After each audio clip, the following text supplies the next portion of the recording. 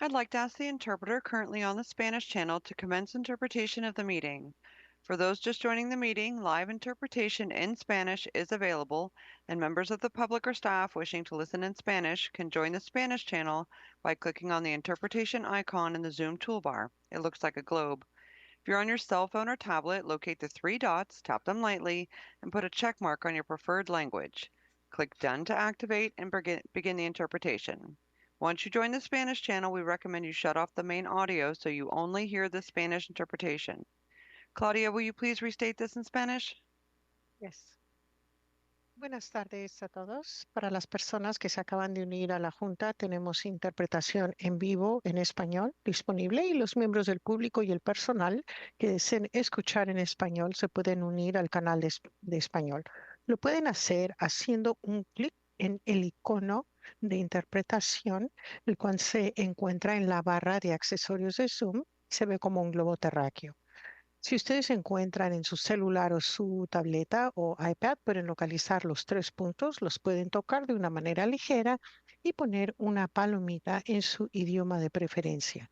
Pueden hacer un clic para finalizar o donde dice Done y activar y comenzar la interpretación. Ya que ustedes se unan al canal de español, recomendamos que cierren el audio principal para que puedan solamente escuchar el idioma de español y la interpretación. Muchas gracias. Estamos a sus órdenes. Thank you very much. Back to you. All right, welcome everyone. The time is 2:02. We'll call this meeting to order. Madam City Clerk, would you please call the roll? Thank you, Mayor. Councilmember Rogers. Councilmember McDonald. Here. Councilmember Fleming. Councilmember Banuelos. Here. Councilmember Alvarez. Vice Mayor Okrepke. Here. Mayor Stapp. Here. Let the record show that all council members are present with the exceptions of Councilmembers Alvarez and Fleming. Wonderful. All right, let's get right into our transit-oriented study sessions. Thank you all for coming today. We'll start with item 4.1, transit-oriented communities policy. Is it Mr. Hennessy or Mr. Osborne? Welcome. Thank you, Mayor, Vice Mayor, and members of the council. Gabe Osborne, Director of Planning and Economic Development. Joining me today is Dan Hennessy, Director of Transportation and Public Works, Amy Nicholson, Supervising Planner, and Christian Candelaria, City Planner. Before I hand this over to the team to go through the slides, I'd like to just provide a very brief overview of today's conversation. The item before the council at this point in time is a study session associated with transit-oriented communities policy. That is commonly referred to as TOC. The TOC policy is a regional planning framework that was developed by the Metropolitan Transportation Commission that focuses on increasing housing density and commercial activity around transit hubs.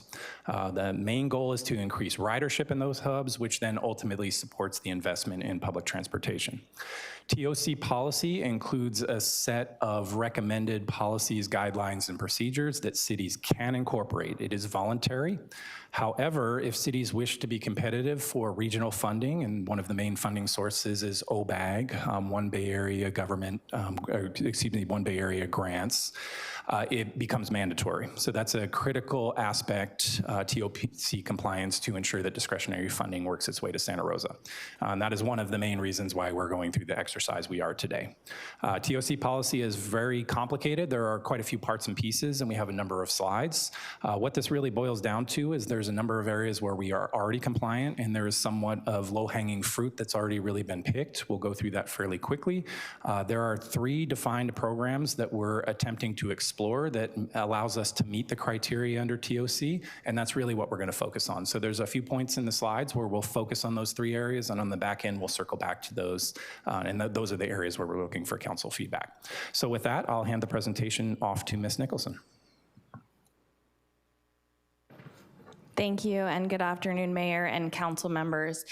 As Director Osborne mentioned, the transit-oriented communities policy was adopted by the Metropolitan Transportation Commission to help implement the region's long-range plan, which is called Plan Bay Area 2050. And it provides guidance for jurisdictions to opt in or adopt those policies to further regional housing and transit goals, while also helping to reduce impacts on the climate. Much of this work is in alignment with adopted city policy, including the general plan and the active transportation plan that were adopted by this council last year.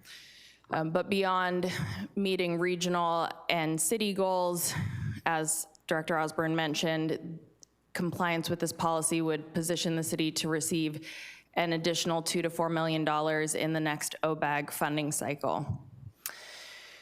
Because this incentive money is tied to a funding cycle, the scoring has a set date, which means any of the work that needs to be verified or adopted must be done by July 1 of next year. So that gives us just about 11 months to complete this effort. So transit-oriented communities are defined as the 1/2 mile radius around fixed railway stations or stops. So in the case of Santa Rosa, we're looking at the radius around both of our SMART stations. The incentive funding is tied to not only the city's population size, but also the number of TOCs. So Santa Rosa qualifies for the lowest tier of incentive funding that's available based on those two metrics. And the requirements to actually get points under this policy are sort of scaled based on the size of our community and the number of TOCs. This slide graphically depicts the two TOC areas. The stars indicate the SMART stations, and so for the purposes of this policy, we're looking at just what's within the circle at a minimum. You'll also see the larger boundary, which indicates where we have our adopted station area specific plans for both the North Station and the downtown station areas. So the policy is broken out into 4 main elements or categories, including residential densities and commercial office intensities, affordable housing and commercial stabilization, parking management, and station access and circulation.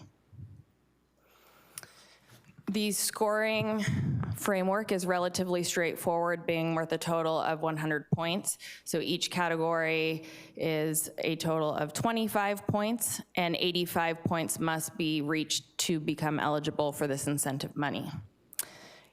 And with that, I'll turn it back to Director Osborne. Thank you, Amy. And as I mentioned, there are 3 distinct programs that we're currently exploring. We'll just set the stage on those programs, and obviously future slides will dive in a bit deeper. Not one of these programs will take us over the scoring threshold. We will likely need to select 2. So the first is parking maximums. That is a bit unique. Normally, zoning regulations deal with parking minimums, which is the minimum amount of parking that a development needs to install. If that developer has a need to increase that parking based on demand, that developer is typically free to do so under regulations. So a maximum provides a cap. The developer can only add so much parking, and this is really intended to discourage the use of vehicles as the major form of transportation in that area. A transportation demand management program is really a set of policies and programs that new development types that really meet certain criteria are required to implement, and that can take the form of ride sharing, carpooling. It can be the inclusion of childcare to reduce trips, because the main goal is to reduce the amount of single occupancy trips that move through the transportation network. So in coordination with our Transportation and Public Works Department, we have determined that it can be fairly simple to implement. It has a very low scoring total, but we will be recommending this. And as we see with some of these policies, they are very focused on the station area, but as we look at exploring these, it may make sense to broaden that out to other areas of the city. So for TDM, this is one of the areas where we're looking for council direction on whether it should just apply to the station areas or whether there's the possibility of expanding it out a little further. The third program is on the affordable housing front, and this is very specific to production. One of the allowances under the TOC policy is to broaden out ministerial or by right housing. The best example I can provide is SB 35, which is state legislation that sets certain criteria that if a development meets it, it is processed ministerially. And what that means is city staff reviews it against objective design standards, makes a finding that it meets it, and then it's approved for construction. It typically typically bypasses public hearings and the typical community engagement review process. So between the three, we will need to select two. We'll talk about some of the pros and cons as we go through this, and as I mentioned, the final slide will reinforce this because these are the three areas that we're looking for the input on. So really what we see with the decision framework on this type of policy, it's very similar to what we're seeing in the planning universe now. It typically centers around more regional priorities, and on this front, transit-oriented communities is very focused with its growth pattern. It is looking at increasing growth around transit areas. So what we've seen from the regional side is it's really focusing on public transportation. There's also the climate goal aspect to it, so it's very focused. And it's also uniform across the state. It doesn't necessarily take in the uniqueness of Santa Rosa in the specific corridor areas. It's very much blanket to the state. So those requirements are either coming through as specific requirements that the city must adhere to, or they're voluntary, but they're voluntary and they're usually tied to funding opportunities. So because infrastructure is a priority of the council, focusing on the policy work that then brings money in becomes critical. And that's really the two prongs we have here. It's regional priorities, but it's also getting into funding opportunities through OBAG. Now the challenge is, how does this then fit this more regional approach to the uniqueness of Santa Rosa? And that gets into really our local focus. When we look at the different station areas, they are very unique from their existing development patterns. When we look at a focus on housing, how does that affect economic vitality when we're really looking at economic development goals? So really, how does it meet the neighborhood context and the business needs in that area? And then of course, everything looks good on paper, but when we actually try to put it into production, what does implementation look like? So as we look at increasing densities, as we look at potentially parking maximums, those are more requirements that developments must adhere to. So how does that really work from a market feasibility standpoint? So that's the other lens we look at. So these are all really council priorities, and I think these all blend together in this policy, and one of the efforts the team goes through is to make sure we balance out all four of these. Next slide, please. And at this point, I will hand the presentation to Director Hennessy, and he will talk specifically about the OBAG funding. Thanks, Gabe. Just to put some context on this, we went back through the previous 3 cycles of OBAG funding just to look at what that eligibility and that money has done for us. And it's more than just transportation and public works. In addition to streets and signals and pedestrian and bicycle improvements and a number of transit improvements that are on there, there are also 3 separate city planning efforts. There's park money, there is money for the parking enterprise team, and I do want to highlight a number of high-profile projects on this list too, like the bicycle and pedestrian overcrossing that's under construction does not get done. The Southeast Greenway master planning effort that we're currently undertaking does not happen without this money. So this more than $18 million over the last decade plus has really meant a lot in terms of it moving forward some key city initiatives. Next slide, please. The 4 areas that Amy went over earlier, one of them is station access and circulation, and I just wanted to highlight why we score so well in this category. Specific to station access and circulation, we'll talk in just a minute about what we've done around the areas, but what they're looking for us to do is make sure that the public realm supports a number of options to move about this area, and that we're supporting the people who do live there in as dense a fashion as we can, but also with as many different safe possibilities to move around. So a lot of the policy work that this council and past councils have done have put us in a great position to do that, as evidenced on the next slide where we show the scoring categories, and we're already meeting all of MTC's goals for us getting the maximum amount of points, and we cannot do any better based on this scoring rubric.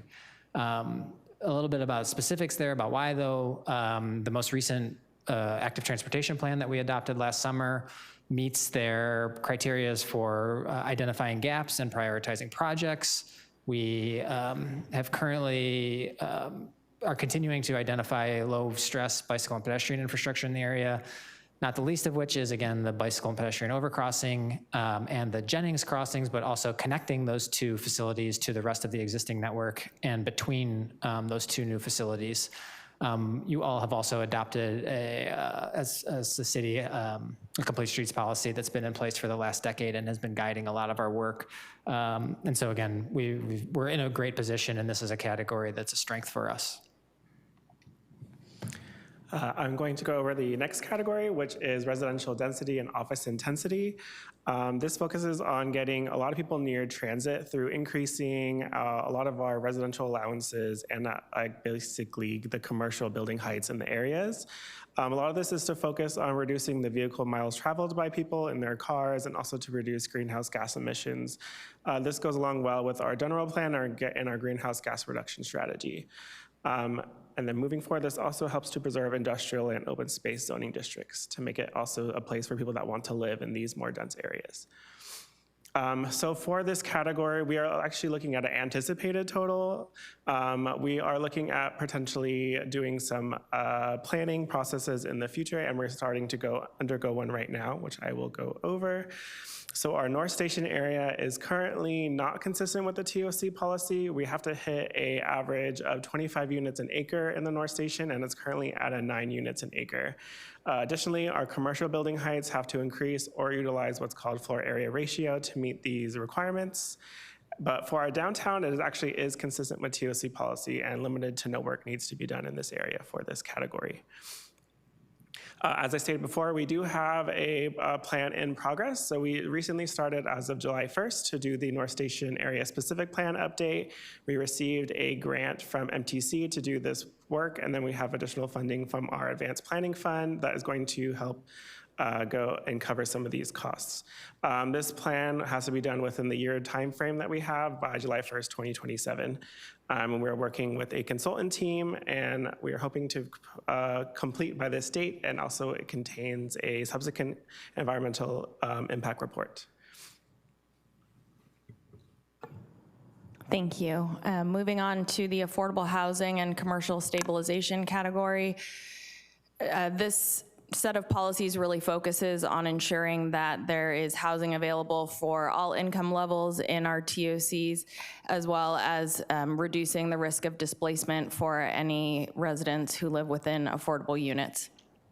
The policies also emphasize supporting small businesses, and so there are a number of options to achieve each one of these goals, and I'll talk through quickly how the city is currently in compliance with TOC policy without doing any additional work, and then conclude with a policy option for the council to consider.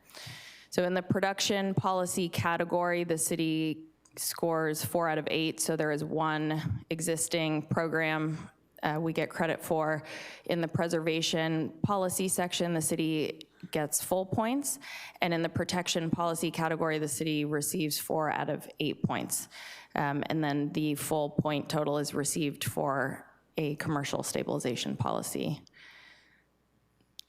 So I'll just briefly walk through what the city currently has in place under the production category. So this is really looking at how do we encourage and incentivize the development of housing units within these areas. The city currently has a development certainty and streamlined entitlement process, so we achieve 4 points here. And then on the next slide, we receive full credit for the preservation category through 2 means. One is the city's existing mobile home closure ordinance, and another is a program that the Housing and Community Services Department administers, which is a rehabilitation loan program for income qualifying households. In the production category, the city receives 4 of 8 points for the mobile home rent stabilization ordinance, which was amended by council several years ago. And then finally, in the commercial stabilization category, the city receives credit for the business concierge program, which provides assistance to small businesses looking to start up or expand. So really the focus of this section is to discuss the ministerial housing ordinance option that Director Osborne mentioned previously.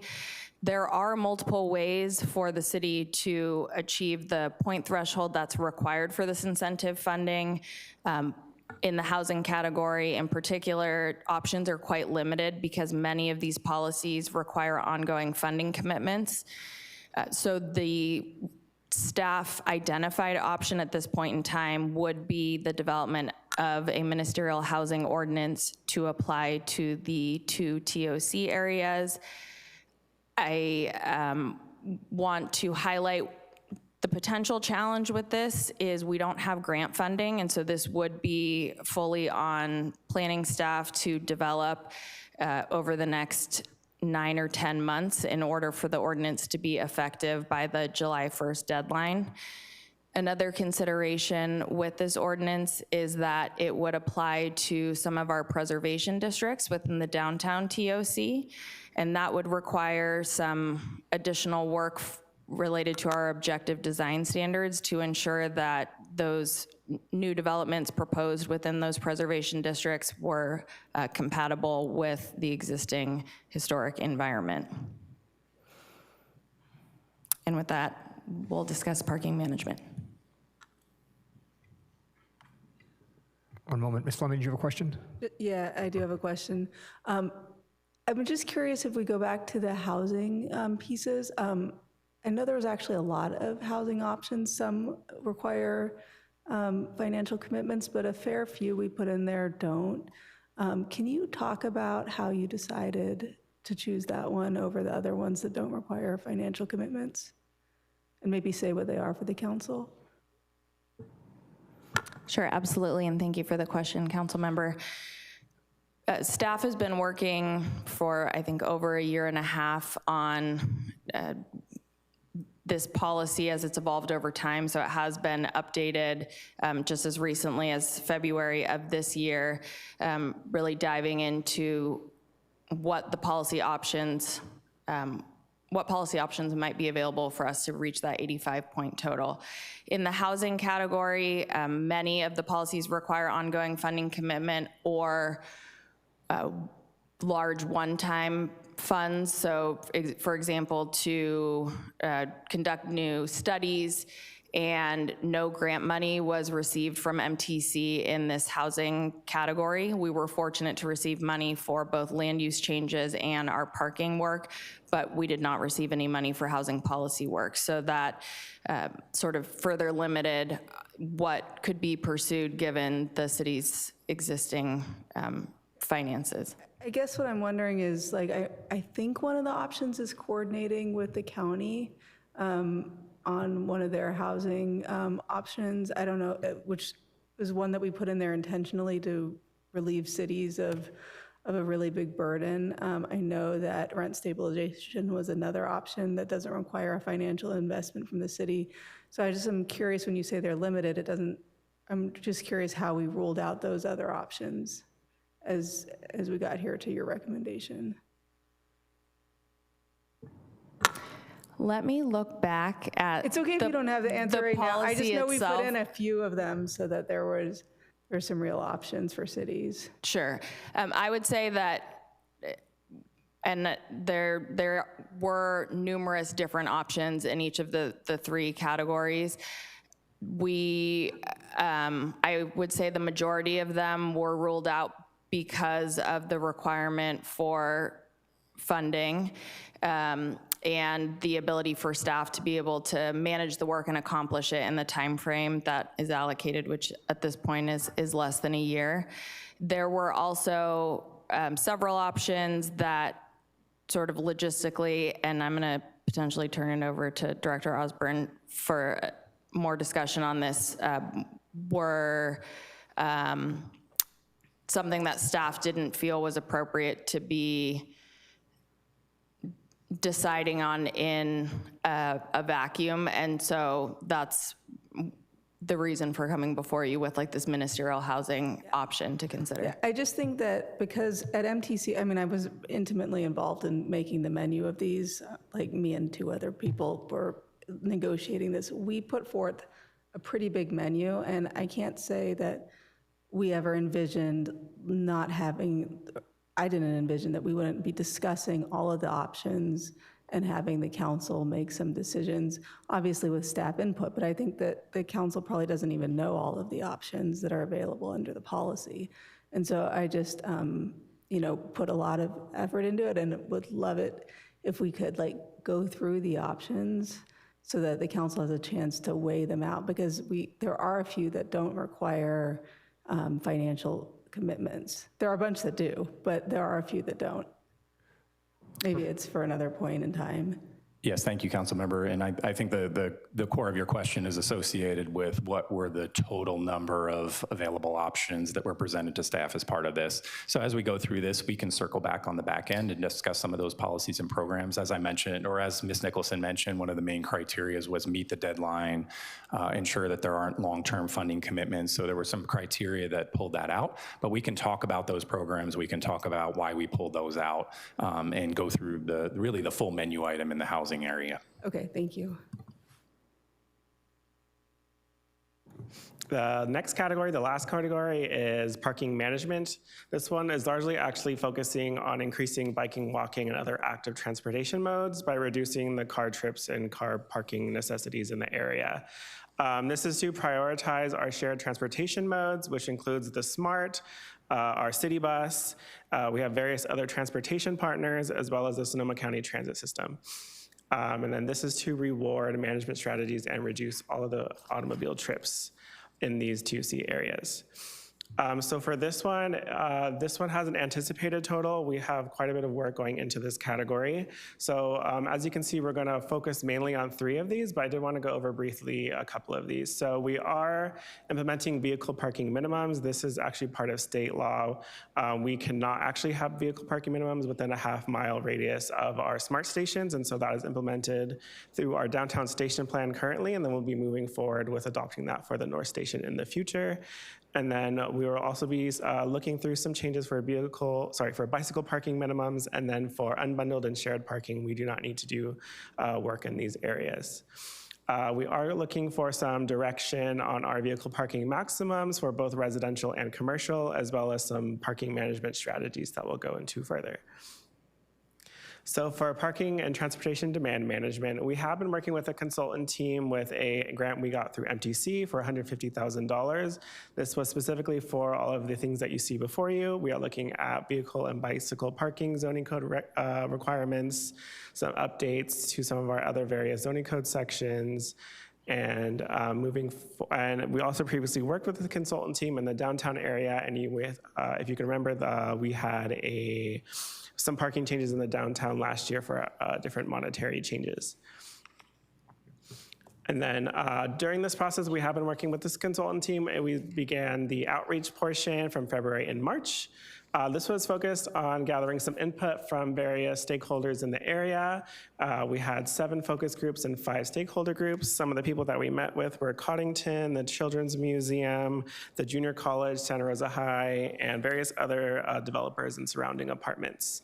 Topics discussed were transit, active transportation, parking, and carpooling. And we just wanted to provide an update on the existing conditions in the area, facilitate some discussion between some of the participants, and provide a project overview about TOC. During this outreach, we received quite a few impact around positives and areas for needs of improvement. So wanting to focus that SMART and our bus are very important services that we have in the county and in Santa Rosa. There definitely are some improvements that they identified, such as frequency and coordination between all the various agencies for transportation methods, and also focusing on needing to increase walking and biking in the area, and found that there were some areas needed for improvement. And additionally, the large topic of concern was parking and the need for parking in the North Station area, especially around the SMART station. Carpooling was not a thing that really came across clearly in this conversation. Previously, we also worked with the consultant team, as I mentioned, for the downtown. In November, this focused on increasing or changes to price parking areas for garage and meters, creating and introducing parking validation, creation of premium parking zones to incentivize our active transportation methods, our transit systems, and other methods of transportation, and the removal of certain parking meter areas for free parking to promote our economic development in the city. So one of the first topics that we'll be going over is our vehicle parking maximums. This is kind of a tool to assist with a lot of our existing programs, such as the general plan, the GHG reduction strategy, and our active transportation plan. This is something the city does not have, and it's not something that we are all very well aware of at the time, but the parking maximums, it would be asking of us to do 1.5 spaces per residential unit or 4 spaces per 1,000 square feet of non-residential space. For the city, and for the area, this is a 2C objective and would be a city initiative to reduce vehicle miles traveled and our greenhouse gas emissions, while also promoting all of these methods of transportation. There are some challenges related to vehicle parking maximums, including developer financing and feasibility. There are some issues that have come up that we've learned through our engagement strategies related to how commercial real estate leases are structured around parking space requirements and how financing can impact the ability to build some of these developments with reduced parking. And then we are also aware of how some businesses require some type of review of average daily vehicle trips and how a reduction in vehicle trips could impact the projects and businesses that we could have in the area. So the first decision point would be for vehicle parking maximums in the residential area. There are 4 different category of options here. So one is full consistency at 4 points. That is labeled in the green circle. Partial consistency at 2 points, which is 2 parking spaces per residential unit. It's the orange. And then the pink is any type of parking maximum that we would like to create in the area. And then the other option is a no parking maximum. So provided for you are 4 of our 4 different projects that have occurred in the city and seeing how they align with these different scenarios if we were to implement parking maximums. For one of our newer projects under construction, that is Lance Drive Housing in the North Station area, it's pretty much across the street from the North Station. If we were to do full consistency, it would be difficult for them to move forward. Well, not move forward, but it would be difficult for them to really, if they were a new project coming in, they would have difficulty moving forward with that. But if it was for the 2 parking spaces, that would be feasible for them. For Aviara, that is actually one of our other North Station projects to the south of the station. That would be able to have the ability to do it in any scenario here. And then Annandale is similar to Lance Drive. And then downtown, we have the Stewart Cannery Apartments. They also have the ability to do it in any scenario. However, we wanted to provide additional information that the city does provide 39 spaces through a parking permit program. That also helps offset some of the issues related to parking for them. The next decision point we'll be going over as well is for vehicle parking maximums for our commercial sites.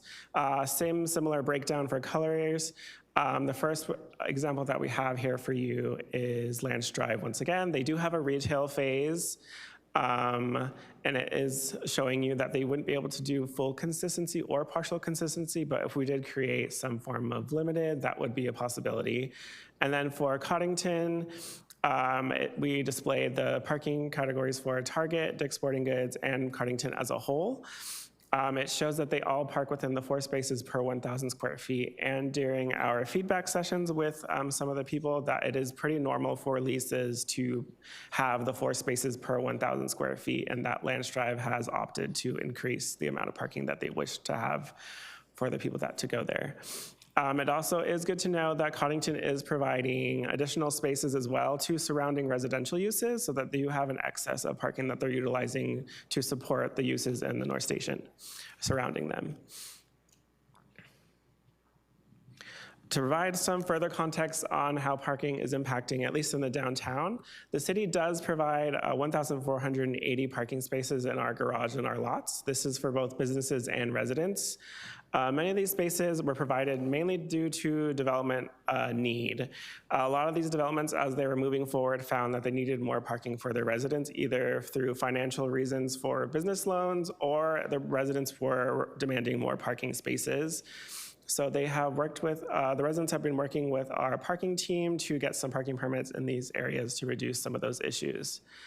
Currently, we do have the parking infrastructure to absorb the demand we've been facing around the area downtown, but we do have a bit of a limited supply.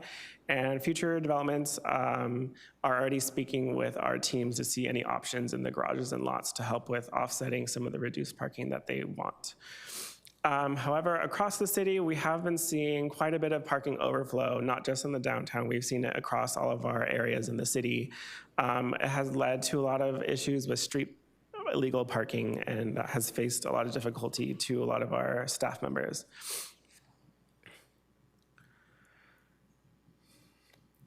The next thing that we wanted to go over is our transportation demand management. This is another category under the parking section. This is focusing on providing flexible options for our people in the city for transit, carpooling, biking, and walking to provide more flexible and safer ways to go around the city. As travelers begin to use other methods of transportation, this does help reduce vehicles miles traveled and single occupancy vehicle uses and reduces congestion in the areas.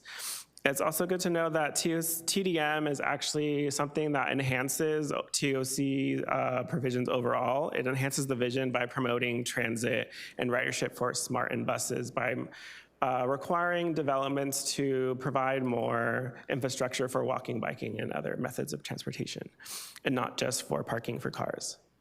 So for transportation demand management, we have been working with a consultant team and have a draft of what this could look like for the city. This would be for new development coming into planning. There would be a threshold for this program. So if it is a residential project, that would be 20 residential units as the minimum, or 20,000 square feet for a non-residential project. These TDM programs have a wide category of options. The developer would need to choose a variety of these options of TDM measures to reach what is the threshold of 20 points to be approved as a project. And these points contribute to what is considered vehicle miles traveled reduction for purposes of the California Environmental Quality Act. So this would be helping reduce some of our increasing our environmental efforts around the city. So the categories that we have here before you are for development. That includes affordable housing and healthy food retail and on-site childcare. And then there's also our transit category. So maybe the developer team would like to increase transit services to their site. Maybe they want to provide a transit subsidy to their employees or provide an unlimited ride program in combination of what already are existing city programs for unlimited ridership, as well as providing bus stop improvements. Some other categories are for bike and ped improvements, for vehicle parking and unbundled parking and shared parking, and then another category related to education and programming for transportation demand management and things that are available for residents and for employees at a project site. So there are some case studies of how transportation demand management works as a program across the county, but also across the state. So first, Sonoma County Transportation and Climate Authorities, they've created what is a regional resource and also a bit of a technical assistance and toolkit. That was referenced with the consultant team and staff as we prepared this program so that we can align with the county on this effort. We also wanted to provide a large example similar to the program that we might be proposing in the future, if agreed by council, is that with San Francisco, they utilize a point-based system similar to getting the 20 points here. They have a wide variety of menu of TDM options for a new development to consider. There would be a lot of ongoing monitoring with staff as part of this project. And then it also focuses mainly on reducing vehicle miles trips and shifting people to different modes of transportation, similarly to how we are proposing. For a small city scenario, there is San Carlos and San Mateo County. They have a smaller population than us, but they do still do this type of program. They do what is kind of like a TDM checklist, a lot more streamlined for their type of city needs. And they have a threshold of 10 units and 10,000 square feet, somewhat similar to what was proposed before, and also focuses on reducing the same type of vehicle miles traveled by 20%. So for this decision point before you, we have mainly wanting to see the wide areas of the city you would want this to connect to. So the first thing I wanted to go over is how it connects to what are called our priority development areas. These are actually areas established by MTC to help with promoting infill development, increasing residency, transit usage, a lot of jobs in the area for school, shopping, and for services. So by proposing this plan for our priority development areas, this would really help with implementing our greenhouse gas reduction strategy and our general plan. Both of these plans really focus on providing a TDM plan across the city. And so implementing this program, at least to our priority development areas, would help with moving forward with an adopted document that we have seen that we want to move forward. This is actually something that is beyond the TOC requirements and would be something that council would need to consider and moving forward as more of a leader in the North Bay and promoting this type of program to the entire priority development areas. Another option for applicability for areas is for the North Station and for the downtown station area. This would be supporting our smart stations and our transit mall, but would not be providing the same benefits to the rest of the city as would be for the priority development areas. A lot of these areas would benefit from a lot of the improvements to sidewalks, to other transportation methods, to promoting different types of transit to their employees and residents, and any type of benefits that they could offer to their employees. And then the last type of applicability would be just to apply it to the North Station only. This would be not difficult on staff to do, but it is not exactly fully putting forward with what we think the city could offer. And then the last one would be maybe going forward with not a TDM program, but that would lose out on a point and also something that really would benefit the community. As part of this program, it does have about staff time about 3 to 5 years of monitoring with the developer, and also has ongoing and one-time costs for developers. For the city and staff side, this would be kind of a program that would be handled between TPW and for planning economic development. Our two staff teams do review projects together, and this would be another component that could be implemented at the same time. It would not be a difficult lift for our teams. There are a variety of TDM measures that are in place across the city. They just are not formulated into a program like this. And then there are a lot of programs across the county that also are not formulated together like this type of program. Being able to formulate it as one type of thing together does make it easier for all the departments and does make it a lot more visible for the community and for environmental groups to be aware of. Wanted to provide you some additional information on how TDM works in the city currently and for actually a brand new project. Many of us are aware of Casa Roseland, so here are some of the ways they're able to achieve and even go above and beyond the 20 points. So they are in the Roseland Priority Development Area, so this would be one of the PDAs that this could be applicable to. They are a 75 unit and 100% affordable housing program. Under the TDM program, this goes above and beyond the requirement. And then they do have 324 shared parking spaces with the entire 5-parcel Tierra de Rosas project. That also provides them a lot of points towards reaching their 20-point score. And then additionally, they do provide 33 spaces of unbundled parking to their residents. So if a resident decides they do not want a parking space, they do not have to pay for one. This increases their score for the TDM program. And then additionally, if there's on-site childcare, that also increases their score. And they provide that for young children and teens. Additionally, they also provide quite a variety of private bicycle parking spaces to their residents. And then for other areas in the city that we could showcase potential projects in the future if we went forward with this, if you're looking at the Mendocino Avenue corridor to the north, maybe we could foresee a mixed-use project that is about 50,000 square feet of office and 100 units of multifamily. For them to achieve what they want to do, they could do our bicycle parking requirement, they could do pedestrian access upgrades, they can do unbundled parking and price workplace parking for their employees. This does put them above the 20-point threshold and easily gets them to where they want to be without having to do too much effort. And mixed-use projects do have an easier time of reaching the TDM program requirements just for being on the same site. It makes it a lot more feasible. For another type of project, if we were looking at the Santa Rosa Avenue corridor to the south of us here, for a office project, they would be able to do this through bicycle parking, more pedestrian access upgrades, if they want to do a carpool program for their employees, as well as an employee parking cash out program if their employees don't want to park on site. This type of project would easily be able to hit the 20-point threshold that we discussed before. And for non-residential projects, they do have a variety of ways they can achieve to hit these points. So they could hit some heavy point-sided efforts, or they could go for a lot of single value measures. depending on what they want to go for. And then the last type of hypothetical project we could look at is in the Sebastopol Road corridor. This could be a 100-unit multifamily unit project. The bicycle parking, transit passes, affordable housing, transportation methods, real-time displays, and that would easily get them to the 20 points as well.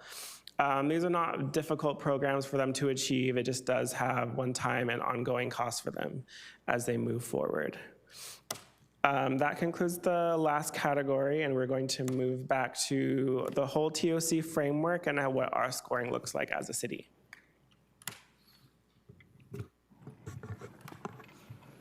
So moving on to the city's path to TOC eligibility, you can see on this slide here that a total of 3 points is needed to hit that minimum eligibility threshold. You've heard that the city is well positioned with work that has already been adopted and some work that's underway, but we need to find those 3 points through additional options should we wish to be eligible for that incentive funding. So the 3 items that we've emphasized are shown on the lower portion of this slide. So going back to the parking maximums, this one has sort of the biggest range of points that are available depending on how broadly it's applied. So as few as 1 point could be achieved through that, or as many as 8. And that can be differentiated based on new residential or new commercial development or the number of parking maximum spaces that are established. So that one certainly has the most flexibility and the most number of points available. Transportation demand management, as you just heard, is not worth a lot of points, but it does further much of what the city has already committed to through the general plan and greenhouse gas reduction strategy. And we do have staff available who have expertise in this area and can help administer the program and review new developments as they come through the process. Just to reiterate, both of those topics, parking maximums and TDM, do have consultant support through an MTC grant. And then the ministerial housing ordinance would be drafted by staff. It is worth a total of 4 points, and it would apply at a minimum to projects that include 15% or more units as affordable, although that percentage could be changed depending on council's direction as well. And so we are happy to answer any questions, and I can get back to a discussion about housing policy in just a moment. But it would be great to hear from the council on those 3 different policy options presented on this slide and any additional feedback that you have generally. Thank you. A really nice summary of some complicated issues, and we have some fascinating policy trade-offs here. So thank you for bringing this to our attention. I'm sure we have some questions from council. Looking to my colleagues. We are formulating the questions in our head. Who wants to start? Ms. McDonald. Thank you, Mayor. Thank you for the presentation today. This is not an area that I find that I'm an expert in at all, so I appreciate how much you dove into each of the sections. And it seems to me that the amount of money that we're getting in grants for this, it's worth it to do the policy work to get the correct amount of points, is what I'm hearing from Director Hennessy as well as all of you today. So I look at it as a little bit of a tiered approach, and I'm wondering if you can walk me through this a little bit. The first one seems that there's some kind of low-hanging fruit, things that you can do in-house with staff to be able to update the policies to get us to the minimum amount of points required. Is that so? Yes, council member, I think that would be a fair assessment. There are certain things, as mentioned, that are, as Mr. Hennessy mentioned, that there are certain policies in place that we already have that are getting us points. Okay. So that's fairly easy. Then what really the staff focused on is, of the available options, of those options, how many of those can we do within the required time frame, which is fairly aggressive. So when we talked about the North Station plan, we know we need to change the densities. That's a must. We put that on the track to move it forward. Now, as we go through that process, there are certain things we can do in that area which are essentially add-ons to that. But then we got into the three that have some pros and cons to them to really understand where the council falls. But then I think to Councilmember Fleming's point, there are a lot of items in there that staff has reduced simply because we need to meet that time frame. So as this evolves, there can be more of a conversation about those other topics from a policy standpoint and whether the council has a desire to incorporate those.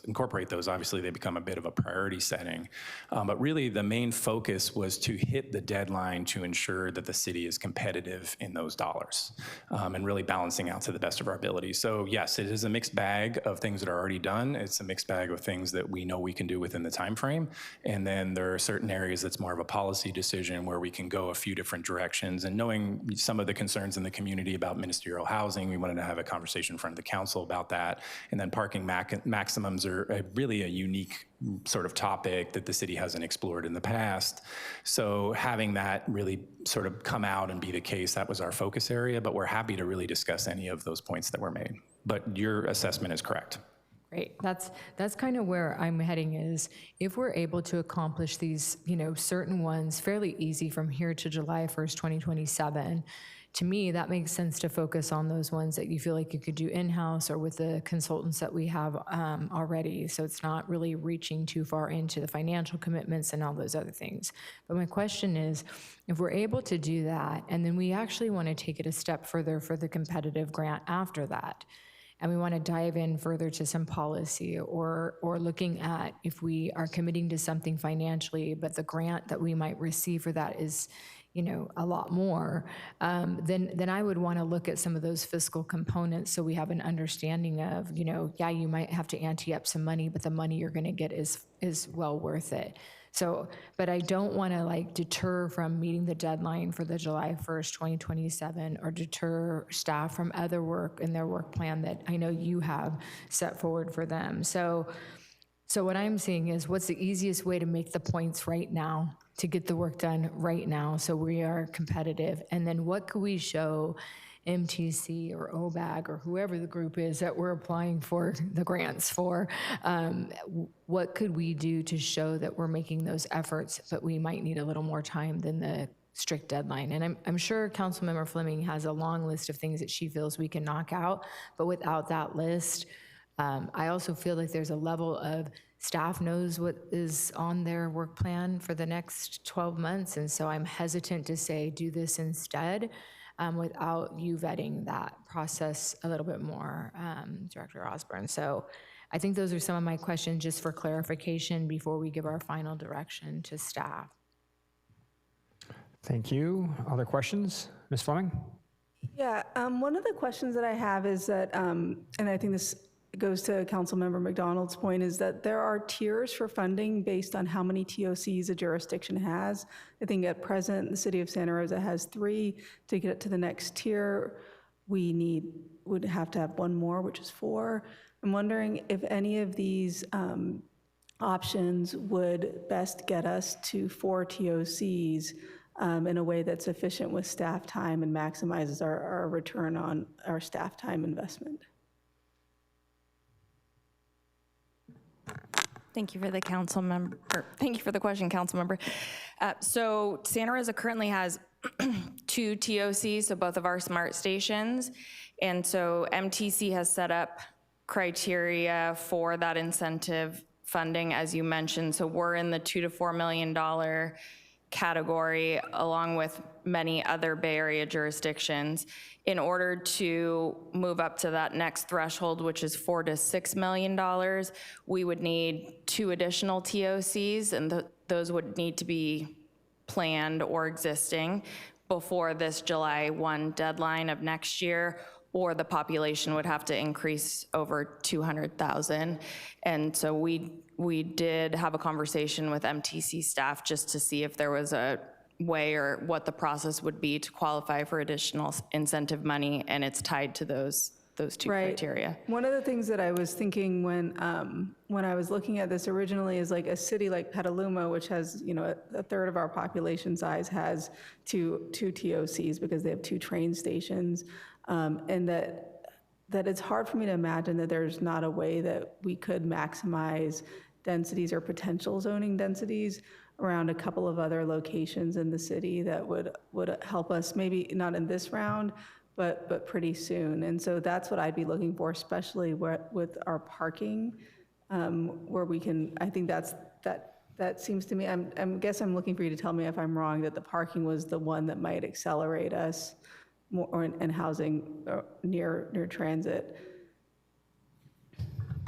The parking, establishing the parking maximums would give us the most points. Was that your question? So there's points, but there's also just the fact of having 2 TOCs, and one is at the North Station, one is at the downtown station. I was wondering if you had evaluated other sites to try to qualify them as TOCs, because it's just kind of mind-boggling that we'd be in the same class as a city a third our size, and probably if we'd had a good census, we'd be close to 200,000. We have regular relationships with the staff at SMART who have not expressed any desire to have additional stations within Santa Rosa.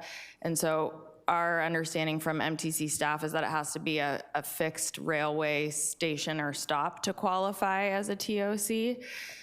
Our transit mall won't count toward that category based on those discussions. And Councilmember, if I can add to Ms. Nicholson's comments, we did go through that journey to see if there's any way we could expand that out. Much of it is really grounded in MTC's criteria for what is considered a TOC. So, you know, looking at transit or other forms that aren't rail was the start of that journey to understand if we could somehow maximize that to get to 4, because that is the funding threshold.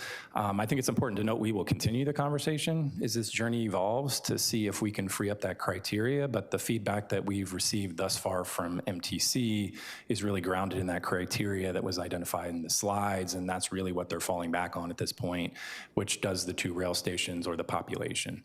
But I think it's important to note that as we go through, we'll continue this. It's all really fairly new. Things may change in the future. And I think really a high level, looking at a jurisdiction of Santa Rosa's complexity to other jurisdictions that are much smaller with 2 rail stations doesn't necessarily seem to be the most equitable distribution. But we're really managing that process, and we will continue that conversation with MTC. Yeah, because I do understand the piece about, it doesn't make more sense necessarily to add more rail stations, but we do have other transit hubs in the city that are larger than a lot of transit hubs across the Bay Area. Thanks. Thank you. Ms. Banuelos. Thank you, Mayor. Thank you for the presentation. Really, I'm not an expert in this area either, but I love all these topics. I just wondered, going back to your question in the direction that you're looking for, and kind of along the lines of Councilmember McDonald, looking at your end date, the July 2027, which I know seems, it's a year from now, but it'll come very quickly, I know that. So I'm wondering, when I look at your 3 areas, the parking, the transportation demand management, and the ministerial housing, what you all feel you have, for lack of a better word, capacity to do in terms of looking for direction from us. So thank you, Councilmember, for that question. I would say that the parking maximums, the transportation demand management, parking maximums are fairly easy to incorporate. It's really just understanding how that intersects with the code. Director Hennessy is willing to partner on the TDMs, so that actually brings more resources to the table. Those 2, I think, could easily be done within the time frame. Looking at the ministerial housing, that is a bit of a push. There likely is a significant amount of community engagement engagement, we would go through that process because it does change development types and neighborhood compatibility issues and noticing and all those things that people can get concerned about. So that one would likely be a reprioritization. So if we were to rank those two become, as far as the simple path to get to that deadline, a bit easier to do than the ministerial housing. But if the council elects to bring ministerial housing forward as the recommendation, the staff can adjust. It's just a little difficult at this point to understand what that would do to additional resources, or excuse me, additional projects that we have in the queue right now. It likely will delay. We'd have to come back and analyze that a little further. We would try to manage all of that, but that one, it's a bit more susceptible to knocking other priorities off because of the level of staff hours that go into something like that. All right, thank you. Thank you, Vice Mayor. Thank you. My colleagues have already played one side of the coin, so I'll play devil's advocate on this just to, try to help me get an opinion, or further formulate my opinion. So parking maximums, you had said, was sort of a new subject or topic that for the city of Santa Rosa.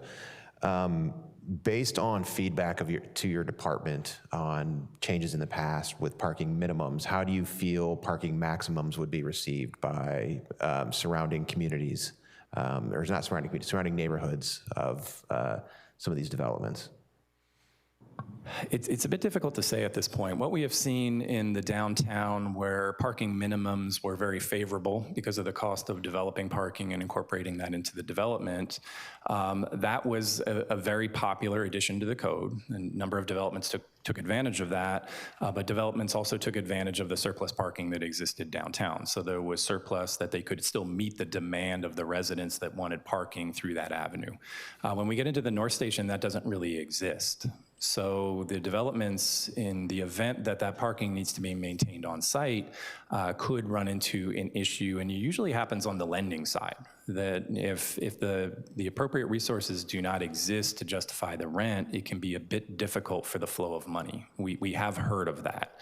Now, I think what we showed through the presentation is that when we look at those maximums, there's only a smaller number of the projects that it went through that it'll actually affect. So with that being the case, I would say that there is limited impact because naturally the market is responding in a way that still flies under the radar of that maximum. But these are areas where we do worry about the marketability of planning exercises. Having more flexibility allows us to meet the current demands. And when we bring these in, this really, when we talk about pros and cons, that really becomes the con to the parking maximum. We will continue conversations with the development community if this is the direction of the council to better understand before we move that forward with adoption. But at this time, it's a bit difficult to say. It may have no impact, or depending on how the market responds to the needs for parking, it may have a big impact. And then my final question, again, playing devil's advocate, is from the developer side or the investor side. I know you're not a banking institution, so you can't give financial projections, but the appetite or desirability to build projects with some of these imposed on them, would that hinder the appetite for developers to come in and do it if they can't, to your point earlier, like if there's only so many parking spaces allowed for a certain amount of units? In your experience, is there an argument to be made by some of these developers that, like, hey, I won't be able to sell these because it would be deemed uncomfortable for potential residents? It's possible. It's difficult to say as the generation changes, the desire to own a car and drive in a car, right? A lot of the planning exercises that we're doing are for many years out and for people that aren't at any of these tables right now. So understanding the dynamics and the desire for public transportation, it all factors in. And, moving towards something that doesn't focus on parking as much and provides those other resources that are more walkable. And I think that's really what TOCs attempt to do. They put things next to rail, they provide connectivity to more regional locations, and then they also encourage other amenities around that housing, and it's very much how we envision the downtown. So I think when you create that environment, the parking becomes less valuable, and it's played out that way in many jurisdictions as they really created those walkable communities, and developments can get away with not installing the parking. I think Santa Rosa is in a unique growth pattern where it still falls back on the desire to do parking, especially when you're doing flat development. The challenge with going up is structured parking is very expensive, and if it isn't providing a return return on the rents, then it becomes challenging from a penciling standpoint to really understand the financials for the development. And the market is very odd right now on how it's responding to that. So I think really the challenge is we see the future go in the direction that TOCs and what we want to see with our downtown. When that materializes, it's likely less of an issue, but it's very difficult to gauge. We have not heard any direct feedback on this, that this would be detrimental to those plans. I think when we look at the North Station, we're adding more density, we're bringing other things that may help to offset that. So developers often look at the totality of the package, and it isn't necessarily one piece to understand how the regulations affect development moving forward or not. I appreciate that. Those are all my questions. I will just say that I don't look at these station area plans as twins. I think you can look at them as maybe sisters. They're related, but they're very different. My biggest concern is for Northwest Santa Rosa, which I share part of that station area plan in my district with one of my colleagues. And it is notorious for two things: being underserved and being, we'll call it, not engaged with local government. And that is my biggest concern, is if we were to put something on like parking maximums forward, how that area would be impacted, because that area of our city does not communicate with government effectively on a regular basis. Thank you. Thank you to my colleagues. They've covered most of the ground, but let me clarify a few points here, just get them clear in my head. So we're talking about the chance to potentially secure an extra $2 to $4 million in grant funding. Is that roughly annual? Are the funding cycles roughly annual? No, those funding cycles are every 3 to 5 or 6 years. So the first one was started in 2012.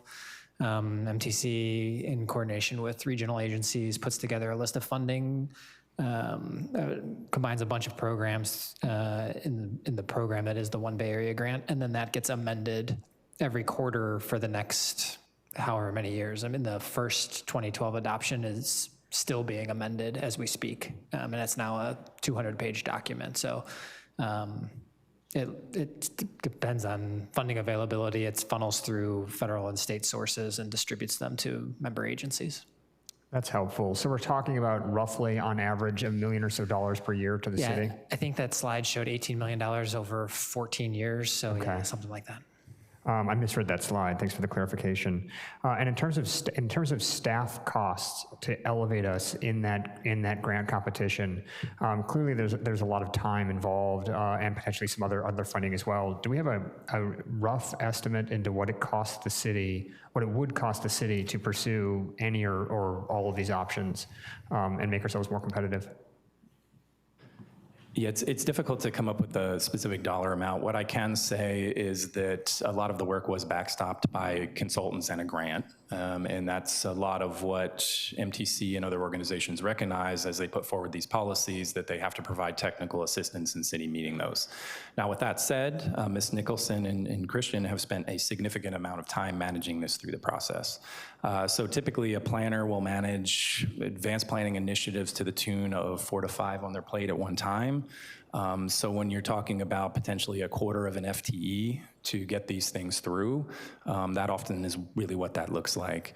But then there's costs on implementing some of the programs that moves forward, and as we explore a little more in depth and we start determining the direction we're going to go. So for example, if ministerial housing is the council's desire, then we can piece together, we would typically go through the exercise of piecing together what it would look like from a staffing standpoint, priorities.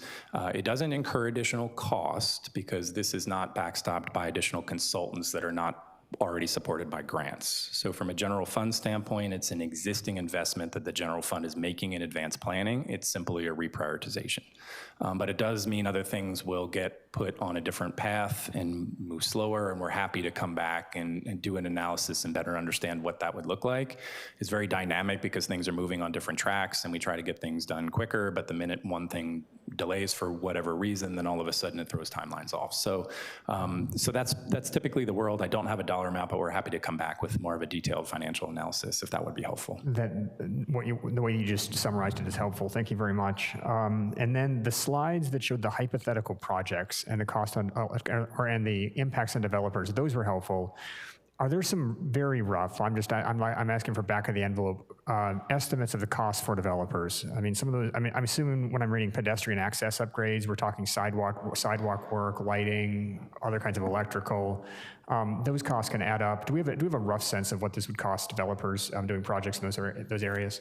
Yeah, I wanted to say that we do have one of the consultants here with 2A Linden Convey. I was hoping if Sarah, do you have any of these numbers with you? I don't have. Okay.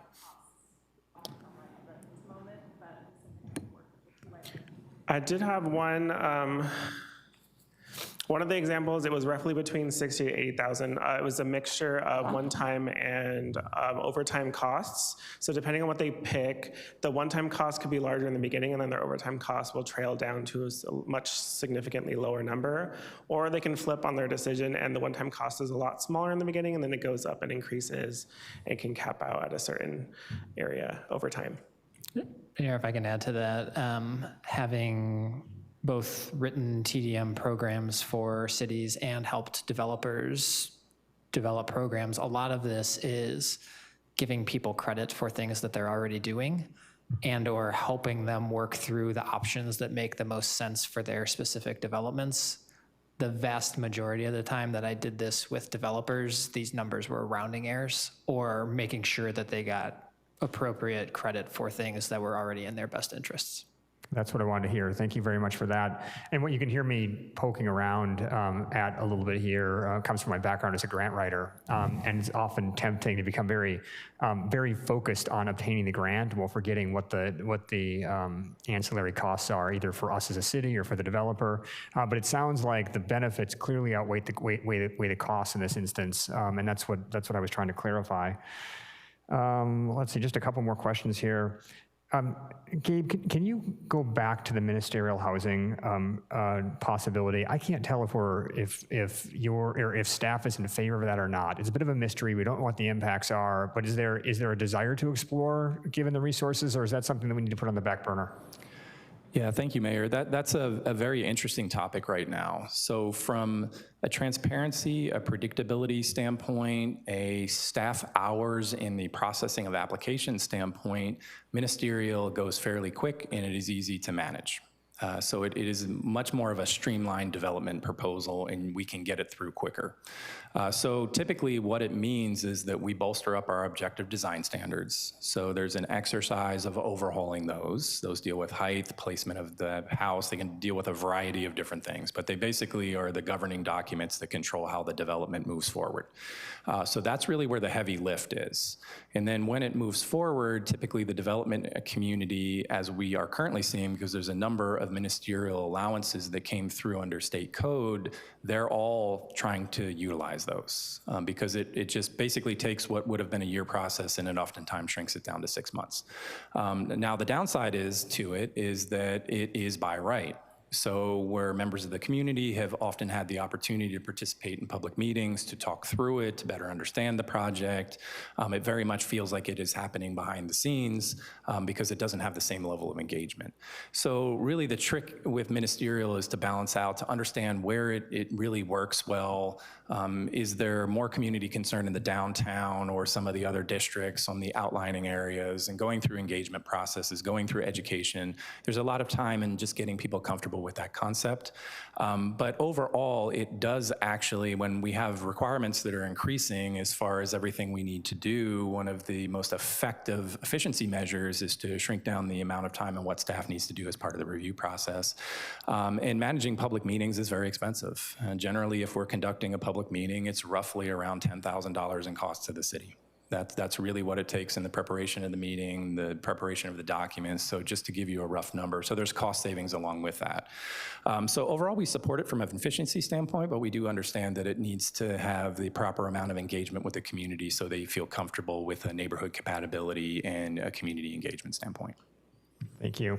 All right, and my final question, and this goes back to the slide where we were talking about downtown parking, and there was a note there, if I read it correctly, a kind of a very diplomatic note, that parking infrastructure can absorb current demand but has limited supply. Given the interest in city parking from downtown development, are we starting to shift from our years-old feeling that we had a surplus of parking downtown, more parking than we can use, to now looking at the demand from incoming developments, we're a little bit more concerned about our long-term parking supply from city-owned spaces? Yes, that's always been an interesting conversation. I think in a perfect world, you're using your existing parking to create an equitable balance between housing and between people coming and increasing economic vitality in the downtown. And that's really what the parking was intended to do, right, was economic vitality. So when we're making these parking agreements with housing, which is great because it's supporting that, I think when the concept first came forward, it was always the first few. And the discussion of that there was a knowledge at some point that we can't continue giving housing permits because it takes away from the economic vitality. Because we have seen more of an increase of population downtown, because we're seeing housing units downtown, it is the time to analyze that and determine whether or not we need to start holding some of those spaces for just the general need to encourage people to come downtown. Because the city has a number of really significant and valuable assets and parking in the downtown core that is not really shared with other jurisdictions. So, and we just need to make sure we're utilizing that properly. So that would be a correct statement. We are to the point where we're heavily analyzing that to make sure that we're not giving up too much, so it hurts our economic development goals that we hope to achieve here in the near future. All right, thank you. I just wanted to make sure I was reading through the lines correctly. That's it for my questions. Anything else from council? Now let's open it up to public comment. Let's start with Abby, Santa Rosa Yimby.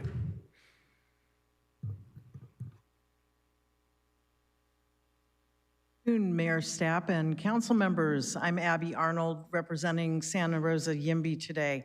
On this issue, I just wanted to make a couple quick comments. One is I wanted to commend staff for being proactive in getting the pieces together so that you're in compliance and can qualify for this important funding for our future here in Santa Rosa. I wanted to make a comment about the issue of parking maximums. The staff report talked about the utility of those in reducing auto use, but I also wanted to highlight that parking maximums can decrease the cost of building the housing. And in particular, I think most of us, and pretty much all of us, want to make housing more affordable to people who want to live here in Santa Rosa. A recent study by UCLA showed that a surface parking spot, one spot, costs $52,000, and an underground spot is $73,000, and that does not include the cost of the land. So actually putting a cap on parking will make potential new homes for people more affordable. And I think that is something that's compelling as you're looking at the somewhat, the courageous position of putting a maximum number of parking spots onto developments in these areas. Thank you. Thank you, Abby. Dwayne.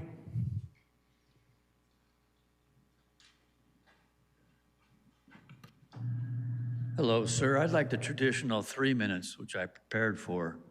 Why have you switched up to 2? We're at 2 minutes today, Dwayne. Okay.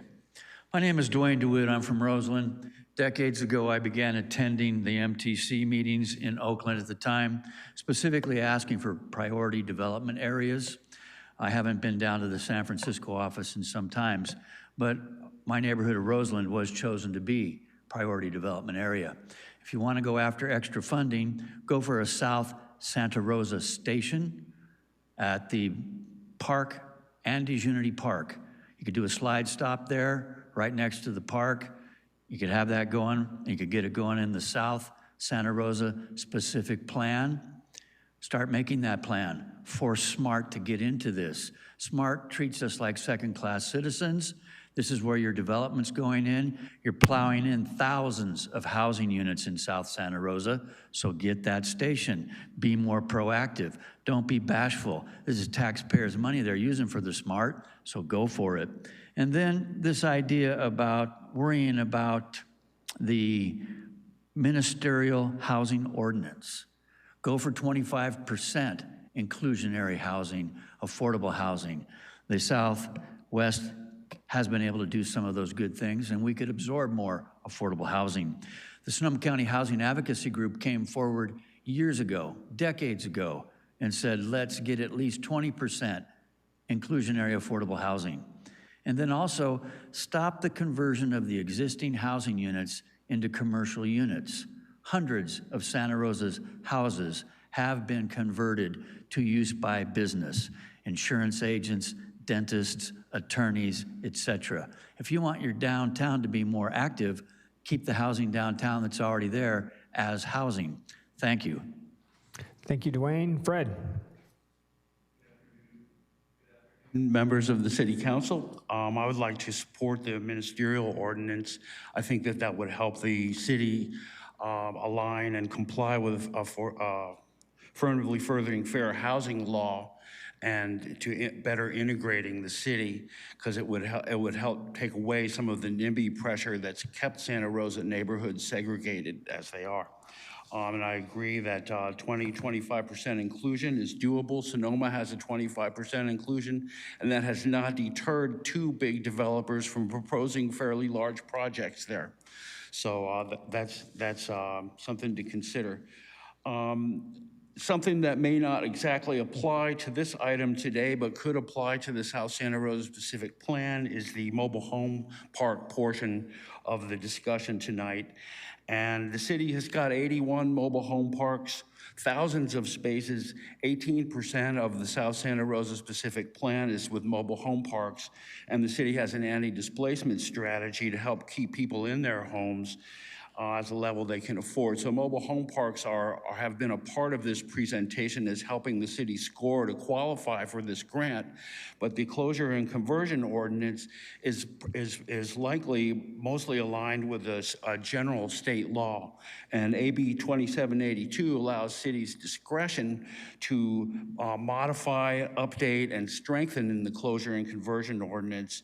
And so this can take away loopholes and protect mobile home park residents, as is stated in the city's anti-displacement strategy. So I would like the council to consider that for the South Santa Rosa specific plan. And also, as I said in my written comments, that the scoring for full compatibility with the preservation on that, I don't think is completely strong T, but if it works for the grant, and maybe take some of that grant money and work on the closure and conversion ordinance. Thank you. Thank you, Fred.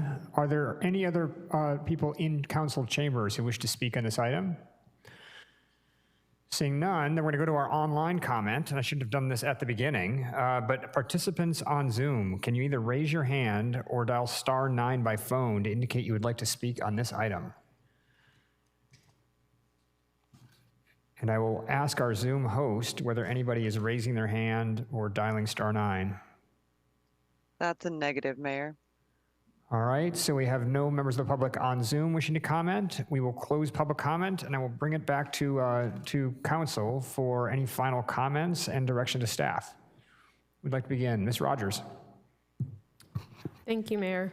So tell me if I'm on the right track with my notes and I'm giving you what it is that you are requesting. So for TDM, I would like to see all priority development areas.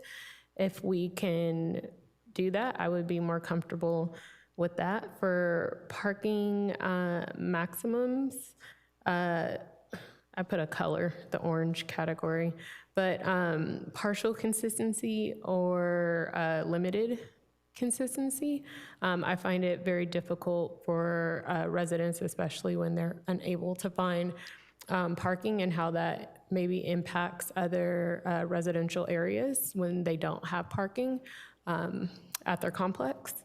And then I'm okay with holding off for ministerial housing ordinance, but I think that it probably is something that when time permits and staffing permits, that we can start to look into so we can increase our points moving in the future.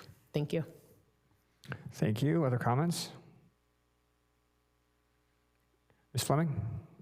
Yeah, would it be possible to put the slide up with the choices?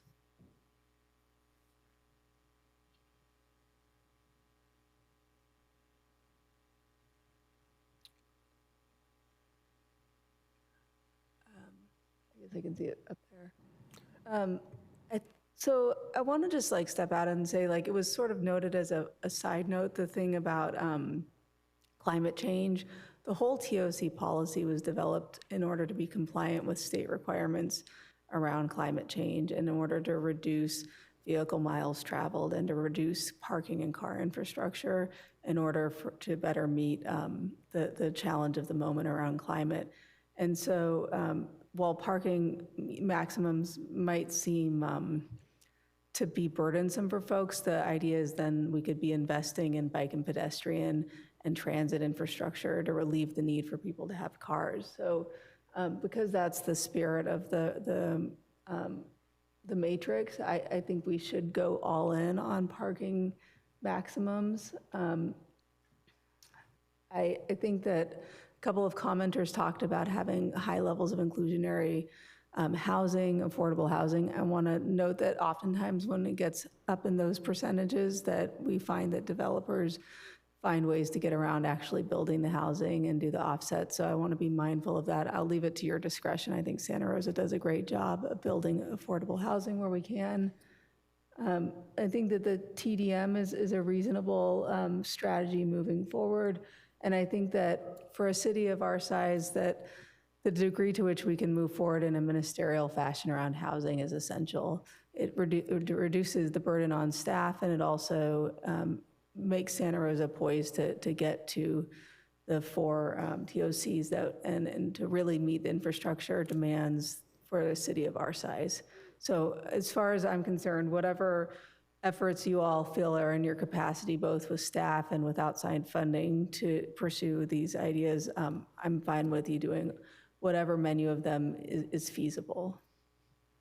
Thank you. Ms. McDonald. Thank you, Mayor. I'm in alignment with Councilmember Rogers on the parking maximums, just because maybe I'm just part of that old school that I can't imagine still living in Santa Rosa without a vehicle, traveling from the east side to downtown corridor, and where I would park if I was using transportation. So yeah, I'm not going to be able to ride a bicycle with my high heels on to get downtown to catch a bus. I don't see myself. I think I'm too old for that. But I also was part of the Santa Rosa where public transportation was not really part of the culture of living here, and I feel like we have a little bit more time to invest in showing people the great public transportation that we have available and how to connect well, and I know there's a vast amount of work that goes into that, but I would have concerns to going straight all in, and I know that Councilmember Fleming, who knows so much more about this subject, doesn't have those same fears as I do, but I would have that, and I've heard the same feedback from people who are trying to get housing in the downtown area and don't have a place to even park one car in their family of 4. So we've seen some of that feedback. So I would be cautious around that one. As far as the transportation demand management, I'm fine to do that one. It sounds like you guys are already moving forward with that in Roseland and some of the other areas that you're meeting that demand. And that's 1 point. So I'm trying to get to 3, which is our minimum, and I think fairly easy for staff to accomplish in the 1-year time frame, if I'm hearing you correctly. And then for the ministerial housing ordinance, I have a mixed feeling about this. I'm all for looking at it and actually moving forward to accomplish some of the things that we want to do around affordable housing and incentivizing to ensure that those things can happen in a timely fashion. But I am concerned a little bit about the lack of community engagement and what we've seen by some of the things that were state ordained, where they said, you're just moving forward and you don't have to go through this process of outreach and communicating to community members. I also would want to look at our open government task force and what that would actually mean if we have these things that we've told the community. We're going to reach out, we're going to be transparent, and we're going to tell you what's going on, and then we pass an ordinance that actually reduces some of that open government and transparency. So, so those would be some of the things I would want to look at, but I would still be open to looking at that. So if it's going to take us more time, we might not make it in this cycle, but we'd be prepared for the next cycle of funding and letting MTC know that we're moving forward in that direction. I think that can also help you when you're looking at competitive grants. Thank you. Ms. Benuelos? Thank you, Mayor. See, I would say if, with respect to parking, you know, I know especially when I first got elected, I was hearing a lot about, like, for example, the Pullman project and the other one on College Avenue. I can't remember the name of it right now, over by Manhattan and Safeway. Okay, so those were really, for me, really good examples of folks trying to adjust to the parking minimums and really having a hard time. However, I will say lately, and I knock on whatever this is, haven't gotten any complaints, because initially I got lots of complaints. So I'm thinking, with and I'm just kind of putting this together with the ridership with SMART increasing. I know in a little bit, we're going to be looking at our bus system. Bicycles available everywhere. I just feel like listening to Councilmember Fleming, I remember too when this started, and it was all about climate change and trying to get people out of their cars, and I think we still need to move in that direction. So with that, I think we should, I dare say, go all out for the parking maximums if we can. That's what I would suggest. The transportation demand management, it's one point. If we have the capacity for that, that would be great. And then finally, with the ministerial housing ordinance, I would like to see more affordable housing. Well, what I'm seeing, and I hear what Councilmember Fleming is saying, we really have a hard time getting developers to invest in anything but market rate. But the flip side of that, when I look at Terra de los Rosas, how many applications they got for that, all affordable. They got thousands of applications, is what Supervisor Corsi told me. So looking at that and then seeing how the market rate housing is not filling up as quickly because it's so expensive in this economy. So I know that's not going to happen. I'm thinking that's not going to happen forever, but I personally would like to see more affordable housing. I think if developers, and this is my message to developers, not you all, think about, volume versus minimums. If you have volume, you're going to, make money in the long run. And that's my message to them. They say it doesn't pencil out, but that's what I would like to see, because I know what people can afford. I'm working class and my district is working class. So I know what folks can afford. But with that, I'm just saying that if we can pursue the ministerial housing ordinance, even at 15%, I would love to see more, but even at 15%, I would love to see that as well. Thank you. Thank you. Vice Mayor? Yeah, I'm in agreement with my colleagues on the TDM. I think that's a fairly straightforward one. I'm not all in on parking maximums, just because of some of the concerns that were brought up before of the amount of parking that we have versus the demand in our downtown station, and then also my concerns I said before of the areas in Northwest Santa Rosa being more residential than they are commercial, and how that could negatively affect the residents there. There's definitely going to need to be some outreach and some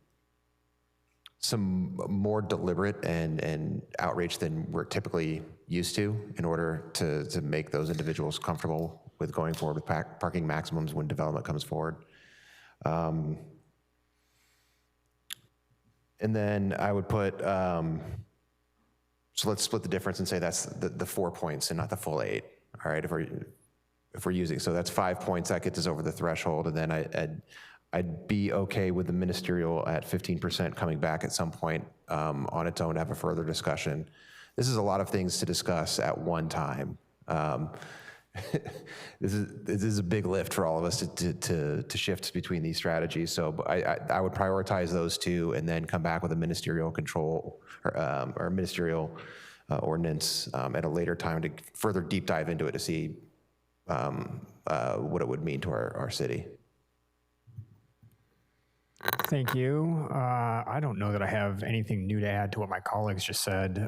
Again, the TDM policy seems like a no-brainer, given the feedback that we got. With the parking maximums, my concern there is only that we that staff, who are the experts here and have a better sense for the impact on both the housing market and the development community, has the time to think through the unintended consequences. We want all kinds of housing here. And as one example of where this theoretically could have an impact, we've long talked about wanting to have market rate condominium housing for purchase for our young professionals. That's probably a consumer segment that's going to want a decent amount of parking, or at least the option to buy a parking spot. And so to make sure that our policy, as we look ahead, because that's not a pressing concern right now, but as we look ahead to make sure that whatever policy we put in place around parking maximums does not affect that or other kinds of development in the future in a negative way, I'd encourage staff to take all the time that you need to think through those unintended consequences. Likewise with the ministerial housing ordinance, it sounds like there could be some benefits there, but the trade-offs are best understood by staff right now. I think my ultimate wish is that staff feels like you have the leeway that you need to think through how all of these will piece together and both give us the best shot at bringing in additional grant money while not placing undue constraints either on your time or on future development in the city. You have clearly shown that you have the expertise and the feel for these kinds of policy questions. I'm glad we've had the chance to review today, but ultimately I have a lot of faith in you being able to weigh those trade-offs and bring something back to us in all three of these areas, or two or three of these areas, to complete our package. And with that, I'll ask staff if you've gotten enough feedback today for the decisions that you're thinking through. Thank you, Mayor. That is incredibly helpful. Just one clarifying point for the TDMs, really two options that when we look at exploring TDMs, it could be very specific to the station area, or we can expand it out to the priority development areas. So I've heard a few touches on that, but if we can get a general sense of the council, do we want to expand that out, or we would like to constrain that program to just simply the two station areas? Ms. Fleming, question? Yeah, can you elaborate what that would look like? Yes, absolutely. What we typically run into is that when we look at the North Station plan, for example, it has a defined boundary. It develops policies and procedures. The development has to adhere to it, and it only applies to that boundary. And that can be very different than the downtown station area plan. So for TOC compliance, at a minimum, it has to comply to the station areas as defined by TOC. So it only applies to the regional boundary around the station.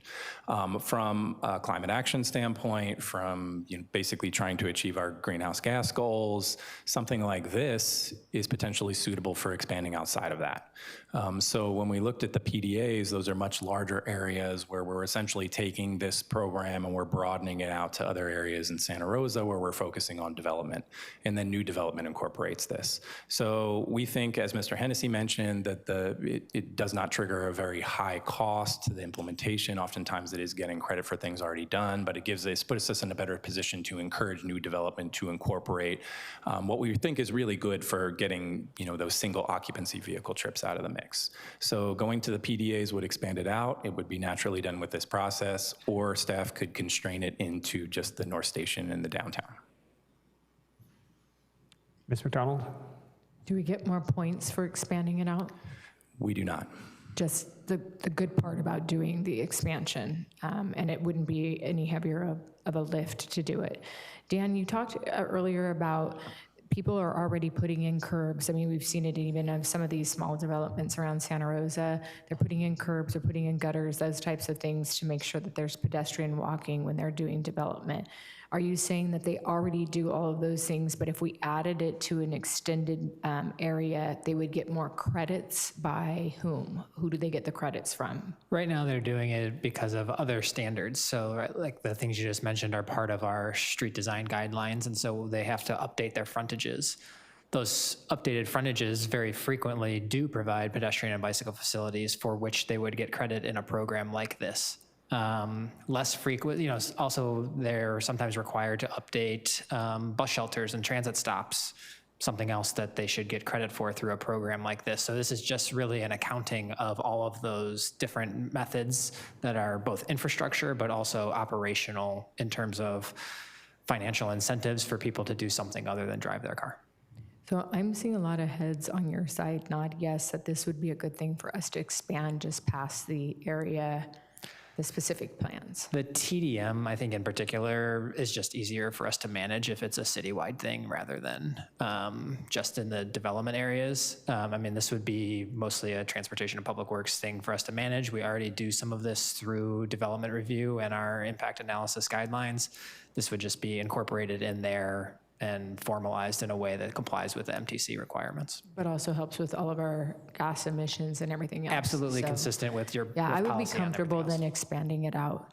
I think it meets some of the other goals that we might not be able to get to as quickly through the parking minimums and maybe because we have some transitions. So hearing you talk today, to me, that makes more sense. It's something that you're able to accomplish in-house. And so I'd be comfortable doing that if the rest of my colleagues are.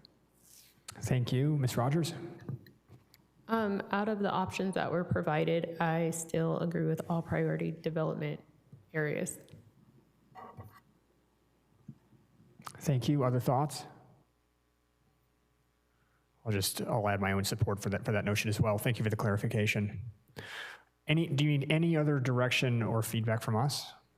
Mayor, if I may, just so that they hear it from 4 people, I am also in support of that. Does anybody else want to add their voice of support? We could have a unanimous vote. I support.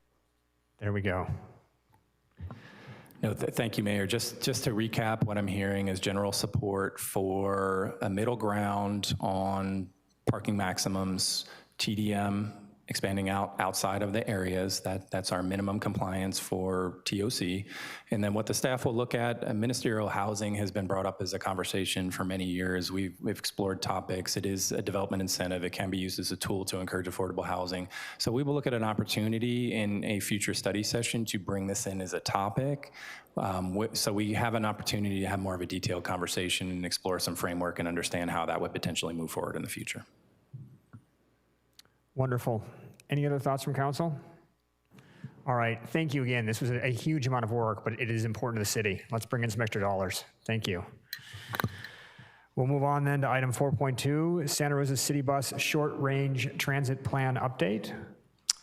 Ms. Eade, I'm assuming the show is yours. Yeah, I'm going to do just a bit of a preamble that I'll provide while my colleagues come down. I'll be joined by Rachel Eade, the Deputy Director in Transportation Public Works and the lead of our Santa Rosa City Bus System, with Sean Sosa, lead finance analyst for City Bus, and Matt Wilcox, who's one of our 2 transit planners and is responsible for the service planning. This presentation is more than just a routine update. We are facing some operational challenges, we are facing some financial challenges, and we are working to position the system to be organized, sustainable, and serve as many people as well as we can. You're our board, and we need to make sure that you're up to date on the state of the system. Like the general fund and many other transit agencies in the region and in the state, we're facing budget challenges. Unlike many of those others, we have limited ways to increase revenues. So we are being very cautious around costs right now, and our real mechanism to increase revenues is to provide better service, more reliable service, and increase ridership. In the years immediately after COVID, we started doing aggressive scheduling with our service to provide as much as we could. In part, we were able to do that because traffic dissipated in a way that allowed us to have very predictable travel times throughout the day.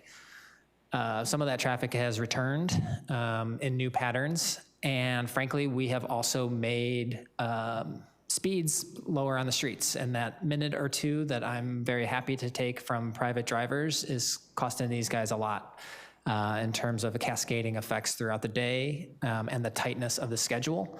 That's something that I need to own and that we need to work on, but it's having real impacts for a bus that makes dozens of trips every day.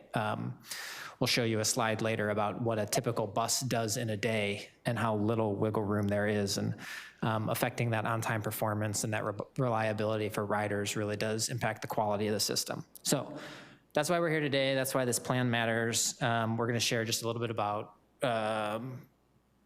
how we're evaluating what's working, what options we have, how we're trying to make thoughtful adjustments to that, and again, provide as good a service as we can. This also puts us in a position that if our funding challenges get worse, we're operating from a position of strength and stability rather than from the status quo that we had from 4 or 5 years ago. So with that, I'm going to pass it over to Rachel to talk through some of the financial and operational challenges and opportunities ahead of us. Great. Thank you, Dan, and good afternoon, Mayor, staff, and members of council. I'm Rachel E., Deputy Director, Transit. I'm joined today by Matt Wilcox, our transit planner and the project manager for the short-range transit plan update, and also by Sean Sosa, our administrative analyst, who is also the grants, finance, and budget manager for the city bus system. So just to go briefly over the agenda for this session, I'm going to give you a very brief update or overview of what the short-range transit plan is, and then we're going to jump right into some context for this update, including some system performance information, financial status information that really will help to outline and build on some of what Dan brought forward. And then we want to go over with you our proposed approach to how we want to tackle this short-range transit plan update, and specifically some of the challenges Dan alluded to, as well as some really exciting opportunities. It's both sides in this presentation. And then we'll follow up with next steps, and we're looking forward to receiving your feedback about how we move forward with this process. So quick overview of what a short-range transit plan is. It is a 10-year plan for a transit system. It covers the service plan, finances, capital program. It is required by MTC and is responsive to MTC guidelines. It's also used to support grant applications and funding requests, and overall it gives you as the policymakers and us as the transit managers a roadmap for the transit system over a 10-year period. We typically update these every 4 to 5 years because things do change. Everything changes within a few years. We can't wait 10 years to do another plan. So we are overdue to do this short-range transit plan update. We are actually jumping ahead of MTC. MTC's process has been delayed until 2027, but we have some issues in the system we need to deal with right away, as well as some opportunities. So we're just going to jump in and take a phased approach. So I'll talk about this a little bit more in the presentation, but what we're going to really focus on today is the next 6 months, which is us really wanting to get a handle on what we need to do in the system in the immediate short term to take advantage of those opportunities and deal with some of our challenges. And then there'll be a second phase in 2027 where we'll build out the longer range service plan. I'll be upfront that longer range service plan will include a service cut scenario just based on our fiscal realities. We don't want to have an emergency. We want to be ready with a plan for fiscal 28 if our revenues stay where they are and we do indeed need to cut city bus service, which again, we hope to avoid at all costs. So this will be a 2-phased process. Thanks. So the context for this update, Dan already discussed some of these. We are seeing some real changes in travel patterns post-COVID. As Dan alluded to, we got away with a really tightly scheduled system during COVID and the immediate aftermath. Right now, we can no longer sustain that. We need to make some changes to support the reliability of the service for riders.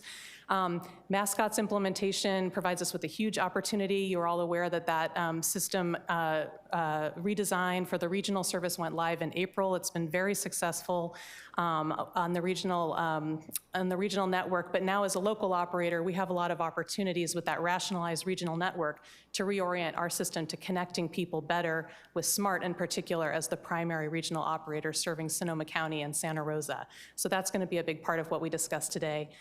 We also are in the middle of an integrated planning effort with Sonoma County Transit and the other transit operators serving Sonoma County through the SCTCA Sync Sonoma Transit, SYNC, Sync program. And through that, we're really trying to look at our short-range planning from the lens of how can we work with our partner operators to make our collective resources go farther and provide the best and most service for riders. So that's happening all around this process as well. And then finally, as we've discussed, our fiscal cliff is in sight. We've been hearing for the last couple of years about the fiscal cliff for inner Bay Area operators like BART, Muni, Caltrain. They have it right in front of them. Ours is a little farther out, but we can see it now. We're going to talk about when that hits and what we can do to get ahead of that. Thanks, Matt. So not surprisingly, from the staff side, our goals for the short-range transit plan update are to address the reliability issues, really stabilize the city bus system, making sure we're providing a high-quality experience for riders. We want to take advantage of mascots and opportunities to better connect with our partner operators, and we want to adopt a service plan that is fiscally sustainable into the future and takes into account some of the challenges we have in the transit fund. Thanks. All right, so I will jump in with a quick overview of system performance to provide a little bit more context for these topics. Go right ahead. So to begin with, what are we providing now? Where are we in terms of service levels? So this chart goes back to pre-COVID fiscal 19, showing that we were operating about 88,000 hours in the city bus system. That, of course, dropped precipitously during COVID. We built back up, but we've really plateaued around 73,000 service hours, which is about 83% of the pre-COVID service hours. Initially, we hit that plateau because we didn't have enough operators, and then we were constrained by our fleet issues in the aftermath of the Proterra bankruptcy, and now we're constrained by our fiscal situation. So we are not in a situation fiscally where we can increase those service hours, and so that's just to let you know where we are, and also just to acknowledge that we've already taken a 16.5% service cut in the city bus system since before COVID. We've never gotten back to where we were pre-COVID, and there's no path at this point fiscally to do that anytime soon. Next slide, please. The good news is ridership has tracked very closely with hours. So as we restored hours post-COVID, every time we added more service back into the system, the ridership responded. And that to me says that there is demand there, people need the service. When we were able to add service back in or increase frequency again, the ridership came back. So our ridership is currently at about 80% of our pre-COVID ridership, which is very similar to the hours. We did see a little decrease in the past year. I think some of that does relate to the reliability issues we're having in the system. So that's a warning sign that this is important and we need to take action to get the system back on track. Next slide, please. So in transit, when we talk about system performance, we often focus on the concept of productivity. So you can look at ridership by bus route, but a better indicator of the performance of a route is passengers per revenue hour. So how many people are we actually carrying per hour of that bus route that we put out on the street? So this is just a quick snapshot of average productivity across the routes in the city bus system. The good news is we have a very productive system. Most of our routes exceed 15 passengers per hour, and that doesn't necessarily sound that impressive, but it's important to keep in mind that includes early morning, it includes end of the day, it includes weekend service. We have routes that are carrying 50, 60 passengers per hour in the peaks. Route 1 in the weekday peak, we could be carrying 100 passengers an hour. That happens commonly. So this is definitely an average snapshot. We do have 3 routes you'll see here who are falling well below that benchmark. We're gonna come back to those routes later in the presentation as areas we might wanna focus on in this process in terms of addressing those performance issues and potentially looking for resources to address our on-time performance issues. So we'll come back to those routes. So this is the biggie. On-time performance, as you can see, has continued to decline over the past several years. We have a very high on-time performance standard. We want 90% or more of every single major bus stop to have its buses arriving within 5 minutes of the scheduled time. That's a high standard, but it's one that we think it's important to meet to provide a quality service. As you can see over the past few years, that on-time performance has dropped off pretty significantly down to 73%. And it's not showing signs of flattening out. So we got here because of what Dan mentioned during COVID, in order to keep as much, and post-COVID period, in order to keep as much service on the street as possible, we scheduled everything super tight. We wanted to keep as many hours out there for people in service while we had our constraints around drivers and around fleet. That is no longer working. We are having cascading on-time performance issues throughout, primarily weekday afternoons, but sometimes beyond that as well. So we need to retime and get the system back on track, one for the riders, but also for the operators. No operator in the city bus system is ever going to be penalized for running late. It's safety first. But you can imagine how stressful it is if you have a bus full of people trying to get somewhere to make a transfer and you start your trip 10 minutes behind or you're ending your trip 10 minutes behind. It's very stressful for them because they do want to provide the best service they possibly can. So it's affecting not only our customers, but also our staff. Next slide, please. Okay, so I'm going to jump into the last bit of context, but very important context for the rest of this presentation, and that's a quick overview of our financial status. Just need to grab some water, excuse me. So we discussed this, touched on this in the budget process earlier this year, but I do want to go into a little bit more detail because it is important to where we go from here. So as you all know, the Transit Fund is an enterprise of the city.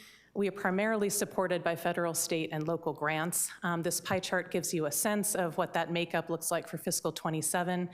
Over half of our budget is TDA, Transportation Development Act funds from the state. Those are based on a quarter-cent statewide sales tax.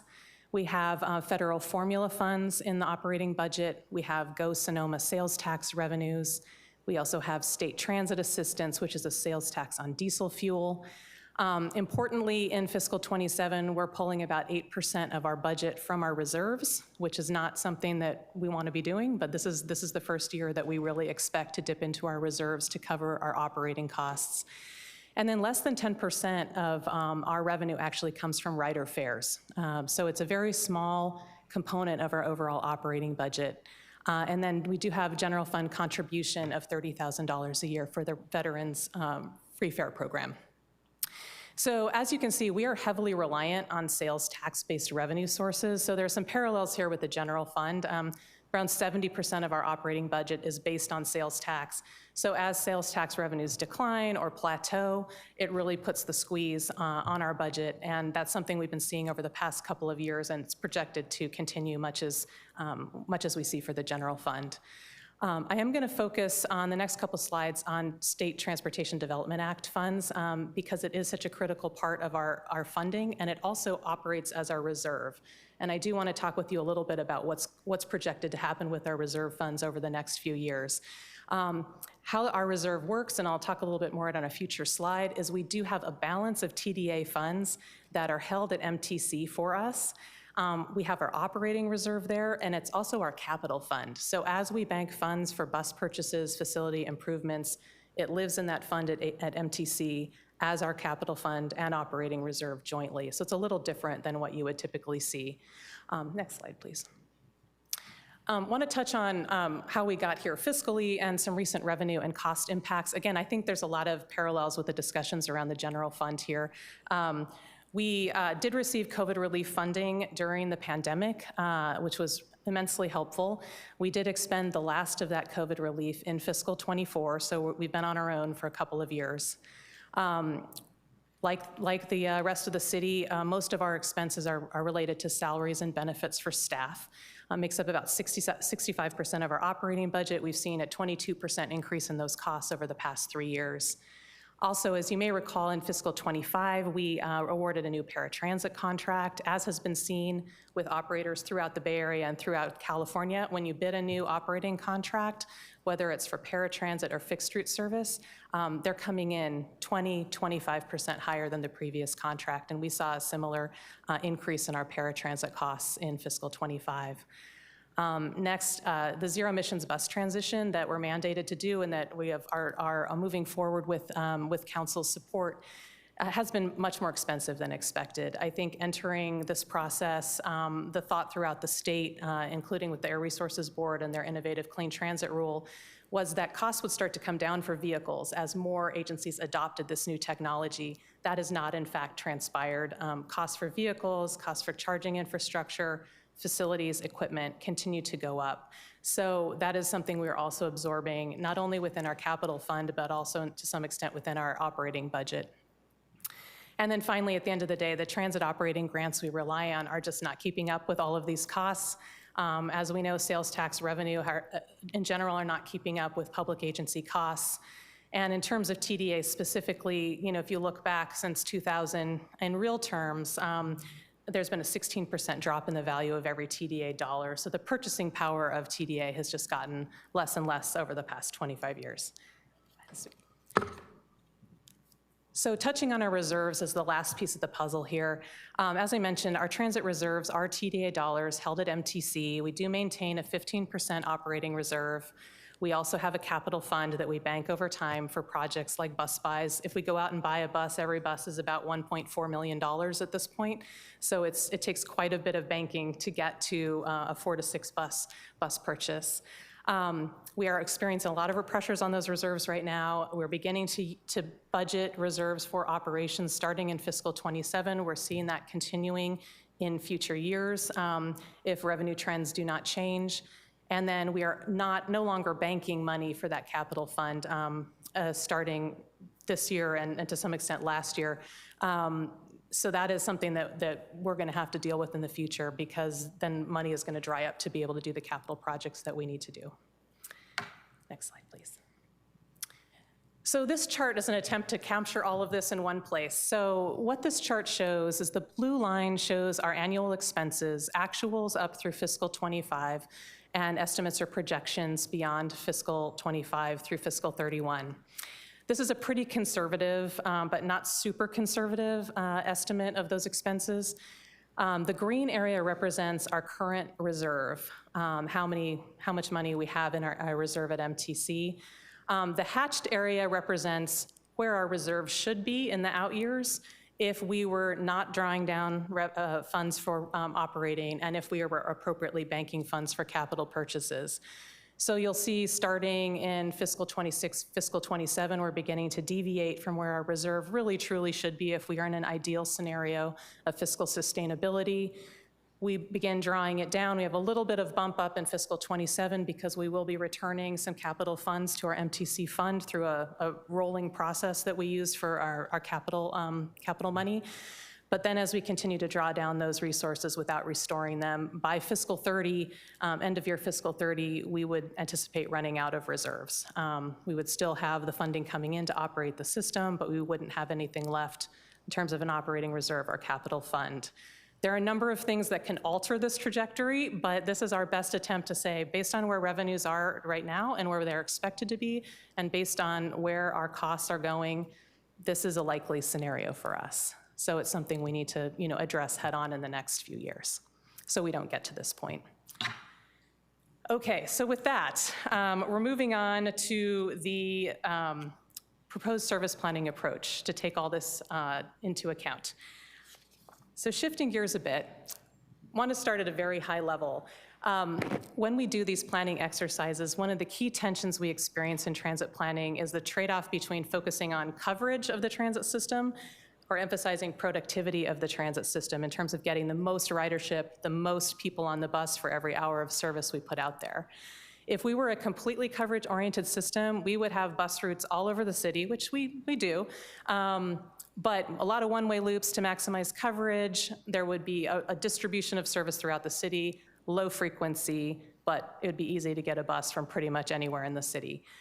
That's a recipe for very low ridership, but it does provide the highest level of access to what is not that great a transit system, but the access is there.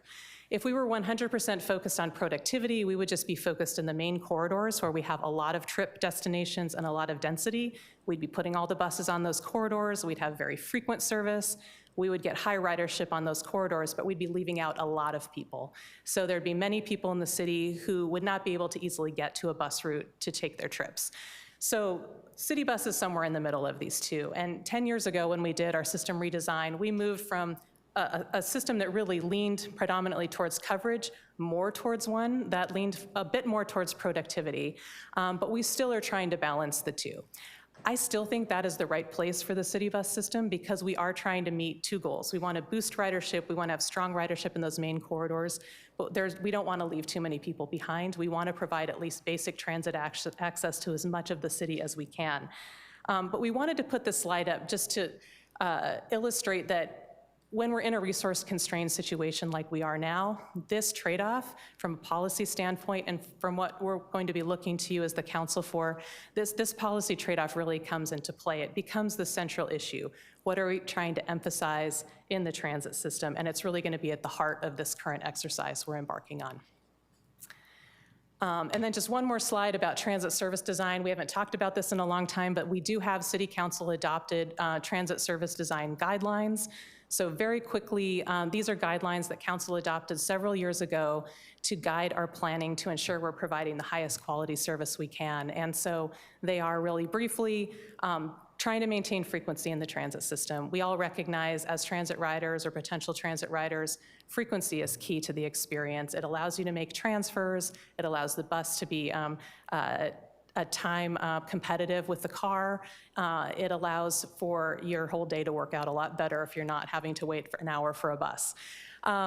Direct route alignments are important to reduce travel time, as is bidirectional service. We try to have as much two-way service in our system as possible because, while a one-way loop allows us to cover a big area, inevitably, there are going to be riders all day long who are traveling out of their way on that loop to get where they want to go. And we want to really provide a system that is competitive with the automobile and as convenient for riders as possible. We design routes around strong anchor points where we see a high demand for ridership.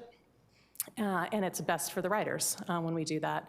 And then obviously we want to avoid duplication because that's not an efficient use of resources, and we want connections to be as seamless as possible. So those are sort of the guideposts for us as we develop and alter transit service plans. Next slide, please. Okay, so we have 3 opportunities in this short-term phase that we're entering, and I want to be clear, I've sort of talked about this service cut scenario. Right now, over the next 6 months, we really want to focus on these 3 short-term opportunities that will stabilize the system, position the city bus system for success into the future. And then we'll come back next year and do that longer range plan. So the short-term opportunities are, 1, significantly improve on-time performance in the system. As Dan mentioned, we really need to retime all our routes to reflect current traffic conditions. We have routes that can't stay on time and need about 5 extra minutes. We have a couple routes that need like 15 extra minutes to stay on time, especially on weekday afternoons. So there's a lot of investment that needs to be done in this. There's several things we can do. We can potentially adjust route alignment. Sometimes we can make a tweak to a route that avoids an intersection where we get hung up at rush hour. That's one thing we can do. We can connect routes that are tight with routes that have a little bit of extra time, and that is going to play into this strategy for sure. Sometimes we can get minutes back by addressing sources of delay, and that's something that we'll be working with Dan and team on. Places where, if adjusting bus stop placement, if there's adjustments in single timing where we can grab some minutes back, that can make a big difference. And we do work on that on an ongoing basis, but I think we're going to be doing it a bit more forensically going forward. And then the last option is to add cycle time to routes, which just basically means, a route that could have completed a round trip in 45 minutes 5 years ago, maybe needs a full hour, and we may need to add that 15 minutes to keep that route on time, at least at certain times of day. That does come at a cost, which is where we're feeling pinched in this process. Benefits are obvious. This keeps the system reliable for riders, and it prevents us from losing ridership because people can't count on us anymore. I think we can all understand that. We've all ridden transit that didn't come or ran late or you missed your connection, and there's only so many times that can happen to you before you look for another option. And then also this would support effective transfers to the regional network. If we're trying to meaningfully connect with Sonoma County Transit or SMART or the Golden Gate commuter trips, our system needs to be on time so that we can get people to those transfers on time. The second major opportunity, as we see it, is to reinvest in Route 1, which truly is the backbone of the city bus system. It carries by far the most ridership in the city bus system. We pulled resources out of Route 1 during COVID to try to keep other service in play. We could get away with that again because the traffic wasn't there, and we could have, for example, a 45-minute round trip instead of a 60-minute round trip. We also pulled a bus out of Route 1. Instead of having 4 buses in the afternoon so we could have 15-minute service, we pulled 1 bus out and went to more of a 20-minute service. We are busting at the seams on Route 1 at this point, and there are times where we actually have to leave people behind on Mendocino Avenue because the buses are too full. And that is like a cardinal sin in transit. And so that's something we need to address. Route 1 makes really strong connections to key destinations, whether it's Santa Rosa High, Santa Rosa Junior College, the County Admin Center, Kaiser Hospital, and Coddingtown. I think pretty much every ride on our system is on Route 1 at some point in time, and so we really want to invest in that route. And I'll highlight Santa Rosa Junior College as being a really, really strong partner, and we have an opportunity here to make the service work better for that partner. The other opportunity here is as we move forward with our integrated planning with Sonoma County Transit, we have, by rationalizing the Route 1 service and getting it back into a stable state, it provides opportunities for how we integrate with Sonoma County Transit that are potentially pretty exciting. And so this is a first step in that process. Next slide, please. And then finally, getting the system back on time, options 1 and 2, or opportunities 1 and 2, really lead to this third opportunity, which we think is really exciting. I'm going to show you a slide next that shows you how our buses are currently scheduled. Every route connects to every other route in a mishmash just to maximize efficiency. What that doesn't do is create opportunities for crosstown connectivity and potential increased connectivity to SMART. So we want to develop a plan for strategic interlines where we're connecting all day long a route from the east side of town to the route of the west side of town so that people can ride through the transit mall into a SMART station, for example, and do that with as many routes as we can. Doing this will also help us to isolate any sources of delay, whereas right now they're cascading through the system and affecting all sorts of routes. So the benefits here is that we potentially significantly pivot the city bus system to connect much, much more strongly with SMART stations. This will benefit people riding SMART, but it will actually provide a lot of connectivity benefits to all riders because riders are having to cross town all the time. And if you can just stay on the same bus to get across town as opposed to getting off the bus in the transit mall and waiting for your next bus, that's a real time benefit as well as convenience benefit. Next slide, please. So here's a peek under the hood. So this is a snapshot of our scheduling system. Every line on this represents a bus's daily work from 6 a.m. to 9 p.m. As you can see, the way things are scheduled now, which we did for a lot of good reasons, we have a 6 going to a 1, to a 3, to a 4B, to a 9. We've shoved as much service in as we possibly can. This is the part that's no longer working, but we're also missing that opportunity to maximize the connectivity for the riders. So next slide, Matt. So just to illustrate how an intentional or strategic interline would work, if we were to interline Route 1 with Route 2, we would connect Mendocino Avenue to Sebastopol Road. So if you got on at the SRJC Roseland campus, you could ride down Sebastopol Road. Some people might get on at the SMART station. Bus would travel through the downtown transit mall. You could get off there if you wanted, but if you wanted to go to the JC or up to Kaiser or another destination, you just stay on the bus. So for people who are, for example, going to the SRJC from SMART, instead of taking one bus downtown or walking downtown and then getting on a Route 1, you just get on the bus at the SMART station and you ride through. I think this benefits a lot of customers in our system and provides some connections that we just don't have today that aren't quality enough for people to use. So this would just be one example, a conceptual example of how this interline program would work. Next slide, please. So just to touch on the constraints, we've discussed this quite a bit, but we can't add any additional buses to the system right now without increasing operating costs. And we're attempting to be very fiscally prudent and cautious about doing anything to increase operating costs when the look out a few years is pretty dire. For that reason, we're not pushing expansion, geographic expansion of the system or expansion of the span of service of the system, much as we'd like to provide longer operating hours, and we know that's needed by riders. In order to improve on-time performance without adding operating cost, we will have to reallocate hours within the system. So that, while it's not a system-wide service cut, it does mean that some parts of our system would have to be reduced in order to take advantage of these needs and opportunities in other parts of the system. We think the approach we've laid out will benefit all riders because we will have a system that's working well and is on time, but there will be some people who will have to give up maybe closer access or maybe a trip that they used to rely on. So it's not a simple process. I did want to highlight that there's always interest in alternative service models, whether that be microtransit, deviated fixed route. Throughout this SRTP process, that's all on the table, but it's just not a major cost savings. The biggest cost of any transit service is the operator's time, and so any mode that has an operator is still going to come at a similar cost to a fixed route bus. Next slide, please.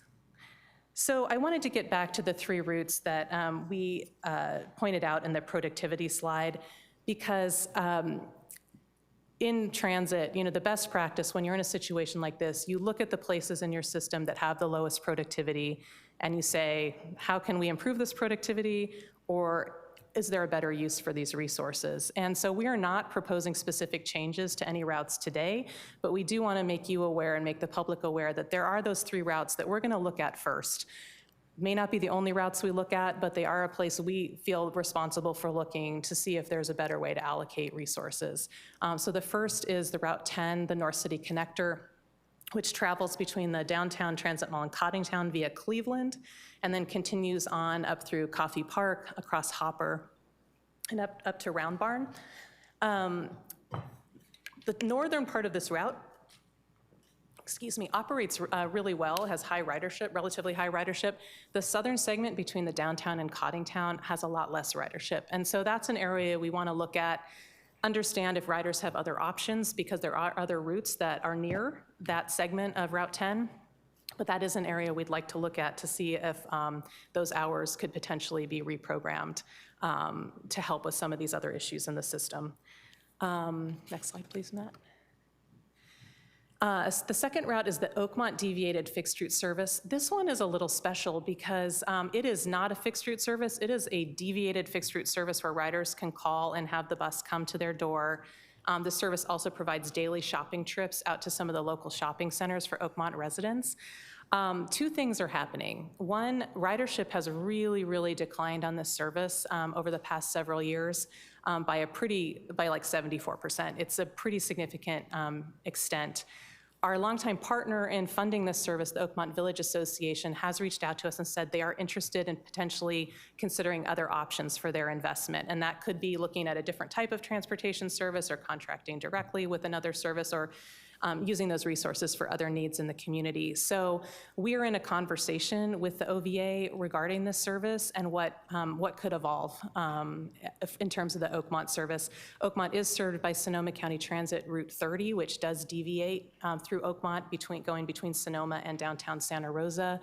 It's also served by paratransit, and there is also a volunteer driver program. So there are a number of options there, and it seems that potentially this service design is no longer really meeting the needs of the community. So we are in a conversation with OVA around what comes next for this route, and it could look like something different that doesn't involve city bus potentially. Next slide. And then finally, the other route that we showed on that productivity chart is our Route 18 East Circulator. This is a low ridership route overall, but as you can see, it covers a lot of destinations in Southeast Santa Rosa, including the fairgrounds, Farmers Lane Plaza, connecting up to Montgomery Village.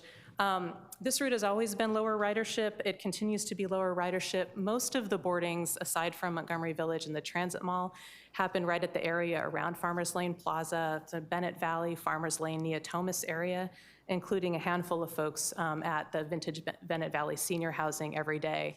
So there are some ridership pockets on this route for sure, but there are a lot of stops on this route that get hardly any ridership at all. So this is a route we also want to look at in this process to see what opportunities we have. In terms of next steps, we're looking forward to incorporating your feedback from this study session. Following that, we're going to launch into some public engagement and some really focused, targeted outreach to routes that we're looking at for potential changes, as well as system-wide. We'll use a variety of public engagement methods for that. Our goal is to return to council in the early fall with some recommendations that are backed up by data and outreach, and we're able to provide a proposal to you for discussion and consideration. The goal would be then to come back for adoption of a final service plan, with the goal of making initial service changes in January. Because this on-time performance issue is so urgent, we really want to try to solve that problem within the next 6 months. Then we would come back through the MTC process in 2027 and work on that longer range transit service plan and the 10% service cut scenario that I've been discussing. If we did have to cut service, we would be doing that in fiscal '28. So that's not an immediate plan for service reductions. We're really hoping next year when the fund estimates come in January, February '27 to see something better. But if we don't, then we're going to need to move forward with that planning process. So I think that's it. So yeah, with that, I'd be happy to answer your questions and take any feedback you may have. Thank you very much for that presentation, and of course for looking ahead to the future with particular reference to budget and funding. I'll bring it back to council. Questions? Can you see? Let's start with you, Ms. Fleming. Yeah, I had a question about going back to the idea around banking funds in order to buy additional buses. I'm just curious, like how much money on an average year is sitting there, and what is being done with those funds? Yeah, so the goal, in order to stay on track with bus replacement, we should be banking about $1 million a year. That said, we do win competitive grants. We can make adjustments if we have big awards. On the other hand, when we do get those big grants, we have to have local match. So to give you a point of reference, the federal Low-No grant that we won is about a $10 million grant. We need to bring forward about $2 million in matching funds for that. So that is built into our capital fund reserve planning so that we have that match when it's time to buy those buses. I'm not sure if this is answering your question, but I think a question that we have is, well, at what point do we make changes to the capital program in order to avoid impacting operations? I'm not sure if that's what you were interested in. Well, I think, yeah, what I'm trying to understand is it's a little bit like, it's related to the scope of this, but I think it's really interesting is like what's happening with those funds while we're waiting. I assume they're invested and managed by they're not even getting bond revenue. No, they just sit depreciating in an account. with inflation. They sit at MTC. Yikes. They sit at MTC. Yeah. They don't sit with us. They sit with MTC, depreciating at MTC.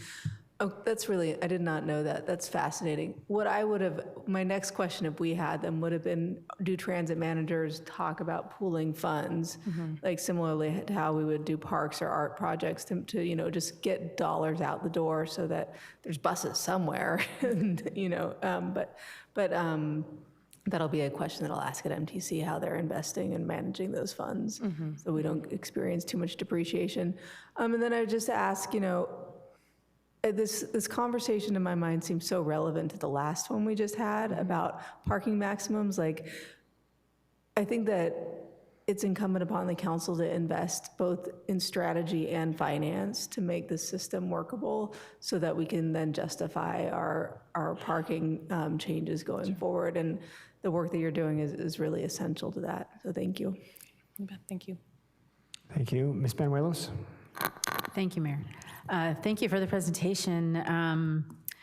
Let's see, so it seems like you have two issues, or I know many more, but essentially the on-time issue, and I understand as we've come out of COVID, and I know I feel it as I drive home from Sonoma State, how impacted the traffic is. It takes me like less than 20 minutes to get to work, and it takes me an hour to get home, no matter which way I go, and I go every way. So I know that it's really impacted at those peak hours, those peak business hours. So I'm just wondering, so there's that issue, and how that affects the financial part of the bus system, how that connects. Because if you feel like, what I think something that you said about if folks find that this isn't working for them, they're not making their connections, or they're not getting to their final destination on time, they're going to look for other alternatives. And so I'm interested in that piece. And then, I guess specifically to Route 10, which runs through part of my district, I just wondered, because you had mentioned that you're not going to make any specific changes in routes until 27, 28? So we would be looking to make changes in January 2027. Oh, okay. In order to reinvest the resources in getting the system back on time. That would be sort of phase one. And then phase two would be potentially other longer term changes, planning for that, which could include the system-wide service cut. But yeah, the opportunities I was discussing today were really driving towards January if possible. Okay. If we need longer, we need longer. Okay. But that's the goal. Okay. All right. And I realize, first of all, let me say, I just really appreciate the complexity of designing these routes. Oh my gosh. Just especially that one slide 22. I'm just like, oh my God. It's overwhelming. So I take my hat off to you and your staff. It's amazing, the work that you do. So I'm just wondering, there's probably more than one way on many of these routes to get to Cottingtown, to get to Kaiser, to get to the round Fountain Grove, so to speak. That if there's a way to keep, and this is just my own thing, because I didn't even know, I'm embarrassed to say, that there was a bus on Cleveland. I've looked, people have asked me, and I didn't even know a bus went down Cleveland, so I was really happy to hear that. And because Cleveland, there's a lot of things we can say about Cleveland, particularly between College and Guerneville Road, how impacted it gets, again, at those peak hours. You can't even really go down that street, in my opinion. So to know that there's a bus there, I think really, I would love to see that we had a route that continued to go down there, but I understand that maybe it needs to be worked into a different route in the future, and I guess that's for our constituents to think about. So again, thank you for all your work, and I just like to take my hat off to you for the complexity of it all, and really thank you for everything. It's very important, those of us who use the bus when we need to, and those of us that use the bus all the time. So thank you. Councilmember Vanuelos, if I can just respond to a portion of that. I think one of the things that we're really hoping for from you as our board is that, Rachel did a good job of highlighting the challenge between coverage and productivity. And we're really hoping that collectively we can think about this as a system and not a collection of individual routes. Frankly, we can't afford to be overly provincial right now. We can't hold on to the status quo because that's what's easy. We need to make the service productive in order to keep it viable. And that is the challenge that we face, and that will come with change that is necessary to get to that level of productivity. So I appreciate the challenge and the fact that all 7 of you represent geographic areas that are going to want something, and change might mean losing something for the sake of something else. Rachel and Matt and I are responsible for the system, and that puts us in a position of potential conflict that we're going to have to work through. And I'm saying that out loud so that we can acknowledge that everybody has different avenues at which they're approaching this conversation. I appreciate that, really. Thank you. Ms. McDonald. Thank you, Mayor. Thank you for the presentation. What's interesting is when school bus systems were cut, they continued to serve the outer areas for equity to ensure that children could get to school in time. And those that were sort of in the center, who were able to walk to school or have closer proximity or ride their bike potentially, those were the ones that they reduced service to. So as I look at some of the routes that you're proposing, it sounds more like some of these outer routes just have low ridership. So I want to be cautious about that because of who it serves, sort of in the outskirts of the community in 3 different areas that you mentioned. And I am going to be a little bit selfish here, Mr. Hennessy, and talk about Route 16 because it has to do with Oakmont. When Oakmont comes in, they go typically to shopping centers, and it's my understanding, and that's where they spend their money, and that's tax dollars that we generate specifically from those riders that are staying right here in the city of Santa Rosa, which I love so much. But I wondered if we had looked, and maybe you could tell me this, Rachel, on potentially cutting some of the routes. So right now, if you're going out there 7 days a week, you roughly have 6 riders a day, so that's 42 based on a week. But have you looked at, we can do this route 2 days a week, so that we work with OVA on giving them a schedule so that they know we're coming out every Tuesday and Friday to get into town to do your shopping. So it's more of a scheduled, and maybe potentially working with the Montgomery Village area and out there, and having that route so that we're still able to meet the majority of your bus routes to get to these other transit areas, but then also looking at how do we serve the other parts of our community. So that would be one suggestion I have to just take a look at as you look over the next 6 months to see if there's any viability in that and working with OVA. I did speak with OVA and they told me all the programs you mentioned, they're looking into. There's also one called Go Grandparent that sort of acts like an Uber, and they are able to contract with them because OVA currently contracts with the city and pays a fairly large amount to keep this route. So I'm happy to know that you're working.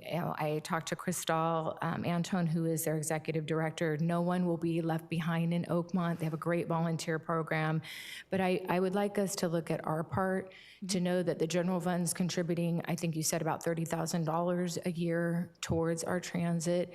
I would like to know how much would it be to add just a couple routes, and would that be something that council should consider as we're talking about the previous item and this item and the necessity to ensure connectivity and equity amongst most of our community. And I think that that's pretty much my question around, it's mostly comments, I'll be honest. But I'm wondering if you had anything around looking at routes or cutting some routes so that we can still serve an area. Yeah, with all of these, like right now we're just showing you areas that are obvious first places to look for resources based on performance. In all of these routes, we're looking at options and that'll be part of the public engagement, is to understand what are the impacts for different service scenarios from, reduction, elimination, whatever it might be, or changing routing. We're gonna wanna know from the riders how that will affect them and how we can leave the fewest people behind with any changes we propose. Certainly, working with OVA, I mean, we've talked with them about the idea of shopping trips. It might be cheaper for them to contract directly with a contractor for that. Cut out the middleman. There's some things, we're discussing where, Spring Lake Village does that. They contract directly with MV Transportation for shopping trips. So not saying that the city's trying to get out of it, but it's possible that it's in their interest financially. And so I think that's the conversation we're in, but certainly from the standpoint of understanding what the needs are and how do we help evolve to a new service that continues to meet the most important needs. So absolutely, we'll be having all those discussions for sure. Thank you so much. Thank you, Vice Mayor. I guess just my one quick question is, we're not alone in having some of these difficulties among other municipal buses. Can you comment on that a little bit? No, for sure. Thank you for that question. Yeah, I think I meant to put that in context for council. We are not alone, and we are in better shape than many of our partner agencies around the Bay Area and around California. Petaluma Transit is cutting 29% of their transit service in August. Tri-Delta Transit in the East Bay is cutting 25% of their service in August. Many others are planning service cuts for this coming fiscal year, or like us, preparing for potential cuts in fiscal 28 if revenues continue to be down. This is really a statewide issue. And so, our statewide industry association is spinning up a transit funding task force to try to work with the state on some of our state funding and look at other opportunities to provide some relief, because throughout the entire state, these are issues. I don't think I've talked to a transit manager recently who isn't looking at reductions within the next couple years. Thank you. Just a couple from me. What is the cost of a daily route? For one of the route lines, what's an estimated cost? Well, we estimate our operating cost at removing the fixed costs. So just the variable cost, which is, the operator's salary, fuel, maintenance, anything that's variable with service levels. I'll just round it to about $150 an hour. And our typical route, if there's one bus on a route all day, that's 14 hours. So I'm not going to do that math in my head because I'll embarrass myself. But that's about the math that we're working with. Now, that said, Matt can do the math if he wants. He's doing the math.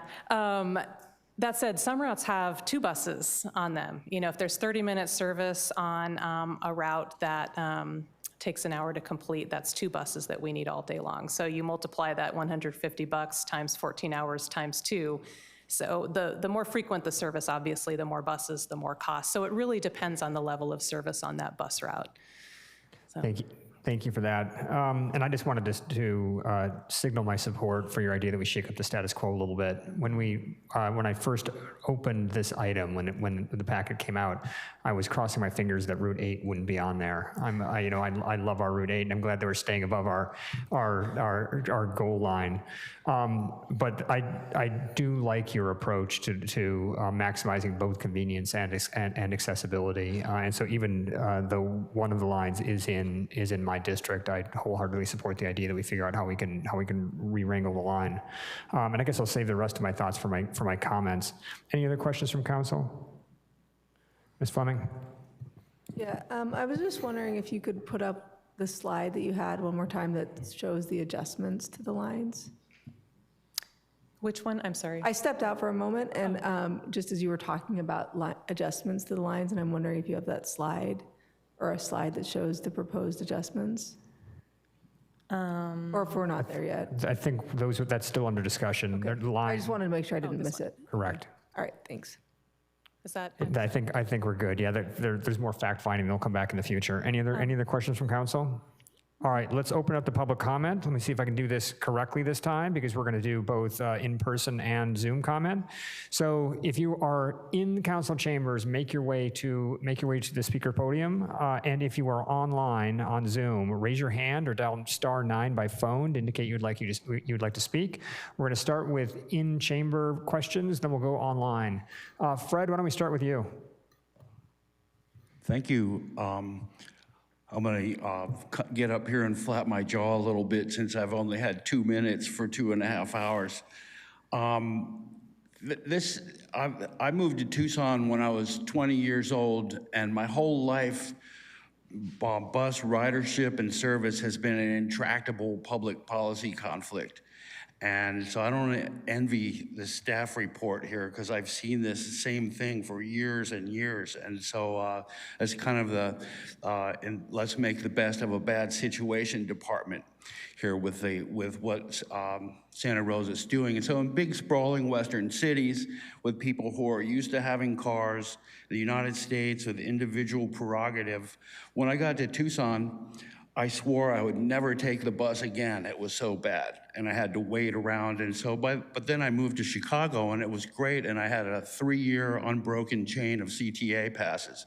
So when you're in a big city and mass transit really works, that's great. But in big sprawling western cities, it just doesn't seem to work that well. And so that's unfortunate. And I don't really see a way out of this intractable public policy conflict that it's just going to go on. You guys are on the decision maker's rat wheel of a 50-year problem that I'm aware of. So good luck. Thanks for the support, Fred. We'll go to Gregory and then to Abby. Is this on? Mayor Stapp, my name is Gregory Farron. I want to riff off a little of Councilman Fleming's comments about parking and transit. 42 years ago, when I was student body president of College of Marin, I asked Peter Baer, the senator for this area, if we could try to use parking fees and parking permit costs or revenue to subsidize public transit for students. And he said, well, it isn't legal yet, but I'll help you pass a law. I did that, it became law, and we had a very good arrangement down at College of Marin for a few years, which was based on the assumption that everybody who took the bus made space in the parking lots. I think you ought to be having the same sort of ability to try to imagine that those of us who are taking the bus, those of us who are trying to use your public transit, are making space for those who are driving their cars and needing your parking lots. And so whether or not it's legal, whether or not it's just, it ought to be obvious that the two are linked, and you need to work as a city to try to make both of them whole. Thank you. Thank you, Gregory. Abby, and then Dwayne. I hadn't planned on speaking on this issue, but listening to this discussion, I felt really compelled, particularly contrasting it to the previous discussion, which focused so much on parking and cars and traffic. For the last 2 years, I have experienced a week without driving to try to get a sense of what it's like to have to be dependent on non-car travel. And one of the things I've learned is that about 30% of the population does not drive. It may be because they are too old to drive, or they're too young to drive, or they don't have the money to buy a car and support the car and buy insurance and all the costs associated with that. They may have had a DUI or some other thing that prevented them from driving. They may have a disability, not being able to see well enough, or not having enough limbs to be able to operate a vehicle. So for many, many reasons, 30% of our population, and I would bet it might be higher in Santa Rosa with the number of seniors that we have, are unable to drive. So this bus service is extremely important to many, many people who don't have the privilege of being here this afternoon at 4 o'clock in the afternoon on a work day, or may have shame about the reasons that they're not able to drive. And so this is a time where you can really step up with equity and support the staff in making transit accessible to everybody and making all of us able to get to the places that we need to get to for our basic needs, for our medical needs, and for our entertainment. Thank you. Thank you, Abby. Dwayne.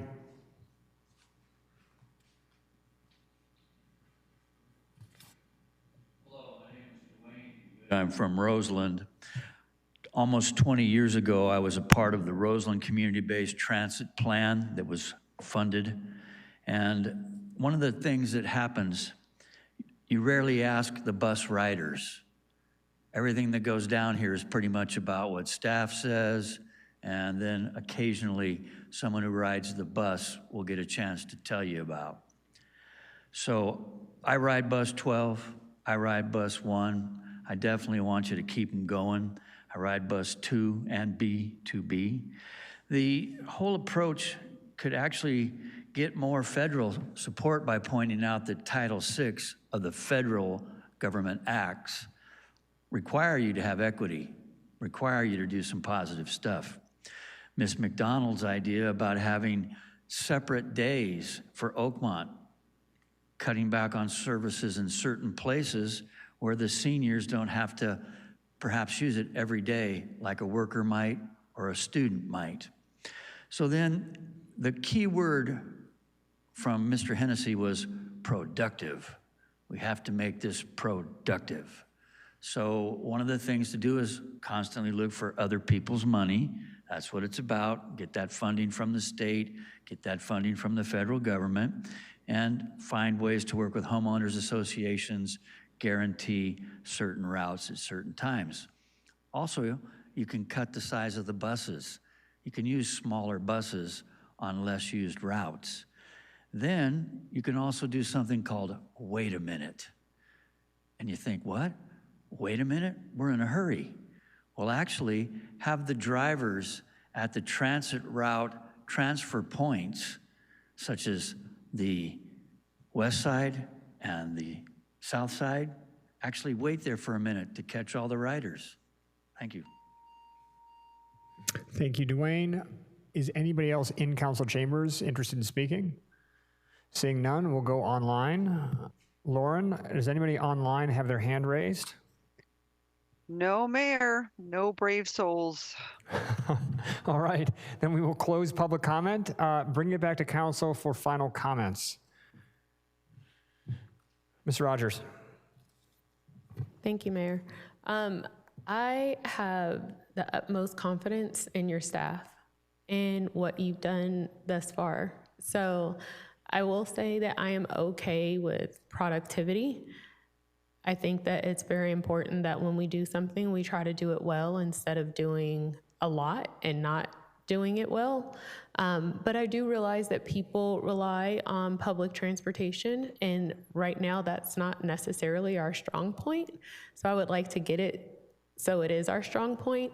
I know that you guys are creative, you're innovative, and you'll find a way to provide or to give people alternatives for other means of transportation or other ways of getting somewhere.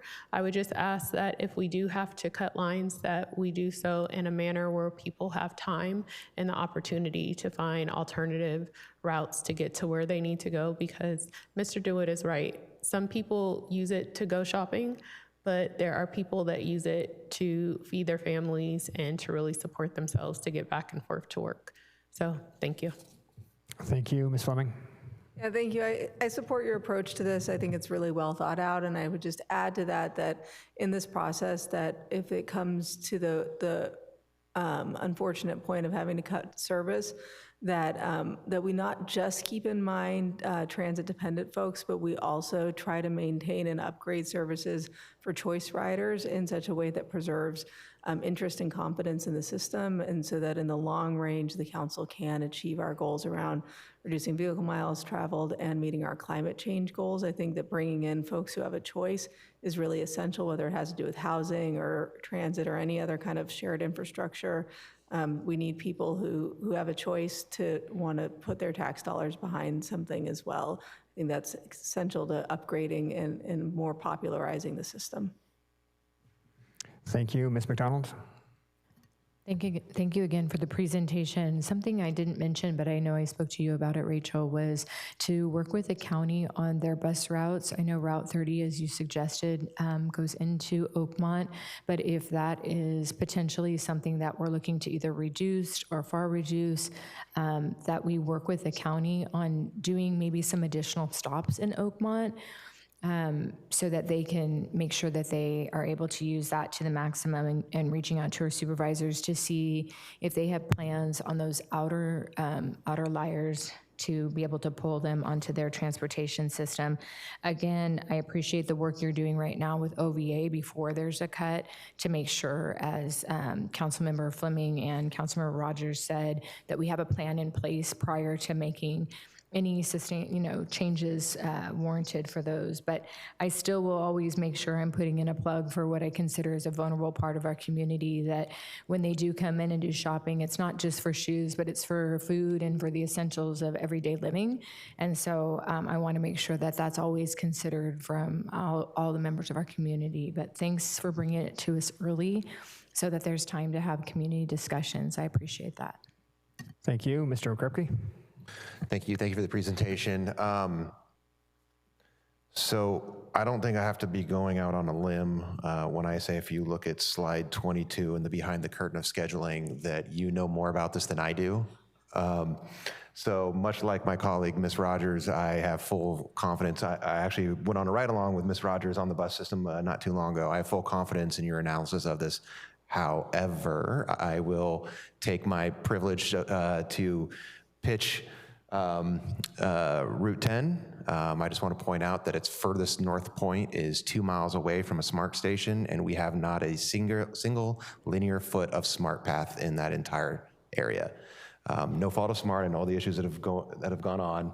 Councilmember Fleming has educated me on what's going on, but I think it's an important note that we can't even take a SMART path like a lot of the other areas in the city can to get to SMART stations. So that is my pitch, but I leave it in your very capable hands. Thank you, and I've already made my position clear here. I thank you for the work that you've done. I certainly support looking for ways to adjust our status quo and reach more people and do so more efficiently. I do think that as we talk about equity and as we talk about climate change, that we also just talk about the impacts on city culture that public transportation has. Santa Rosa seems to be at this cusp where we are we're finally starting to think of ourselves as a big city. And if you look at bigger cities where people want to live, they almost always have great public transportation systems. I was glad that Fred mentioned CTA. I think I still have my CTA card. I took the bus in San Francisco for 10 years. I stood in the rain as buses on the One California line passed me by time after time. So I'm sympathetic to the folks on Mendocino. But there's something enlivening, a great public transportation system, in addition to the other great effects that it has on people's quality of life and on the economy. So some way, somehow, we've got to find a way to grow and improve our public transportation system. What you're proposing here is a good step forward right now, especially in light of the constraints. So thank you very much for all the work, and we'll look forward as a council to you coming back with more specifics in the future. Thank you. Thank you. All right, we have been at it now for 2 hours and 45 minutes. Let's take a 15-minute break and reconvene at 5:05. Thank you, everyone.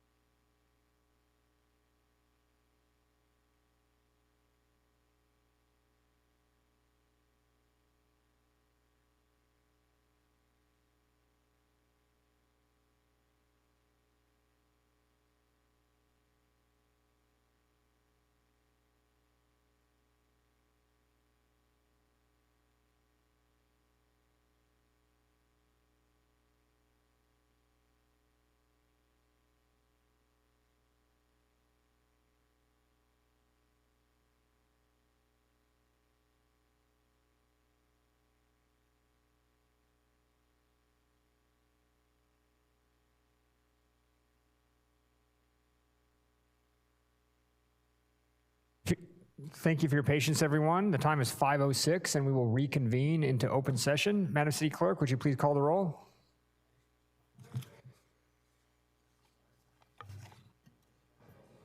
Yes, Mayor, thank you.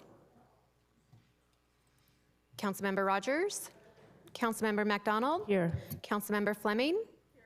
Councilmember Banuelos? Here. Councilmember Alvarez is absent. Vice Mayor Okrepke? Here. Mayor Stapp? Here. Let the record show that all council members are present with the exception of Councilmember Alvarez. Thank you very much. All right, we're running a little behind, but we are going to catch up. And we're going to jump around the agenda a little bit. We're going to do our first public comment on non-agenda matters. Then we are going to go to our public hearing on vegetation management. And then we're going to get to our main item for the evening, which is the ballot tax measure. So for those of you who are looking to make comments on any one of those items, we are going to quickly move through them. Let's start with item 14, our public comment on non-agenda matters. This is the chance for the public to make comment on any items not listed on the agenda. We'll start with folks who are here in person, but if you are online, please raise your hand on Zoom or press *9 so that we know you wish to make comment. And let's kick it off with Fred and then Dwayne. I want to make a general comment apropos of affordable housing, not of previous agenda items. And from the detailed demographic studies that I've done of Santa Rosa from the 2023 American Community Survey Census, approximately 40% of Santa Rosa residents qualify as disadvantaged community, which means they make 80% or less of state median household income. And so that's near 40% of Santa Rosa constituents are cost burdened and primarily concerned with cost of living issues. And so what I would like to see personally from members of the council was more attention to that 40% of the people who live in Santa Rosa when the affordable housing conversations come up, because those are the people who really need it. And I'd just like to hear their interest voiced by the council a little bit more. Thank you. Thank you, Fred. Dwayne. I'd like to use the overhead projector, please.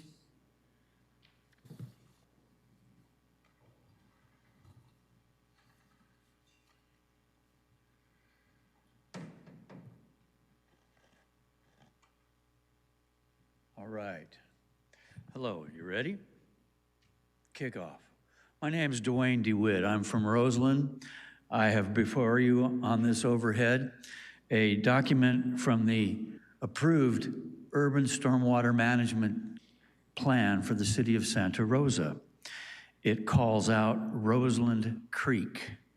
We call it the Roseland Neighborhood. If you'll see right here, this is the neighborhood. These are those nice, beautiful trees we fought for 32 years to save. And along with that, this plan shows a way that you could perhaps get more money. We know that productivity to you is about more money. We can get it from the state, the Department of Natural Resources, State Department of Water. We can get it from the federal government. It comes down to having a coordinated effort with the community, who call this area Pomo Park and Preserve now because they believe in that land acknowledgement, and do it in such a way that we bring the funds forward and we work together with the volunteers in the community to get this done. It could happen. And you know, we've asked a lot of organizations over the years to help out there, people such as the Laguna de Santa Rosa Foundation, Sonoma Land Trust, all kinds of organizations we've asked. Not a one of them has ever stepped up and given us a penny. Not a one of them has ever helped us. So we're out there looking for ways to bring the money in for you, and it can happen. You've approved this, let's get moving forward. We'll make good things happen by working together. And we'll get the place renamed too if we do it right within your guidelines now. Pomo Park and Preserve with the Roseland neighborhood. Nothing but a good time. Thank you, Dwayne. Is there anybody else in council chambers who wishes to speak? Seeing none, we'll go online. Lauren, does anybody on Zoom have their hands raised? Alas, no, Mayor, no speakers. All right, I like the bit, Lauren. We will then close public comment, and we will move on to our public hearing, item 16.1. Our public hearing on the Santa Rosa Fire Department Annual Weed Abatement Program Report.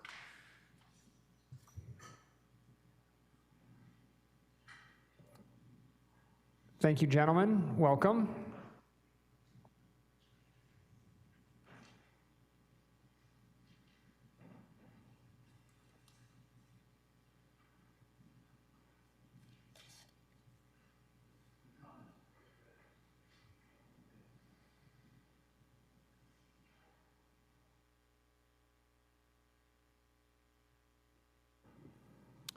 Good evening, Mayor, Vice Mayor, Council members. My name is Jared McDaniel. I'm with the Assistant Fire Marshal with the Santa Rosa Fire Department, and we're here to give you a kind of a brief annual update on our weed abatement program and present you the tax lien rolls for this year.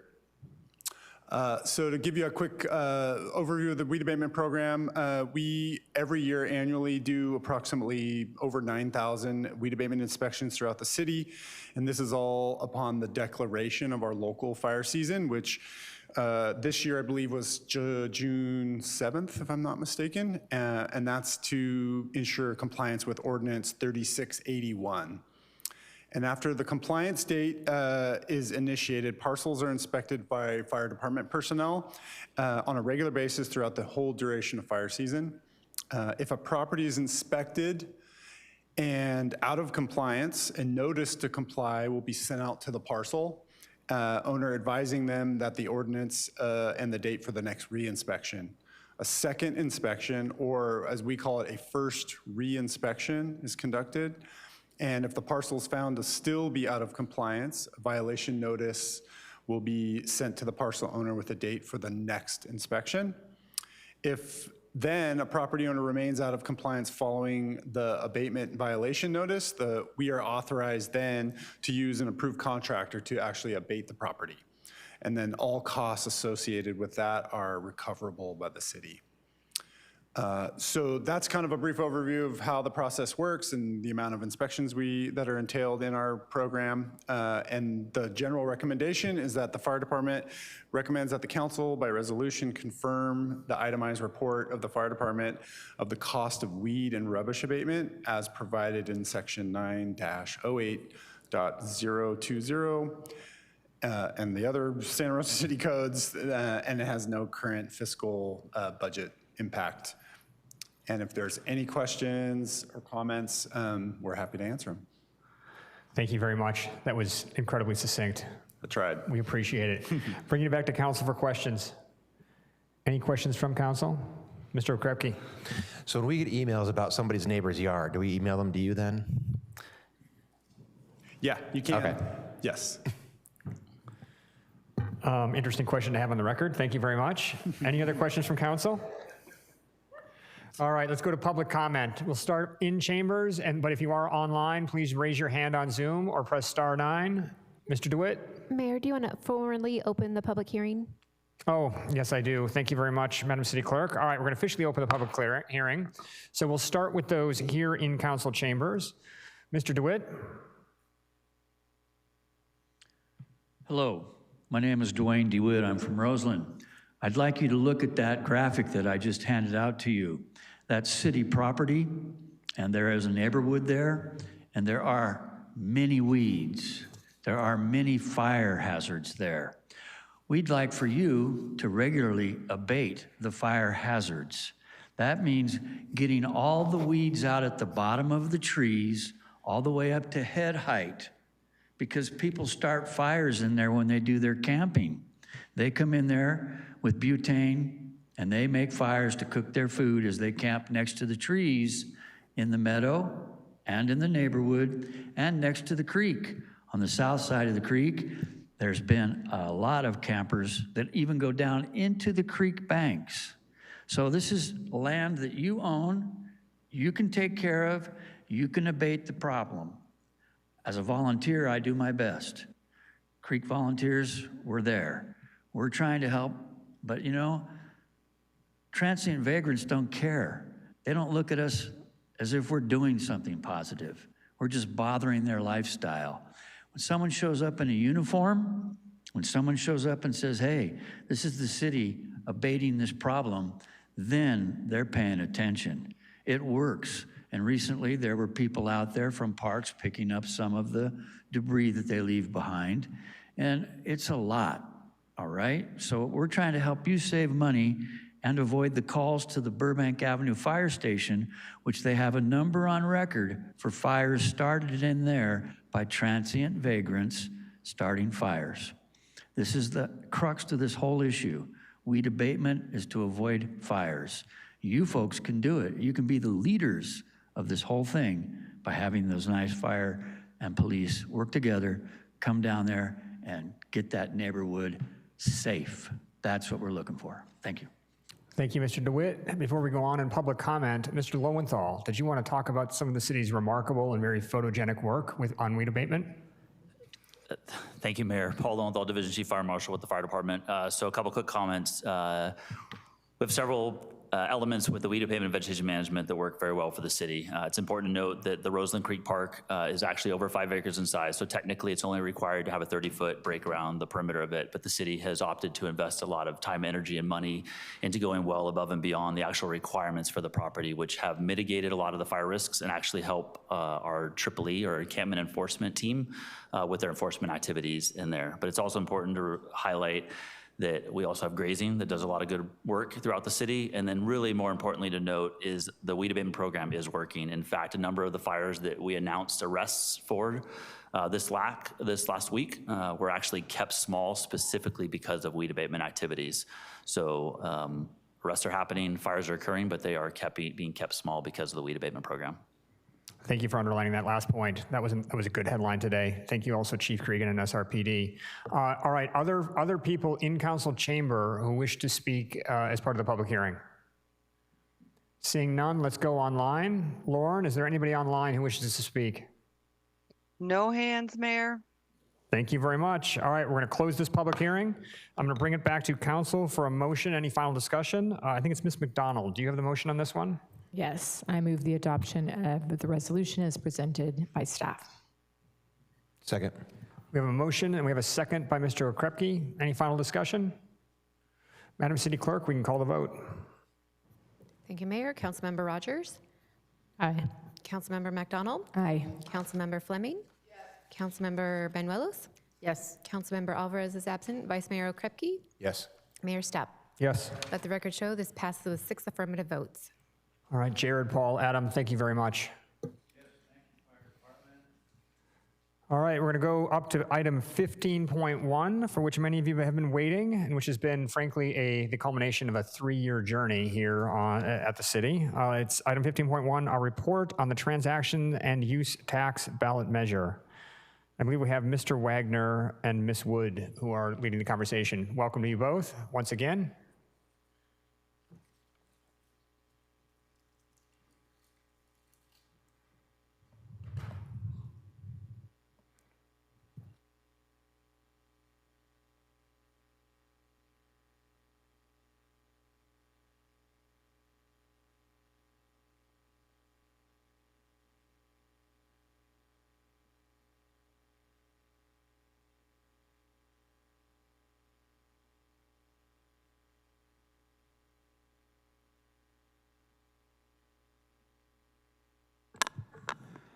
Good evening, Mayor Stapp and members of the council. My name is Scott Wagner, Chief Financial Officer here at the City of Santa Rosa. Along with me here for this presentation is Misty Wood, who is the Communications and Intergovernmental Relations Officer of the city.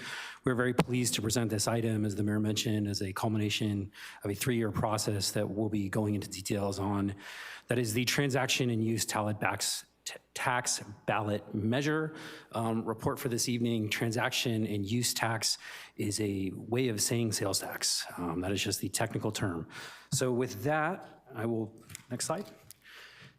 Today's presentation is going to give a brief budget overview of how we have come to this point over the last 3 years. We'll give some historical context on actions that the city has taken and overall why we are proposing this next action be taken by council.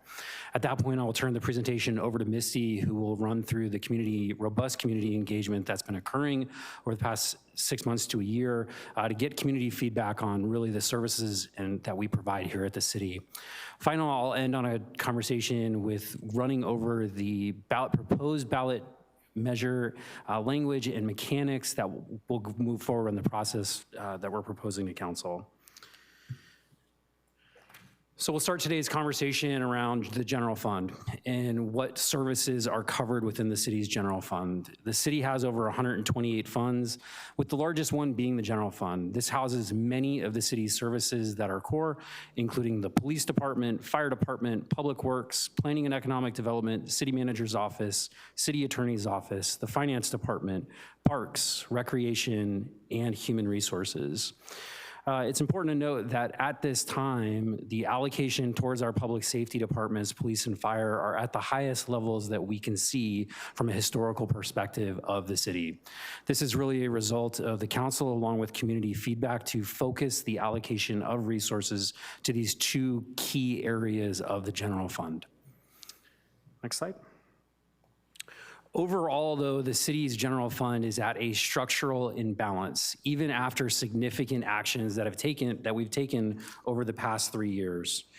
I would characterize those actions really two ways, in that the city has tightened its belt and the city has sharpened its pencil. Those are the frequent feedback that we receive from members of the community as far as addressing our issues. Specifically, when it comes to tightening our belt, we've made significant reductions in expenditures over the past 3 years. That really can be illustrated best with our reduction of employees. We have overall reduced employees by roughly 80 employees within the general fund. For context, we now sit on an employee level at the same level we did at the bottom of the Great Recession. We are 20% lower on an FTE count than we were at the city's high. Over this same period, though, population has grown and the services that we've provided to the city those expectations and counts have grown as well, whether that is calls for service or our needs overall as a community. We've additionally sharpened our pencil. We've taken big swings here at the city to address some of our largest financial issues. One example would be the city's unfunded liability with CalPERS, which is a $482 million debt. Through the actions of this council, we've been able to take a proactive approach at paying off this liability quicker. We will pay off this debt 6 years earlier, given the implementation of the plan that we've done, along with saving $28 million over the next 5 years. Again, coming back to the sharpening the pencil and doing things more effective and efficient, we have lost entire departments over the past 3 years. We no longer have a recreation and parks department. We no longer have a communications and intergovernmental relations department. Those functions at the city still certainly exist, but they have been incorporated into existing departments elsewhere to gain efficiencies. Next slide. I will also add on the revenue front, as today is a discussion around sales tax, that this is not the first place that we looked for revenue as a city. We have successfully brought forward voter-approved measures to increase our business license tax. We've brought forward measures to increase our transient occupancy tax. Those have overall been very positive for the city, but did not overall fill a very large gap that we had within our budgets around revenue. Today's discussion around sales tax is really that next step on looking at our largest sources of revenue, which is sales tax. Before you is the city's 5-year financial forecast, and this is really what we do to gauge how well the city is looking on a projection basis on the out years of the next 5 years. I will add that the city, in an effort of transparency and doing, again, sharpening our pencil, we've had an outside expert come in to look at our practices, and they were deemed best practice. Our forecasts have been extremely accurate over the past 3 years coming out of COVID, once our numbers started to normalize a little bit better. And what we see in these numbers overall are those big red numbers at the bottom. We overall have an ongoing structural deficit at the city at this point of around $14 million on our out years. What you'll note, though, is that in 2031, with the expiration of our current general sales tax measure Q, it bumps up, so it goes to $23 million. I think what's most important to understand in this slide, though, is that, sorry about that, is that these numbers represent our budget reality of the moment. This represents the budgets that have been passed. But what it also represents, though, is that it is lacking and has holes of what the community's expectations are for the services that we deliver. This is not what I would describe as a fully burdened budget. There's holes here. There's areas that we are not funding within these numbers. One example would be our neighborhood streets. The city currently has no funding source available to maintain and reconstruct the city's neighborhood streets. That's just one example. There's many other examples of how we could be investing in better tools for our employees to provide better service, et cetera. This is what I'm saying is that these numbers really are less than they should be. They should be much, much higher. Got it, thank you. Next slide. I want to take a moment to get into a slight governmental accounting discussion around how funds are separated at the city. This is a very common misunderstanding that we can get from the community given how complex government funding is here at the city level. We operate many different types of funds, like I mentioned earlier, and some of those are enterprise funds. And what that means is they live on their own. Our biggest example of an enterprise fund is the water fund. The water fund and our ratepayers' revenue into that water fund can't go to subsidize general fund activities. We cannot take a dollar that was paid for on a water bill and then fund the police or fire department. There's other enterprise funds. We had our transit division give a discussion on their financial reality tonight as well. We cannot take bus money and move it into the general fund. These things are legally separated here at the city. There's additionally CIP funds, which are funded through special revenue accounts. The biggest one here is gas tax. And while you'll see many projects happening within the city, some of those around pedestrian efforts and pedestrian projects around bicycles, et cetera, I would add that none of those dollars have come from the general fund. Those have been related to gas tax primarily. This is important to understand because again, we are restricted in many of these areas, specifically with gas tax, not on direction of this council, but really of the state on how those funds can and should be used. Overall, that leaves us with the general fund, which incorporated all those departments that I mentioned earlier, which we can be discretionary on. Ultimately, that is the guidance of council on how we allocate those dollars going forward. Next slide. Overall, one of the key questions regarding the issue with the structural imbalances of the city is why have we gotten here? Why is this happening? And at its core, we have a structural issue with the revenue at the city. And that has been true for a very long time, but we see that structural issue growing over changes in the way that the market is working around our two primary revenue sources. And I want to add some context around property taxes and sales tax in the next slide. But from a big picture perspective, property taxes are ultimately set in stone through the Proposition 13, which passed in the 1970s, locking us in to only receive 11.7% of every dollar spent on property taxes in the city of Santa Rosa. That has been constant, but what has not been constant is the volatility around sales tax. And overall, one key statistic that I can share tonight is that in the fiscal year 2025, which is our last audited fiscal year, we collected $2.1 million less than we did 3 years earlier. Sales tax is our largest revenue source, and us, just like any other industry, our primary revenue source, when it's not only growing, but it's either stagnant or decreasing, it's just not keeping up with our uncontrollable expenses that we have here at the city. The city's finances ultimately act a lot like our own personal finances, and as we all know, we've seen our expenses grow significantly over the past 3 to 4 years. Next slide. This next slide gives a graphic to really show these contrasts.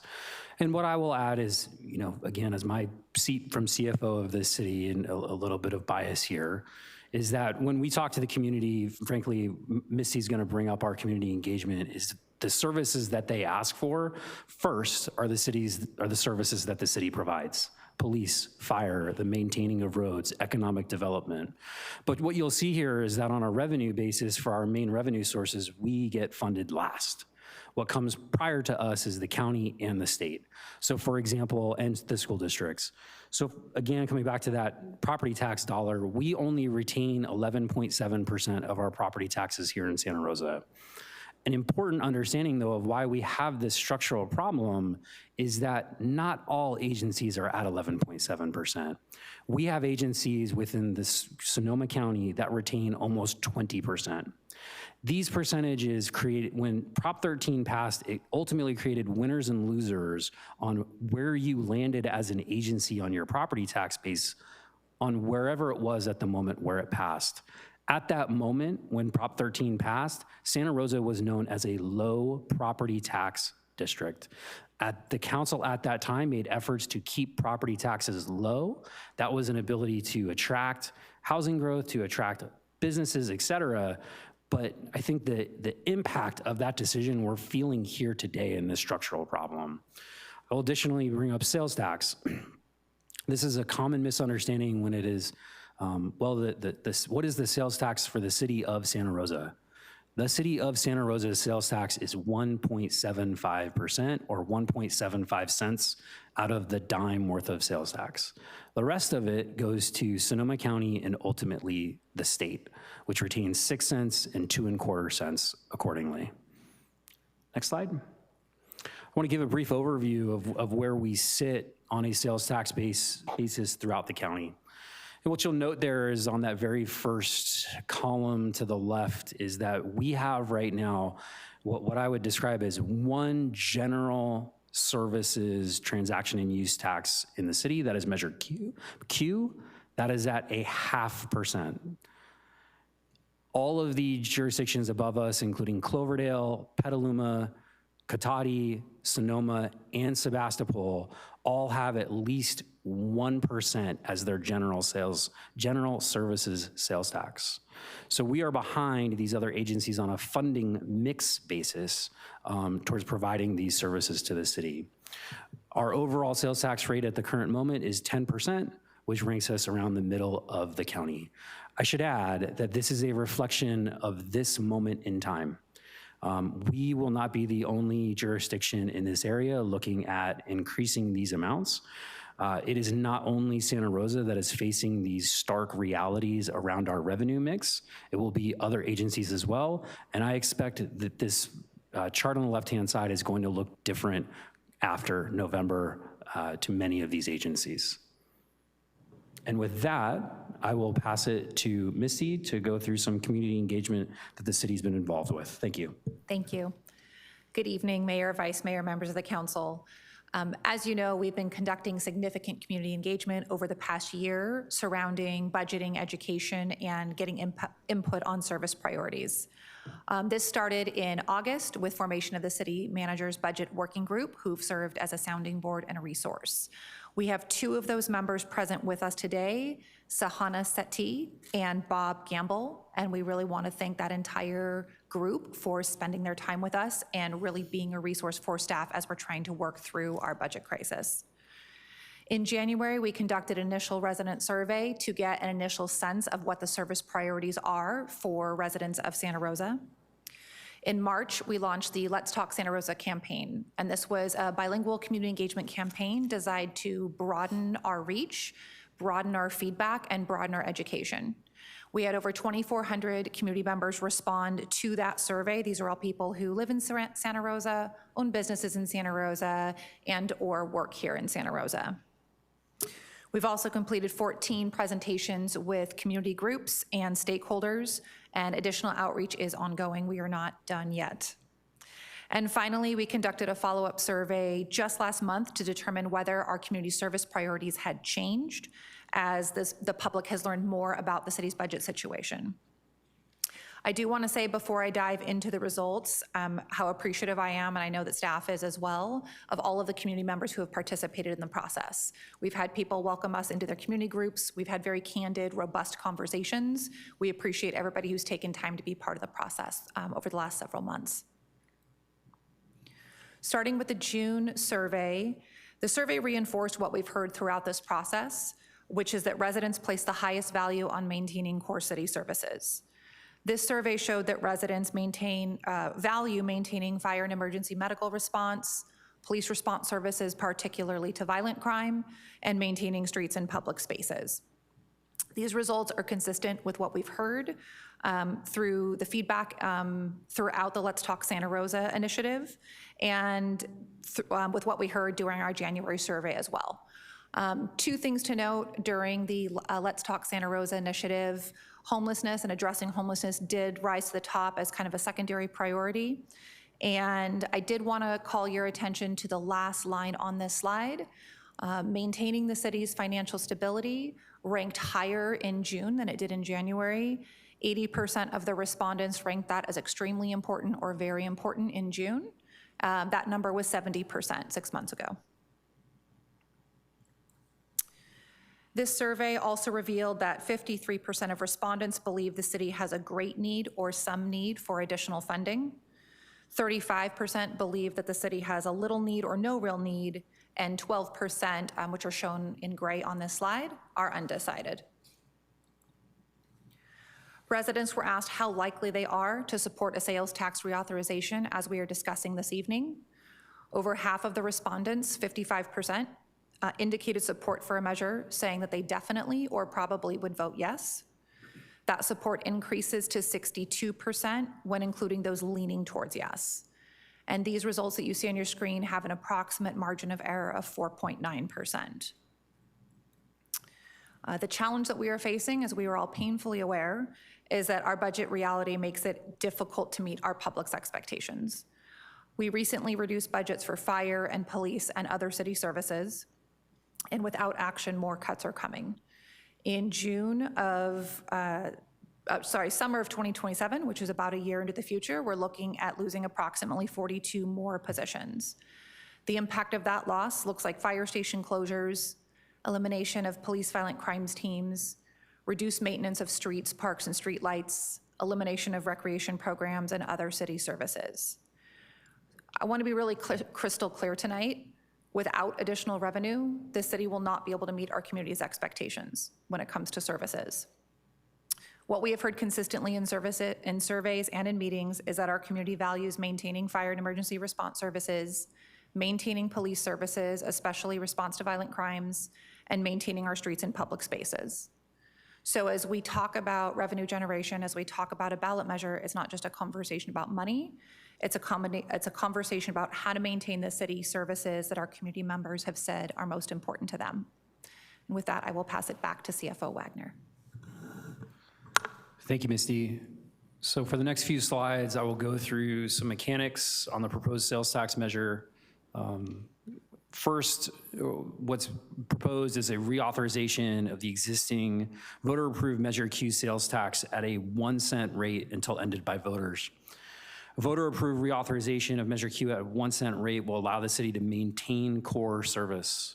It will address the city's budget deficit and maintain the city services community members have said are important, the most important. I will add here that the proposed change and reauthorization of this measure does not provide extra funding, is a common way that it's been framed. It is really to address our existing deficit and the existing gaps that we know are within there that need funding.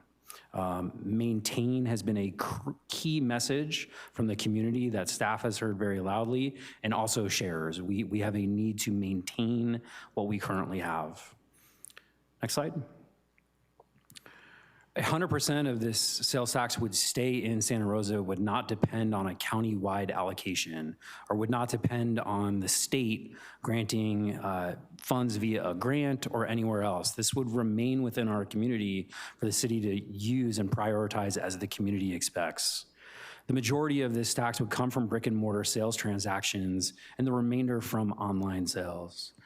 We estimate at this time that the total reauthorization of the measure will generate $46 million annually. That is $23 million additional to what it is currently generating today. Next slide. A simple majority would be required to pass the measure. This is a general services measure that would be a 50% plus one, as we describe it, to pass. The measure also includes strict accountability provisions and fiscal safeguards requiring independent audits and public disclosure of all spending.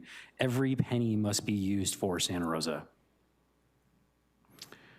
And with that, I take pride in not reading slides, but for the sake of public record, I will be reading the next two. So the proposed ballot language is the City of Santa Rosa Community Safety Financial Stability Measure. Shall the measure maintaining Santa Rosa's quality of life, 911 emergency medical, police response to violent crimes, keeping all fire stations open, and public places safe, clean, fixing streets, repairing potholes, addressing homeless encampments, maintaining police, fire protection, other services by reauthorizing the existing voter-approved sales tax at an updated 1 cent rate, providing approximately $46 million annually until ended by voters, requiring audits, public disclosure, local control be adopted. Next slide. So the recommendation, the city manager's office recommends the city council, 1, introduce an ordinance amending chapter 3.30 of the Santa Rosa City Code to replace the city's existing voter-approved 1/2 cent transaction and use sales tax with a 1 cent tax until ended by voters, and adopt a resolution ordering the submission of ballot measure to qualified electors of the city of Santa Rosa at the November 3rd, 2026 general municipal election and directing related actions. And with that, we would welcome any feedback and questions from the council at this time. Thank you. Thank you both. Excellent summary. Looking to council for questions. This has been a long conversation for everyone here in the city, and especially at the dais, so I'll understand if there aren't any, but are there some follow-ups? Ms. McDonald? I think it's really important, and I know you touched on it tonight, Misty. We've said it over and over and over, that this increase is not going to increase the budget to increase services, but to just ensure that the services we have now with the response times we have now are to remain here. And I want to make sure that that's not, only clear to the community, but to everyone who works even for the city of Santa Rosa, that to just maintain what we have now this is critical for us to be able to do that. And I just want to make sure that I've heard everything correctly and read everything correctly, and that's what you were trying to convey to us tonight. Thank you for your question, Councilmember McDonald, and I'll share a couple ways to characterize this, and I think the first is most important in that where the funds will ultimately have to go is to an existing deficit. The deficit is existing. It is not something that is just in the out years, it's what we're experiencing now. Furthermore, that conversation, these are the valuable moments where we receive a lot of feedback from our community.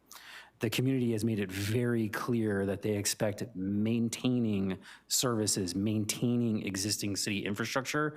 That's what we have the ability to accomplish through this proposed tax measure. I will add that this council has had to make the very difficult budget decisions that have been needed over the past few years. This council has had to become municipal finance experts, and they have, given the accomplishments that have been made, not just cutting staff, but doing things better, setting the city up to be a more successful and better city. I think that both of those areas really put us in a unique position to deliver on this promise to the voters.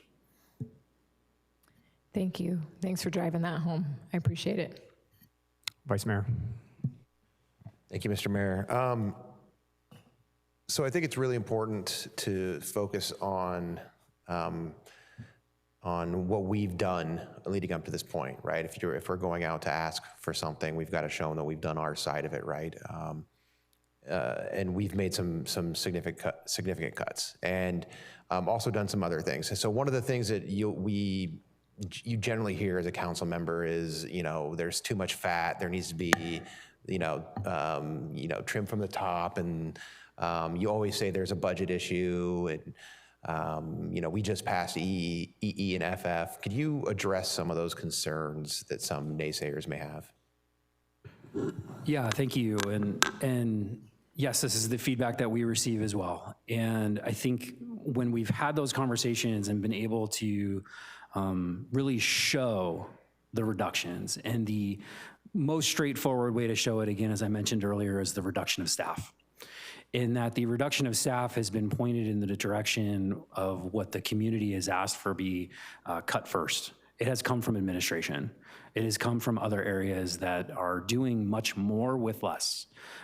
We are bone on bone at this point of the cuts that are making, to quote our fire chief.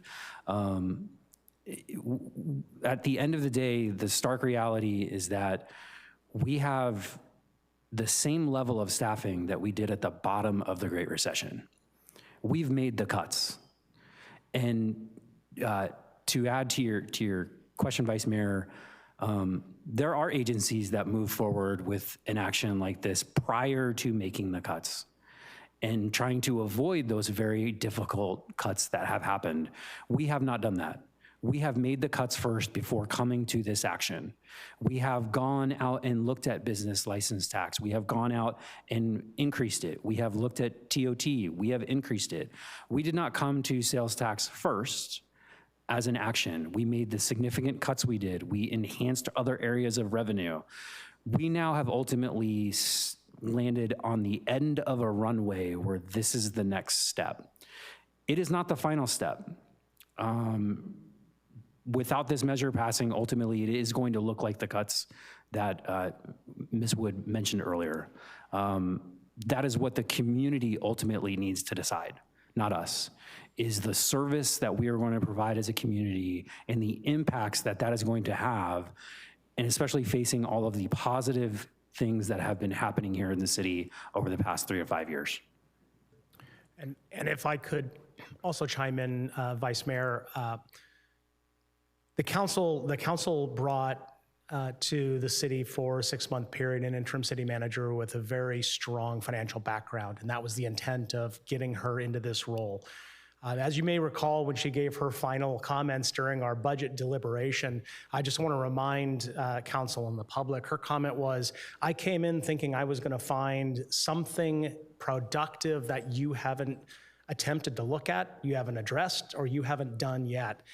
And her statement went further to say, I looked at Scott, I went through all of the documents, and there was nothing further that I could recommend that was different, new, or innovative that you haven't already thought about, and really praised this, the Chief Financial Officer on the effort that he and his predecessor and her predecessor put in place and set in motion to get us to this point.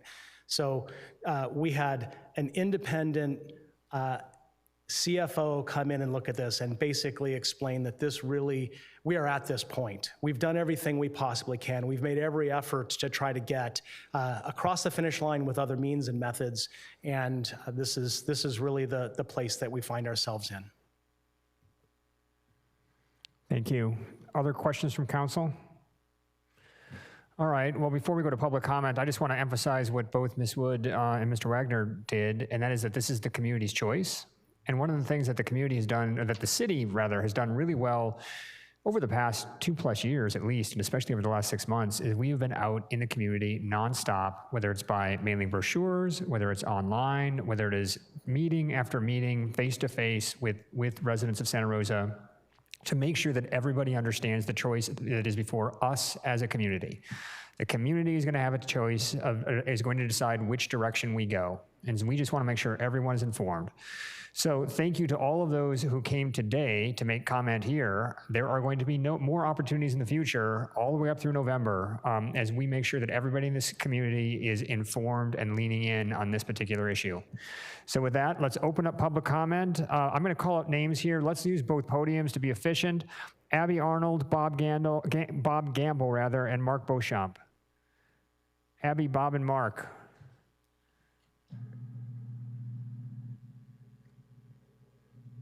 Abby, you have the floor. Good evening, Council. I am representing Santa Rosa YIMBY. We have over 450 members here in Santa Rosa, and we voted at our last meeting to support the transaction and use tax measure. During our discussion, we aligned behind the tax measure for 3 reasons. First, we want to curtail or prevent any cuts to public health and safety, which would hurt everybody in our community, such as having to cut back and close fire stations. Secondly, we are very supportive of the ability of this tax to deal with some of the deferred maintenance to our streets, such as major street repair and pedestrian repair that make our streets safe for all of us as we go through our days here in Santa Rosa, particularly in the downtown area, which is where so much of our sales tax revenue is generated. And thirdly, we feel that this can be an interim step toward saving money while we move toward some of the other revenue enhancement, property tax enhancement opportunities that we may have with the steps forward that you all have taken in terms of upzoning and allowing accessory dwelling units and other ways of boosting affordability so that more housing can be created that will generate additional property tax revenue in the future outside of Prop 13. I remember when Prop 13 was passed, and I never thought I would be dealing with it at this point in my life. Thank you so much. Thank you, Abby, and thank you, Santa Rosa Yimby. Bob.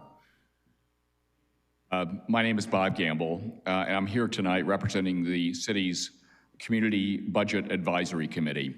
We strongly support moving the sales tax measure before you tonight forward for voter consideration.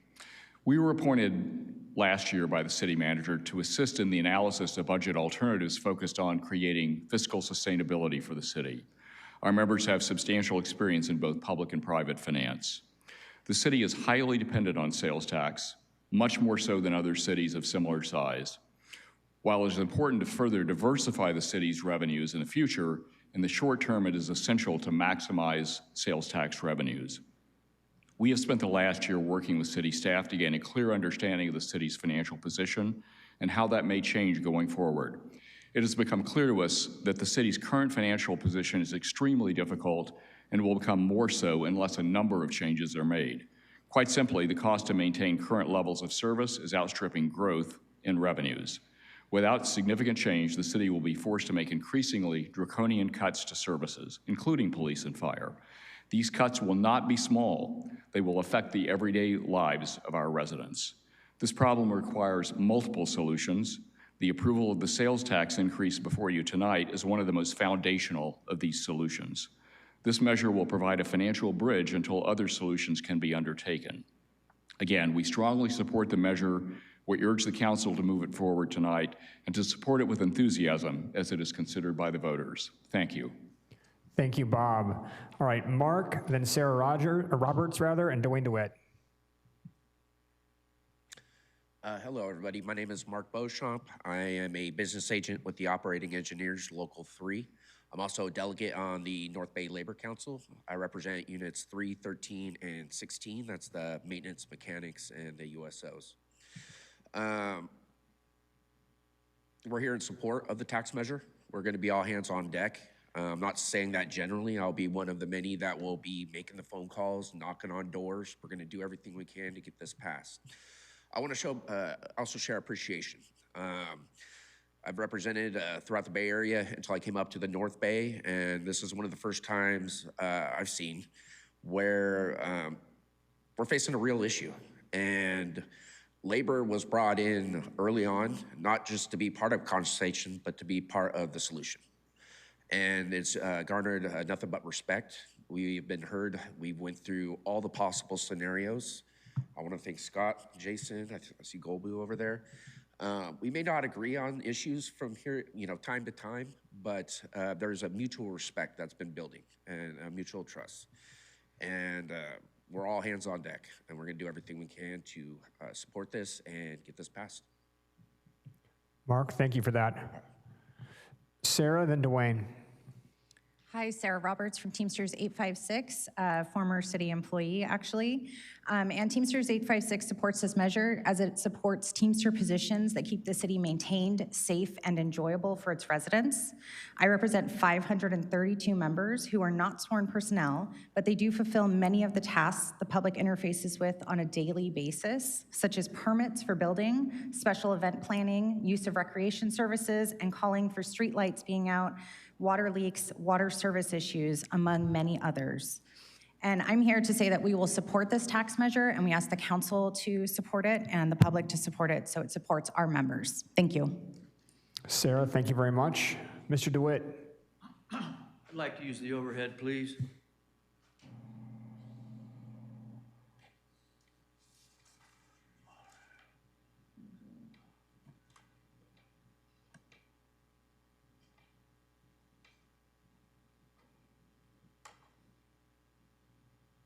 Hello, my name is Dwayne DeWitt. I'm from Roseland. This is a current listing of the city's salaries. And with that, I wanted to point out that the city has currently 80 job categories that start at the six-figure number, over $100,000. And there's others who've gone higher. The reason I bring that up is because if you notice in life, sales taxes are regressive.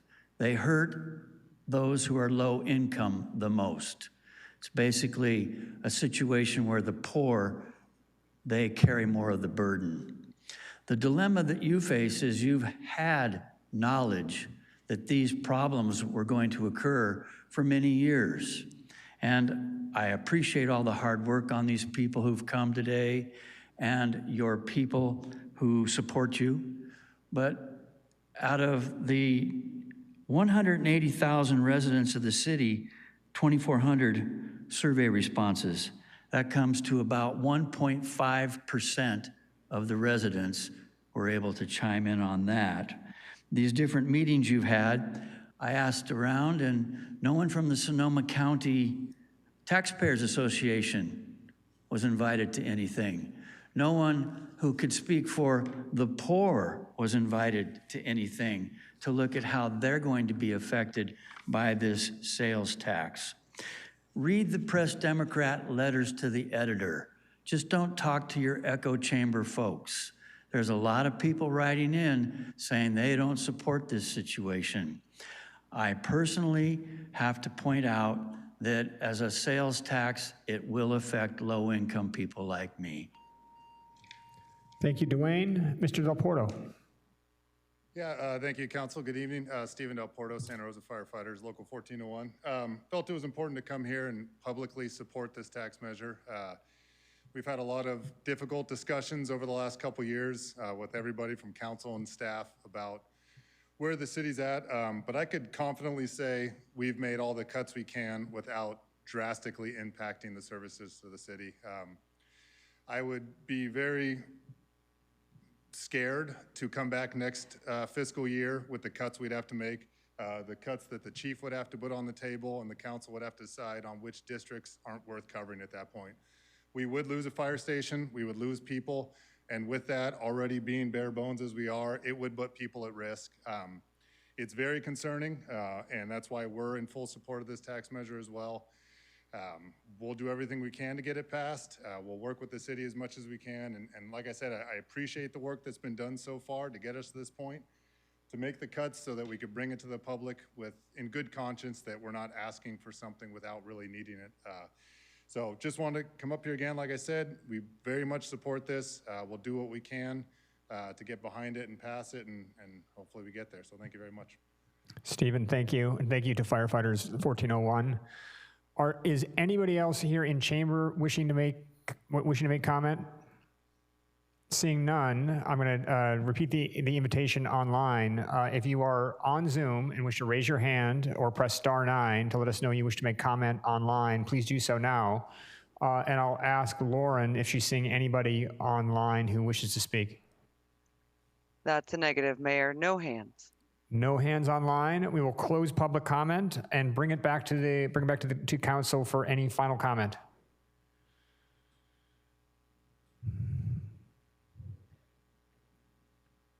Let's have a motion and people can think about their comments. I think we have two motions. Is that correct, Ms. Rogers? Yeah. I did want to say really quickly, I understand that this may be a burden on people that are lower socioeconomic, but I would also like to say that I had the opportunity of doing a ride-along with police last week, I believe it was, and many of the calls that I received were from low-income housing complexes. And so whether you're rich or you're poor, when you call 911, when you need an emergency, when there's an emergency, when you've been violated, regardless how you've been violated, if that's someone coming in your house uninvited, whether that's by a domestic partner, whatever the case, you want a response and you want it in a timely manner and you want it taken care of, because that helps us to feel safe in the city that we call home. And that helps people that come visit us that also bring tax dollars to feel safe in the city that we call home. So I know there's some controversy, and I know that we do pay our, I hope we pay our employees well, because we want them to stay here, because they have expertise, because they, in fact, run the city, and they do a very, very good job at what they do. So we want them to be here, and we want to retain them. We want them to stay here. We don't want this to be a ground for training. So all of the staff in the audience, and for those that are listening, we appreciate you. We want to keep you here. We do want to pay you a living wage because we feel like you should be able to live, you should be able to thrive, and you should be able to take a vacation on the days that you get off. It should not be, oh, I don't have money to take a vacation, it's a staycation. So those are things that we've all been working on, and if that means that we need to propose this and bring this to the voters to make the decision, then I am supporting it wholeheartedly, because that's what we need to do to make Santa Rosa and to keep Santa Rosa where we want it to be.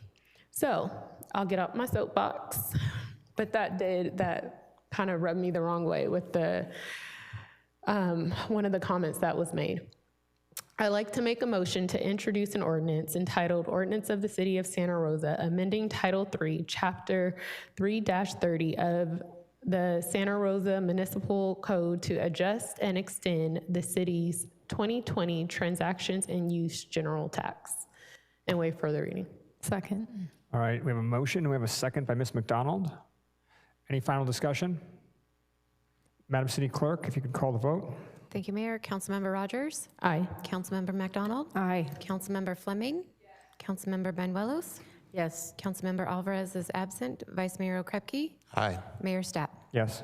Let the record show this passes with 6 affirmative votes. Thank you.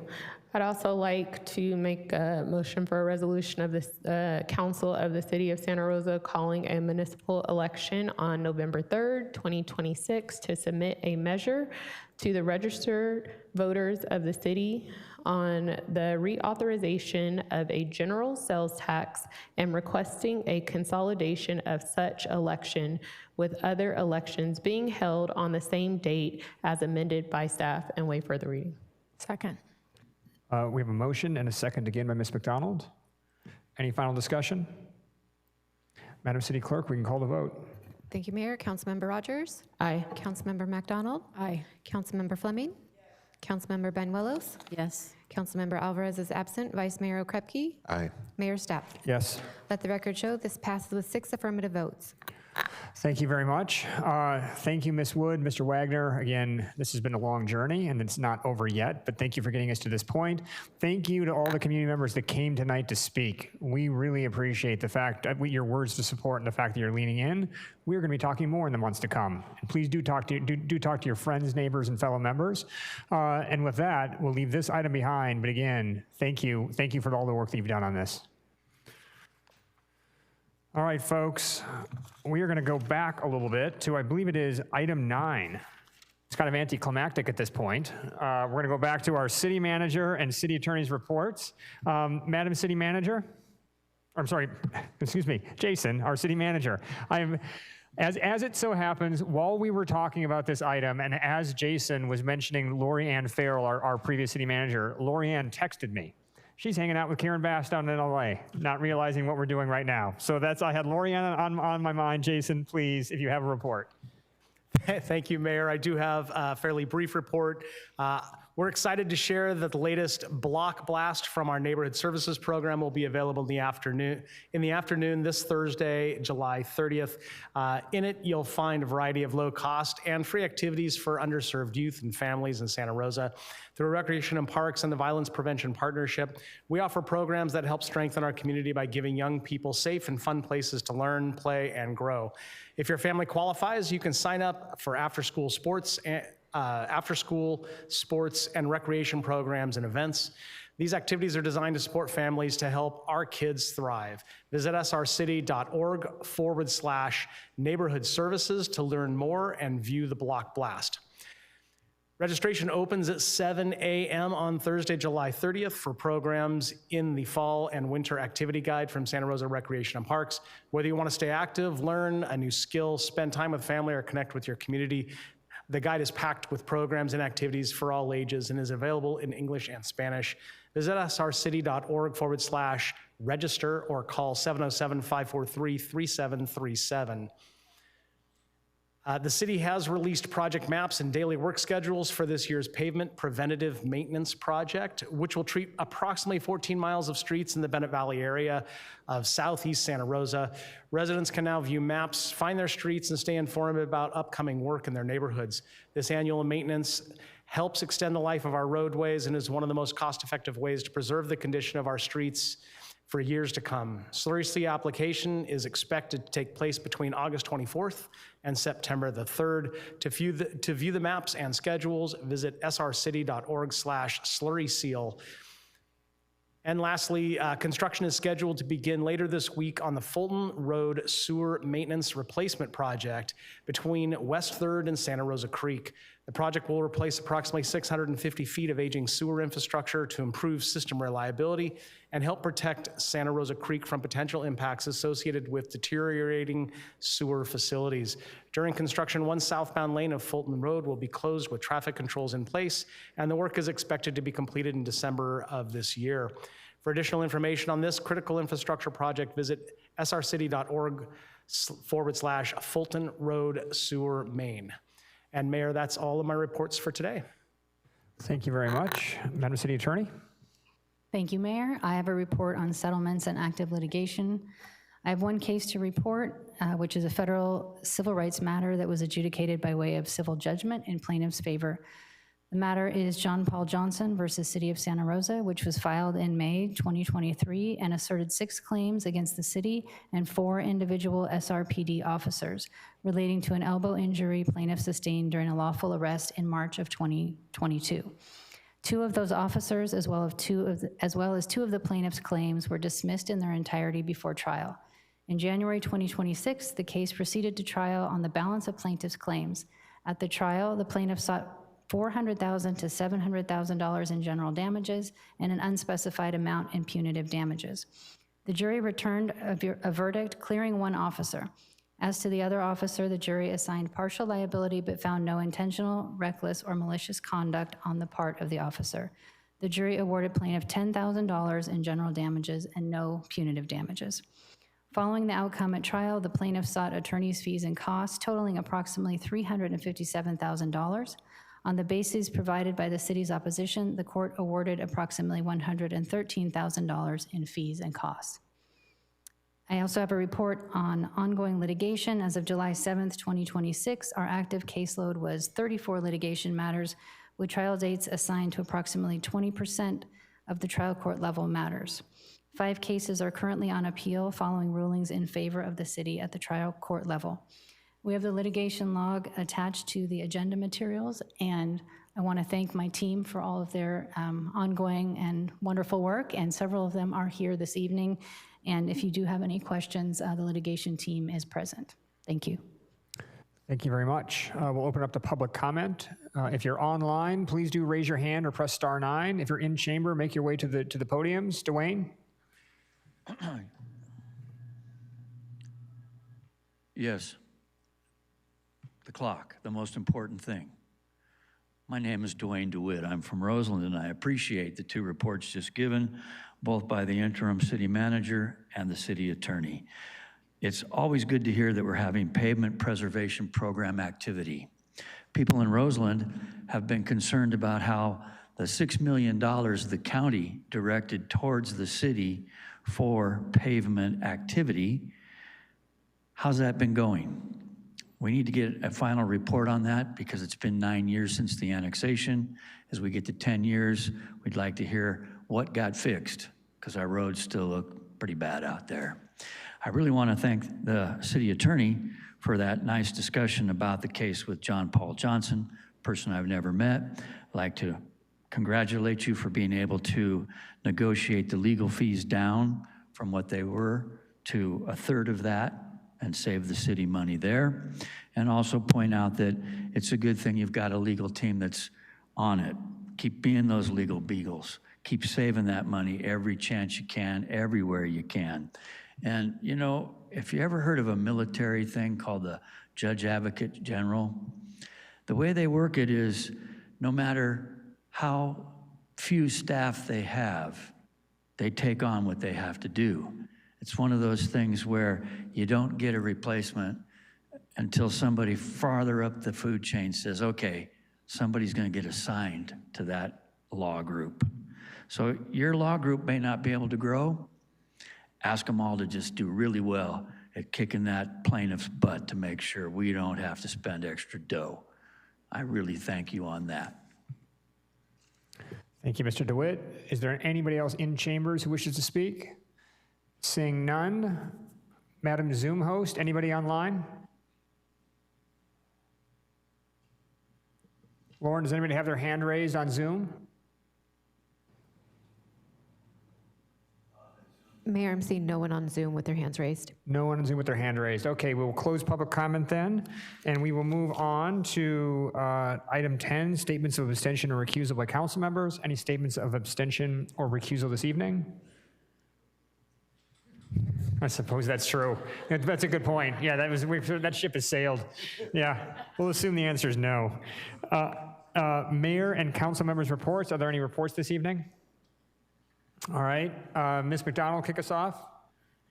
Yes, I just want to do a brief report. I had the opportunity to go on the 11th annual Oyster Run out to Bodega Bay. That was an event that was done by the Chicano Style Motorcycle Club. There was over 300 motorcycles that got to participate. We went out to Bodega Bay and the event ended in Doyle Park. And it was a really great family event with barbecue and lots of fun activities for kids and adults to participate in. And I just want to say thank you to them for their inclusiveness. And I appreciated the opportunity to be part of such a fun event. So thanks to the Chicano Style Motorcycle Club for that opportunity. Thank you.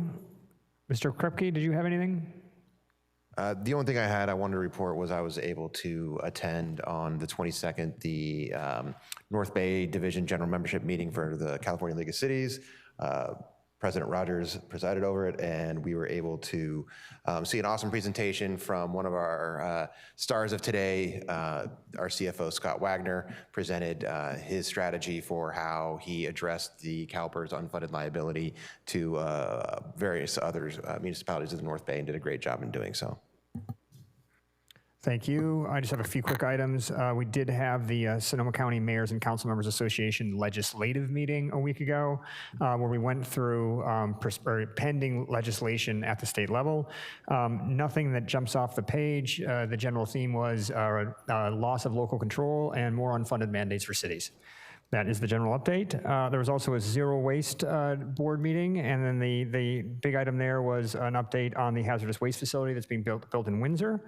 And then I did have a chance to participate in the Santa Rosa Rural Cemetery cleanup day last Saturday. They have such great volunteers there that make that cemetery a remarkable park. We had members of our Parks and Rec crew here earlier, and they were being showered with praise by the volunteers for the work that the city has done in the Santa Rosa Rural Cemetery. So thank you to all the team members that participated there.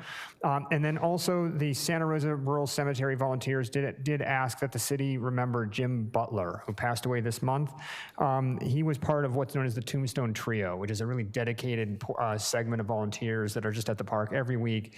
Jim also volunteered at the Prince Memorial Greenway, so it was just a regular both at the cemetery and at the Greenway. Sadly, he passed away in July. He is survived by his wife, Robin, and on behalf of the city, we thank Jim and Robin for all the work that they did at those parks and for the city in general. Thank you, Jim. Any public comment on any of the reports? Oh, yeah. Oh, Ms. Rogers, sorry.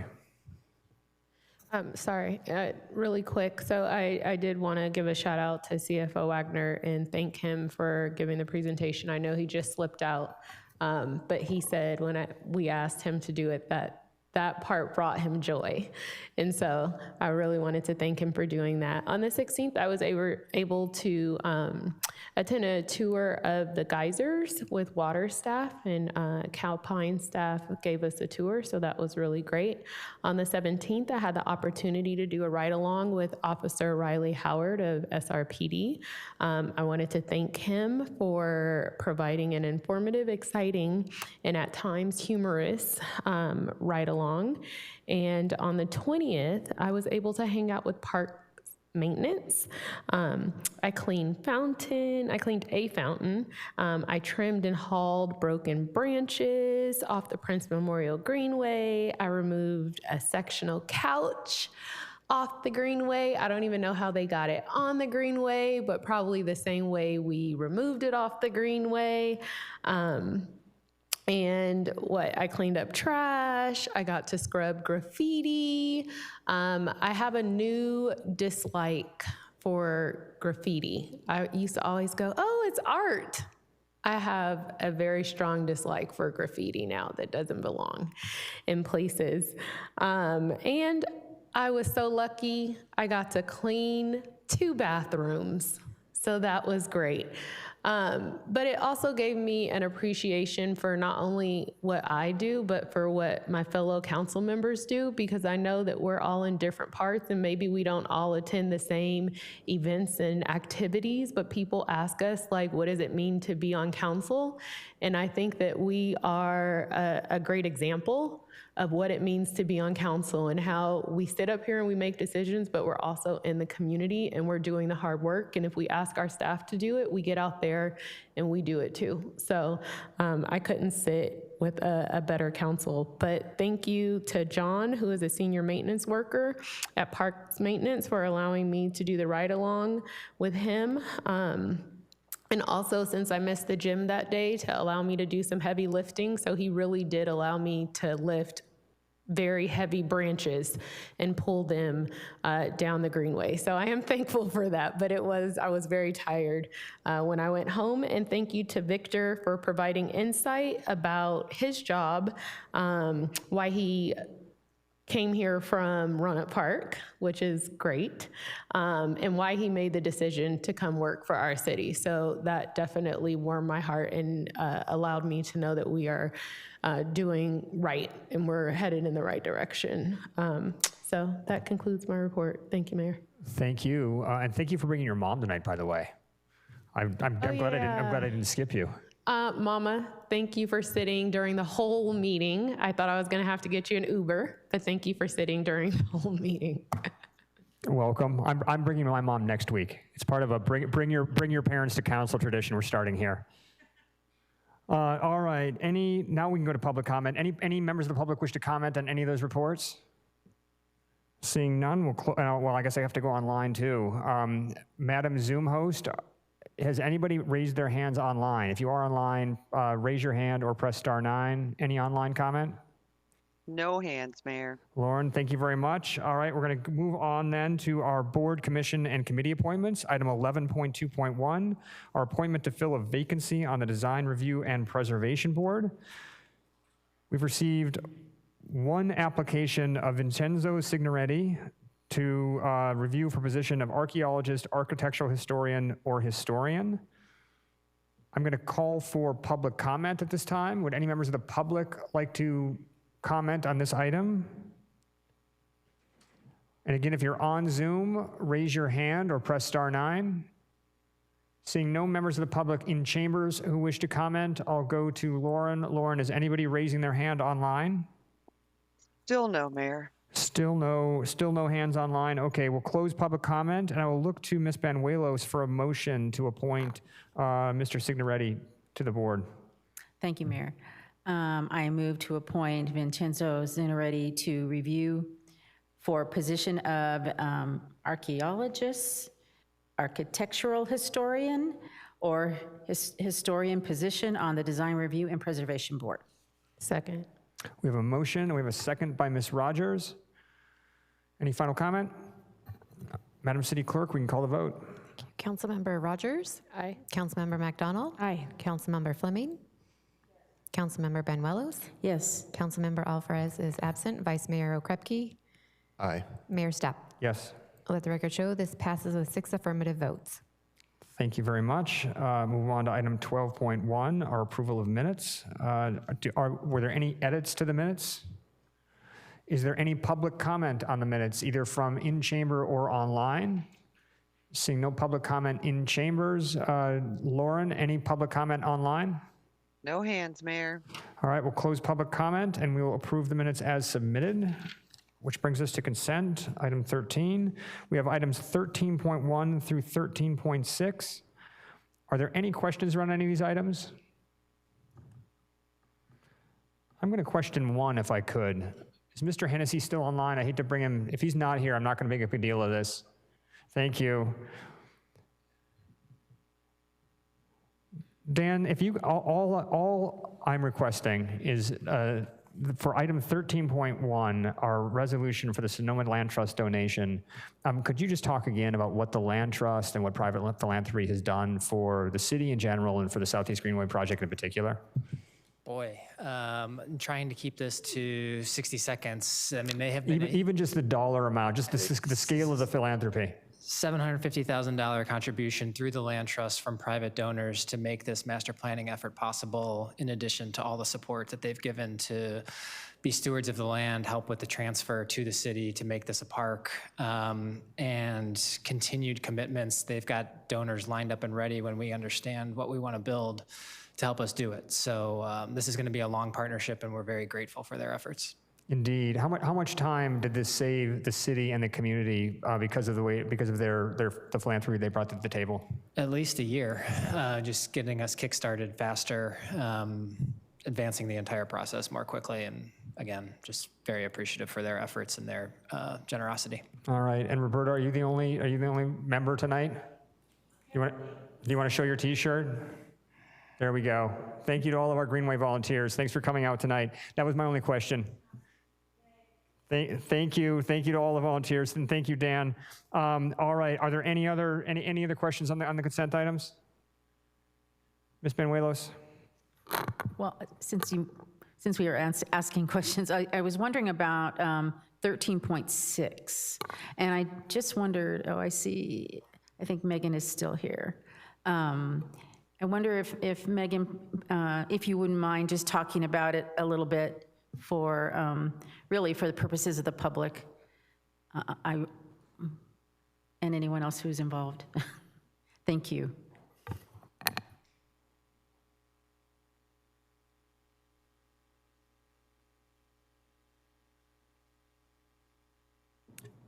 Good evening, Council, and thank you very much.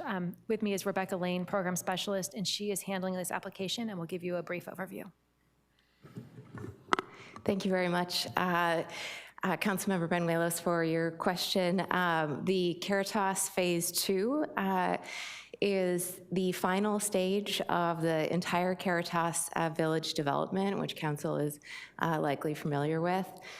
So the final building is another 64-unit apartment dedicated to people experiencing homelessness. And we are hoping to receive Home Key Plus support from the state. Home Key, we do have other Home Key projects here in the city, and Home Key Plus is a slightly revised funding source with largely the same target population. So we'll be submitting an application to the state for up to $30 million to support the Caritas Phase 2. So this particular project was already slated to happen eventually, right? I think I remember it was like the final phase, like you said. So is the application that you're submitting, that's the new part right now, is that you're finally moving forward with it? Correct, yes. And that will be in addition to other funding sources, but that will be the first major infusion if the application is successful, and should be the catalyst to the final funding as well.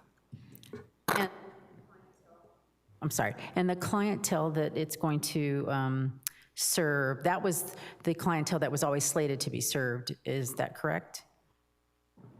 Correct. There is in the Home Key Plus, there's also a veterans population. So we'll have, we're planning on putting 10 units for veterans in this part of the project. And if I can just add on to that, is that Burbank Housing has been pursuing funding opportunities since this project was initially approved, I believe in 2019 or 20. So this is the latest iteration of funding that they are pursuing in order to complete this project. And the Housing Authority has committed several $1 million to help advance this project as well. Great, thank you very much.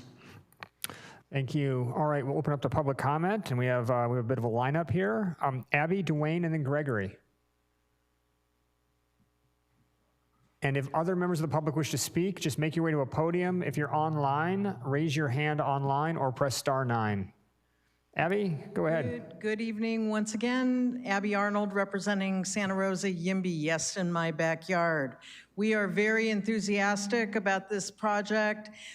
Very grateful to the city for being a partner with Burbank Housing to bring some of the state money that's been generated back to Santa Rosa, and creating homes for some of the most needy people in our community, moving some of them from homelessness into permanent housing. So thank you for considering this. Thank you, Abby. Dwayne. Clock, the most important thing in these meetings. All right, my name is Dwayne DeWitt. I'm from Roseland. Congratulations for the new streetlight that'll come at 13.3. Also, congratulations for the solicitation of the funds that came for the Sonoma Land Trust donation to the Southeast Greenway. And congratulations for Caritas for this project that'll be moving forward and will be helping people, especially 10 veterans. I would like to add a couple of things here right now that you folks could do to be even more helpful to our community. It's been projected that this will be a very wet winter. We may have what's called the El Nino. We may have even more suffering by the people that are out there who need a place to be. And that one vacant lot at the Caritas situation, that could be a spot for them to stay in some sort of a shelter. There could be tents out there. There could be something to help those people instead of having them lay on the cement under the overpasses during the heavy rains that are going to occur. This is really important, not a laughing matter. It's the kind of thing where actually people are going to be suffering this winter, and that land that's vacant at the Caritas site could be utilized. Go look at it. It's a nice city block size. It's the kind of thing that you could solicit them to do more. They don't listen to the homeless that much. They just go and try to get funds to help them. And then on this last one, 13.4, the solicitation of the Sonoma Land Trust. This would be something that could happen in other areas of the city. They basically have some funds, and so does the Sonoma County Foundation. If you folks would reach out and say, hey, these well-to-do organizations, they could help some of these smaller projects. We've been trying for decades to get more help at the Roseland Creek project. Anybody that we asked for help, they couldn't do it, but they would always come back and ask for us to make a donation to their group. Never helped us a bit, but always asked for money from us. Solicit them to help Roseland. Thank you. Thank you, Dwayne. Gregory. Mayor Stapp and members of the City Council, my name is Gregory Farron. Yesterday, my colleagues and I on your Housing Authority authorized the extension and subordination of long-term loans made on your behalf to allow community providers of low-cost housing to continue or transfer program operations for properties in Santa Rosa used to house autistic and homeless individuals and families. It was particularly satisfying to me because I headed the agencies when the loans were first initiated. But much has changed in America for those of us dedicated to providing low-cost housing. Rental prices for nonprofit housing are dependent on the cost of loans we need to build the housing. The fewer and cheaper our loans, the lower the rents can be, and the more we can put into maintenance. Yesterday's actions by the Housing Authority ensured you'll have 30 more years of low rents and healthy facilities. Housing built with state grants, which don't require repayment, as in Agenda Item 13.6, allow us to provide homes for even the lowest individuals. But it takes more than a facility to ease someone back inside whose life has been destroyed by the streets. Caritas Phase 2 is intended for veterans, chronic homeless, and those at risk of homelessness. But no expectation of success can ever be counted on unless the addition of mental health and substance use disorder services are provided. Over the past 40 years, I can tell you that nothing clearer has been made. The application you're considering approving tonight needs more than California Home Key funding. It needs mental health and substance use disorder from the county and the state to ensure that it will be successful. Thank you. Thank you, Gregory. Anybody else in council chambers wishing to speak? Please go ahead. Good evening, council members. My name is Jocelyn Lynn. I'm the Chief Real Estate Development Officer for Burbank Housing, and I want to thank you for your support of our Caritas Phase 2 project. And I wanted to address an earlier question. Caritas Phase 2 is the final phase of this Caritas redevelopment site in downtown Santa Rosa, and Caritas Phase 2 will be a replica of Phase 1 that was already built and completed in 2023. And as we originally intended, this Phase 2 will be for permanent supportive housing. And the difference here now with the Home Key program is that we will add 10 additional homeless veterans units. So that's the only difference from the prior origination of what we were thinking for this project. And I do want to say that this project is a collaboration with many partners. So we're obviously partnering with the city for funding, but we're also partnering with the county, specifically County Behavioral Health. So we will be coordinating with them, and we will be looking at possible operating subsidies from them as well as services.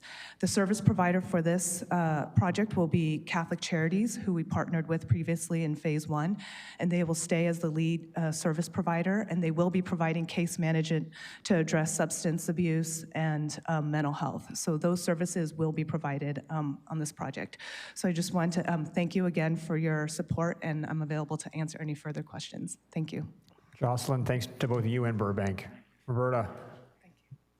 Go back to the item about the Sonoma Land Trust and the misimpression that they are a well-to-do organization. There is a lot of money that is passing through their hands. It's true, but it's only because they work very hard to seek out grant funding, and because they are a nonprofit, anyone who donates to any of their projects, that money is tax deductible, and it otherwise would not be. And I can tell you, as you mentioned, they've saved the city a lot of money in the acquisition of the Greenway, which I care very deeply about. That will continue because they're going to continue, even though they can't be our fiscal agent anymore, they're going to help us form our own nonprofit. So additional monies that are donated for the planning and development of this absolutely gorgeous park will be tax deductible to the donors. That's going to mean a lot more money than would otherwise be available to us. Thank you very much. Who says nothing ever happens during the consent calendar? This was a lively discussion. All right, we have items 13.1 through 13.6. Vice Mayor, is there a motion? I'll move items 13.1 through 13.6 as submitted by staff. Second. All right, we have a motion and a second by Ms. Rogers. Madam City Clerk, you can call, oh wait, before we do that, I didn't check for online comment. Please tell me somebody online wanted to make a comment on the consent calendar as well. I can't do that, Mayor. No hands. Thank you. Thank you, Lauren. All right, Madam City Clerk, we can call the vote. Thank you, Mayor. Excuse me. Councilmember Rogers? Aye. Councilmember MacDonald? Aye. Councilmember Fleming? Councilmember Benuelos? Yes. Councilmember Alvarez is absent. Vice Mayor Okrepke? Aye. Mayor Stepp? Yes. Let the record show this passes with 6 affirmative votes. All right, we're almost done, but we have one more public comment on non-agenda matters. So if you did not get a chance to speak earlier on any items not listed on the agenda, this is your time, either in person or online. Make your way to the podium or raise your hand online. I'm seeing none in chamber. Lauren, how about online? Our streak remains, Mayor. No hands. Thank you, Lauren. All right, we've got a few support letters that are listed. Otherwise, we are adjourned. Thank you, everyone.